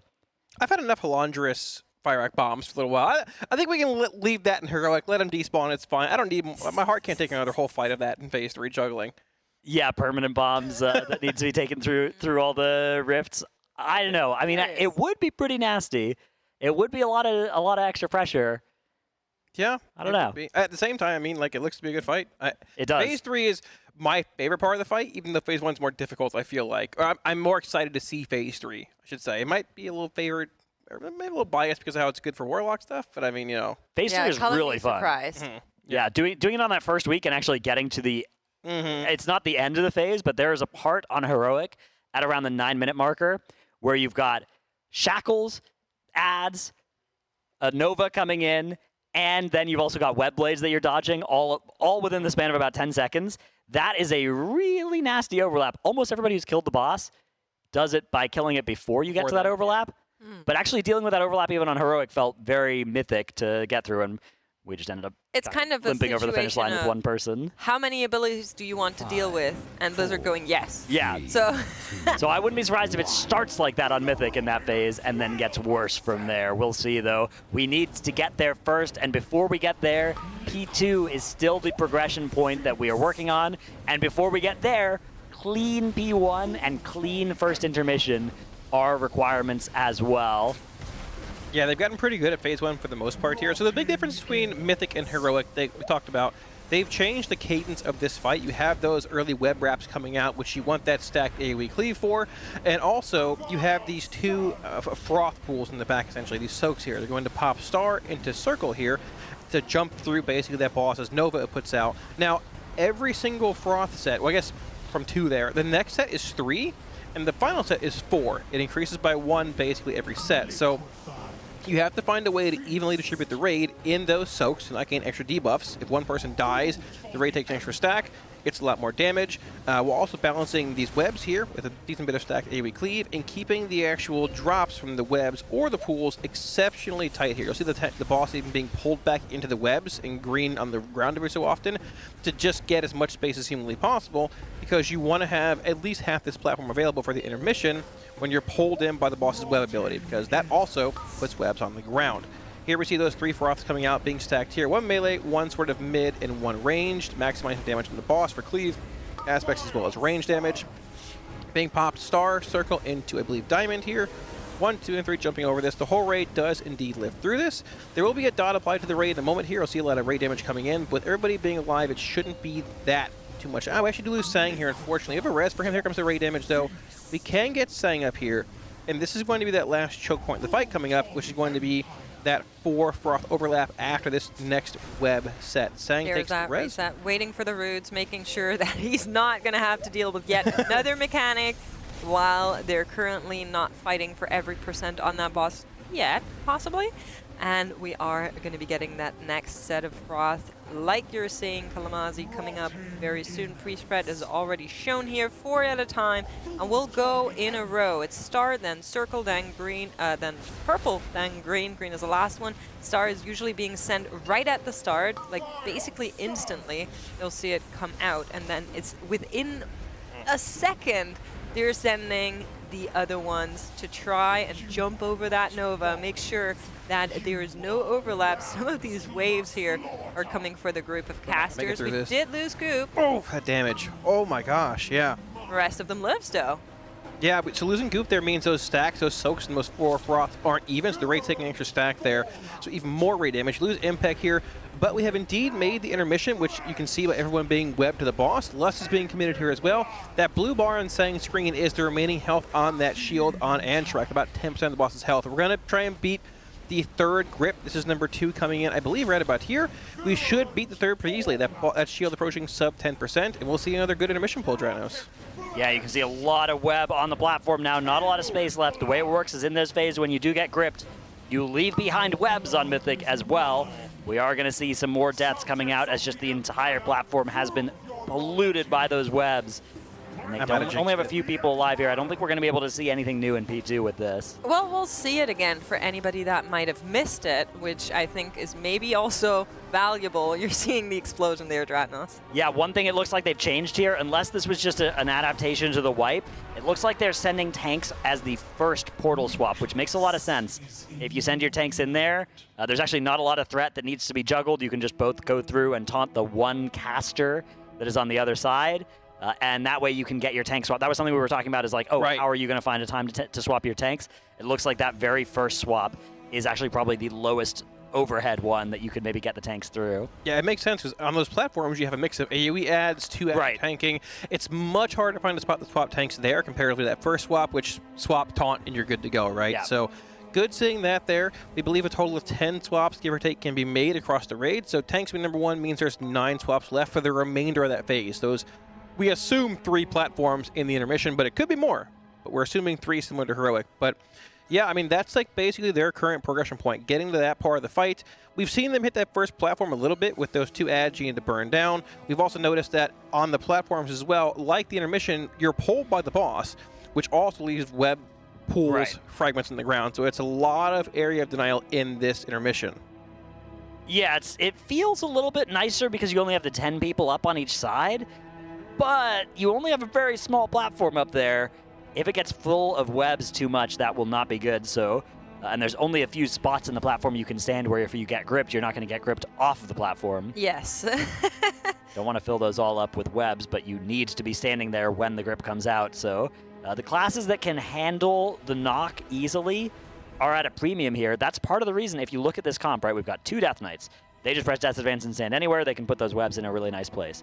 We've got Evokers. They can tap spacebar, turn on Glide, not get gripped off. Same with Demon Hunter. Demon Hunter has Fel Rush and stuff as well. And then you have a couple of classes that are a little bit more sketch, but have ways of doing it, right? You have Transcendence from your Monk. You have Leap and Charge from your Warriors. Circle you from have Warlock, Blinks same thing. from your Mage. Yeah, Circle is actually a really good one. That from the Warlock is a really good one. And then you have some very tentative options like Wild Charge or Skull Bash from a Guardian Druid. You have Bubbling or Bopping from your Paladins, which you probably don't want to use on that. You have, I guess Shaman has a charge they can talent into. Enhancement can. So they all have options, but there are some that are kind of A and S tier movement removals that can be used every time. And then there's some where it's a little bit more like, if we're relying on this person is going to get gripped off 1 out of every 10 pulls. Dratnos, you're a speaker of many languages. Chat is being a bit unruly, and I feel like we should let them hear a message, and I'll say it to you in German, and you say it to them in German. How does that sound? I'll teach you a bit of German there. Okay. So it's 4 words, and it's Mach Fenster auf Kipp. Can you say that? Mach Fenster auf Kipp. Auf Kipp. Yeah. Auf Kipp. Yeah, very good. So there you heard it first, chat. What did he just say? Is that bad? What did he? He told him to crack open a window. Chat maybe needs some fresh air. Oh, I see. That was going to be a monster, but sure, one and the same. There we go. All right. Get a little feisty. We're not even phase 3 yet at this point. Goodness. All right. Well, good job, Dratnos. How many languages do you speak? All of them? 1 and a bit. Oh, okay. He's pretty good with that. Yeah? Yeah, Dratnos. I could do it in French. I could do French. Yeah. German. Ouvrez la fenêtre. That's open the window. Yeah. I think. Do you actually speak multiple languages? Or Yeah, he does. What's up? Yeah. Oh, I hate me something else. What do we got? Yeah, okay. All right, well, yeah, I mean, he just speaks. He chooses not to speak. It's fine. Keep your secrets, Dratnos. It's okay. There we go. Do you know in Germany are windows like, what is it? Like they slant open. Yeah, you guys this have way? weird. That's what Kipp means. I see. So They you, do it like, here too, actually. I'm pretty sure. So American windows, as far as I know, they like slide up and down. So you get like a hole that's like square shaped. Yeah. Yeah. In Germany, the window you can like turn the angle on the handle, and only the top part of it will come loose. So I think it's like building the same way. It's very cool. I like that. Yeah, it's cool. yeah, European way windows. Yeah. There's no vent on the window, like no net in the window though. Yeah, Florida, that's all true. kinds of bugs come through, like snakes and gators. You and can bears get climb through. like a net specifically for that. Sounds suboptimal. I mean, you can also open them the full way. Well, they're not using it the proper way though. Then. No, you can do So both. basically It's you're multifunctional. So basically, you're changing the way they were built from their original German existence. to No, the no, way no, no. America They've built always the been windows. built that way. Oh. You can like open them Okay. all the way, or you can just open them a little. So Sounds a little sus. Okay, all right. It's okay. It's all right. You know. You'll come along eventually. It's all right. We've got 2 messages in chat that I want to highlight just to talk about kind of the duality of chat. Yes. One of them, and these are right next to each other. One says Kalamazoo wouldn't know. He doesn't open windows. Very true. And then the other one says Kalamazoo, Lord of Warlocks, Bringer of Doom. The Warlock community loves you. Heart, heart. It's nice. So Very you kind. got some fans, you got some haters. It's a good mix. Like everyone. Florida mine cannot comprehend German windows. No, because Florida's not part of Germany. It's part of Florida. Its own country. Yeah. There you go. It's a state, but yeah. No, it's close. its own country, basically. Yeah. Yeah. You should Yeah, come down Germany to is the a state it's within like- the EU. No. Yeah. There was a funky Twitter post. Yeah, I saw that with the I just eligible couldn't help countries. myself. I just Yeah. couldn't help myself. I'm sorry. Big shout out to our social media guy. He's great, but I just had to. There's a very good post last night about the final boss with the Triple H intro. Did you see that? No. No. Oh, you didn't see it? No. So that guy singing the Triple H intro. It's time to play the game. You should check it out. It's very good. Oh yeah, you have should to link it to you me. should link it. I will. No, you don't have to right now. It's okay. Oh, I'll do it right now. Yeah, Don't be worry. like- Very good. I'm a bit busy right now, so I wouldn't really be able to watch anyways. Oh. That one, Okay. yeah, exactly that. Oh. You had to be there. Yeah, It's maybe. good. Check it out. Doing a very good job. Very good job. All right. I'm Janice is confused, laughing at me. but I'm just looking at the pinned comment. Fortunately, German windows need not be gator-proof. That's true. That's a good comment. That is very true. Oh goodness. We don't have swamp puppies in Germany. What unique animals do you have over there? Unique. Yeah. Um, Unique way animals. Do you know Kalmazi, do you know a fun fact in German? The raccoon is translated directly as a wash bear. Yeah, that's true. Oh, that's exciting. Yeah. Yeah. Oh. Because they wash their food, but they only do it in captivity. Only in captivity, yeah. Yeah. So they're domesticated, basically. So like. No, like Well, if you see a raccoon in a zoo, they'll wash their food, but they only do that when they're in captivity. Like Same as studies the found Florida that man, out. actually. Yeah, you wash your food only in captivity. Yeah. You don't wash it. Any washing Kalamazi does is only when he's 14. Yeah. Yeah, I've worn these pants 10 days in a row now, actually. All right, all right. I'm joking. Actually, I was denied laundry. Okay, no, you can actually wear denim for a lot of days before you. You need to wash can. it, That's yeah. true. Very true. But I am not one to do that past 2 days. Okay, all right. Well, we've got a. I don't think I keep thinking about it, but I don't think we have like unique animals in Germany. Maybe like a type of bird or something, but. All right. I think most of the animals we share with like the neighboring countries. Someone said lynx ? I don't. Lynx are in Florida. Well, lynx. I was gonna say lynx exist in other countries. Yeah. We have like oh, what are they called? In chat will know maybe. So we have muffel, which I don't know if other countries have those, but probably like Austria should have them. It's like a goat with the rounded. Oh, a ram? Maybe It's a that's ram. the same thing. It's got the horns that do the spiral Squirrels, thing. Yeah, the They spiral. have buns for horns. Very exciting. I just like the word muffel. Not a ram, says somebody in chat. All right. Ibex. Nutria is not exclusive to Germany, no? What about spiders? to- Any unique spiders over there? Oh, I don't think so. We don't really have dangerous spiders, to be honest, which is good. I'm looking up what the English word is for the animal that I'm thinking about. The plural of moose? It's still moose, right? It's either moose or meese, one of the two. Got another early P1 wipe here. We do indeed. That is one of those things that I think is going to be very important to figure out today, is P1 consistency. I think that is sleeper the most important part of progression here. We do have some transmogs to show off, so we're going to be taking a look at those. You guys have been sending them in. And in English, the word is mouflon. It's a wild sheep native to Cyprus. Okay. Turkey, Armenia, Azerbaijan, Georgia, and Iran, and in parts of Europe. There we go. Inquisitor Salem from the Guild Core. So no mage can be above an 8.0 for me. Just based on the class I've chosen. I'm sorry, you made the wrong decision. I think this is like a 7.5. It's unique, I guess, in a sense. I think the weapons go well here. I like that offhand a lot. I do little too. Globe thing. It fits. It's like reminds me of the mobs from Shrine of the Storm. Actually. Yeah, it is a little Tide Sage-esque. Yeah, which is not bad. Yeah. I think it's 7.5, 7.6 is where I put this. I'm going to go with an 8.3. All right, that's not bad. I'll go biased with against the 8 also. I like this one. 8, Thank you alright. so much for sending that in, Salem. Yeah, thank you so much. All right, we're indeed back in another poll here on Mythic, Queen, and Shrek.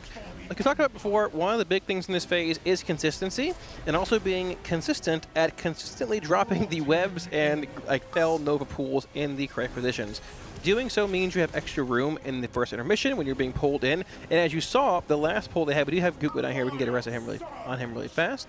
As you saw in the last pull, when they're popping these two frost pools here, towards the end of that intermission, when they're all being pulled in by the boss, they beat the third grip in. But there was still basically nowhere to go room-wise. The entire room was covered in webs, even if you're trying to overlap. So you can even make a tiny little pie slice, but if you're out of position in the early stages here, it makes the final phase that much tougher. Yeah, I think that this is it's a case of we don't just need to beat the third grip. We actually need to beat it by enough so that the webs haven't expanded to fill the ground too much. Or we need to find a way to be tighter with our positioning to create a little bit of a wider corridor for longer in that intermission, which is going to be tough to do. It looks like we've got a jump-off call made here. Something has gone awry on this pull as well. Well, something that has not gone awry is a big donation we must have gotten in the last couple of hours. Casey Calamus sending in $1,000 saying, "Hi puppers, also Zyro's the GOAT." So big shout out to to Big X, and also to KC Calamus. Thank you so much for your generosity. It's all going to great cause, the Santa Monica Animal Shelter. And as you can see, we're getting closer and closer to our next stretch goal, the 20K marker, where we'll have a date with Xalotath, whatever that means. I'm curious to see what that means, actually. Can we get some love in chat for this person? That's a huge donation. Indeed. Indeed. Trados, I had a question, or I asked Jack a question earlier. I'm not sure if you have any interesting takes or insight into this. So, as far as the comp is concerned in this boss, we are indeed running 1 dev, 2 preservation, and 1 aug. But do you think there's any, like, if they're wanting to make a general comp swap, is there any class that might want more than others here based on the profiles we've seen? Or just, is it more of a wait and see what phase 3 looks like kind of angle here? Because that Red Paladin has been in and out a handful of times. We have 2 Frosty Ks here, but they've also been sort of very niche, but very good at times. Do you think this is a well-rounded comp, or? It looks like they're playing 2 dev as well, right? Not the no augs, if I'm not mistaken. Okay, I thought it might have been an aug earlier. I've only seen. They may have experimented with both. Okay, yeah. Either way, I mean that we've seen that double, triple dev comp. Yeah, they really like that dev evoker. Renewing Blaze being very strong here as well, right? So. Renewing Blaze is powerful. Yeah, it does a lot of damage as well. Some of its damage isn't showing up on details as well. When you play Scale Commander, your bombardments are attributed to the people triggering them, not you, on details currently. So the Aug Evoker, or the Dev Evoker damage is actually a little bit better than it looks, which is already quite good. They've got that good shield damage as well as, ooh, unfortunately it looks like we've got, is this gonna work? It is gonna work, wow. A little awkward there. That was some awkward placement of those, but maybe this is actually good. Hang on, maybe this is the plan now. Because that's going to save them space later in the fight. Yeah, it's to save them a good bit of space. Both those waves are basically synced in proper fashion there as well. Yeah, let's see where this goes long term. So back to the comp discussion. Yeah, it's hard to... So the Frosty Ks are really nice because they aren't going to need any help with any of the movement abilities. Having a couple of people that can then occupy that melee space without having to ever worry about getting gripped off the platform in the intermission and in the second phase is nice. I like the Ret Pally as well. One of the biggest strengths of the Ret Pally on this fight is this phase where you have those Silken Tombs coming out. Ret Pallies get to freedom not just themselves, but also somebody else too. And that is really nice for just removing a bunch of those Silken Tombs from this phase. So I like that spec for that reason as well. There is also some value in this fight in having buffs on both sides of P2. That would be an argument for something like a second Havoc DH, for instance, if damage in P2 is tight. Being able to apply that Chaos Brand to the mobs on both sides. That's another benefit of running those 2 Pallies at least for now. Devo are on both sides. They help, of course, with the freedoms in those early stages like you're seeing right now, but they also help in getting that aura spread out to both of the sides, so some double action coming in here. Yeah, I'm not sure if I have any recommendations or things that I would want to see them try or change in this comp. It seems like a pretty tight comp, right? Maybe the second Mage can come out. I'm not sure. Mage doesn't seem particularly hot on this fight. Yeah, possible. I guess it sort of depends on your balance of range to melee, but unlike how you saw on like Nexus Princess, there isn't as much of a hard requirement for a certain number of range versus melee. Yeah, the hardest spot is you do want to have enough range to make that 4 Froth overlap and not require somebody to go out of melee for too long. Yes. But even that's not that bad. You just send a tank to do it or something, or a Holy Pally. Yeah, well, we do indeed make it through that 4th Froth overlap here. We have both Zevi and Sang as well as Impact down here. They are going to commit to Lust here and try and burn through this shield. We do indeed lose Impact as well as Scott here. So this likely will not be a clean phase 2 push, but they're getting consistently back to the shield now. It's better than it was 3 hours ago in the previous cast. But it's definitely good progression that they are making. I think it's every time this happens and we get a boss that gets immune and you go into an ad phase, it becomes so hard to track on what's good progression because you cannot really go by the boss percentages anymore. And you rather need to really look like what can they do, what have they changed. Right now you're seeing that there's still that bloodlust on that shield, but with how many people are dead, that grip is coming in and sending the rest of them into the waves. But in forms of what they had available on that platform, this looked actually really good. We had some extra space there. We could have gone a little bit longer. We wouldn't even need it to if we didn't have people dying. So it's a trade-off that is more minute than what you see in some other bosses. Yeah, very much so. I mean, even losing one person there makes it much harder to deal with that four froth soak. I'll try and say that 3 times fast, because it imbalances the stack count when you pop a certain one, so all the raids taking more damage from that one person being down. If it's a healer that goes down without a res, that's basically almost a guaranteed wipe there, right? You're taking 67% of your health, plus going into that intermission where you're being pulled across the room. It's a tremendous amount of raid damage coming in. And also, like, the longer we go into this fight we talked about, I mean, obviously on a kill pool, you're not going to lose anybody there, but you want to get that boss as low as humanly possible going into that shield. That best pull of 63.58 being probably 3.5 hours ago, if not now. I think it was like 3rd pull of the day. But like you said, it's hard to base progression off of raw percents here. It's more, are we seeing intermission? How far are we getting? Are the portals being handled properly? And going from there. So a lot you have to keep in mind with how a boss like this is progressed is that they can always find more damage. Of course, until a certain limit, as we have hit at Kaiveza. But right that was a now, great example, right? They can do so much better in terms of raw DPS in phase 1 once they actually have all the motions down, and then that intermission will get that same treatment where that shield becomes easier and easier as soon as players have figured it out, know exactly where they need to be, don't need to be worrying about their own health bars, about whether or not they live, maybe sitting in immunities, etc., etc. So that will be something that just automatically, the more often you see it, the better you progress it, players will be able to find damage. That's not necessarily what you can base the progress on right now. You really need to watch out for how are they dealing with certain mechanics. And we saw it change last night where they looked at these froths and they inverted them, saying, okay, we actually would much rather have the melees outside and the ranges inside. We have this whole room that we can spread out through and allow us to be a little bit safer on these corners. And that's exactly the changes you're looking for to try and speed up progression, even if it looks like we're just taking tiny steps. 1,000 steps will get you there too. It's just going to take a little while longer. Yeah, we want to be the first guild to get there, but it's certainly. You've seen it also on Brute Twister. Like, for example, they pulled that boss back 3 or 4 days ago in progression way into that corner, trying to optimize damage, even early on. When he was moving from one canister to the next. And yeah, you can see Scott and Yips both pulling him pretty far, or Queen Antrek pretty far back into these pools here. Like you said, trying to get every little bit of space possible so players can live for that intermission, have some space for the roots, and then once it all clears, have a pretty good intermission transition. Yeah, they are definitely playing these two geysers closer than they used to be as well, making it so that they don't have as much of that room committed. Does require people to stand not in the overlap of that like Venn diagram of the two of them, but they're able to figure that out and save a tiny bit of room space. That is very valuable here as that huge tank heal absorb lands on Yips. They've been setting this up to always have him take that feast and always have Scott take the liquefy, which I'm actually surprised that you're able to do that and you don't have to have both tanks take both mechanics. The debuff falls off in time that you can just always have them both.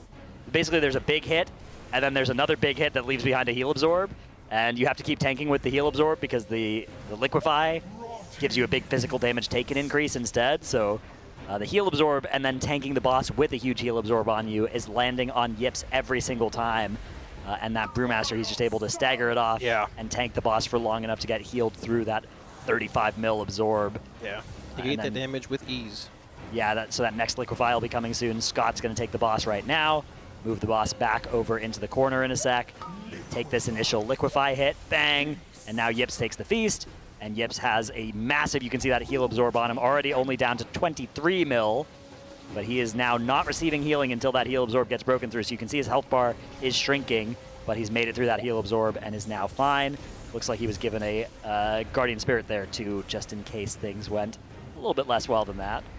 Yep, we did indeed see Gook go down there. We had a res to commit to him, so that worked out pretty well. What we're going to see here is the final set of 4 Froths coming out. Placing them in front of the boss here, I believe Yips is receiving a Tiger's Lust. If not, regardless, dragging the boss through these 4 Froths, maximizing melee uptime as well as just overall placement in the room.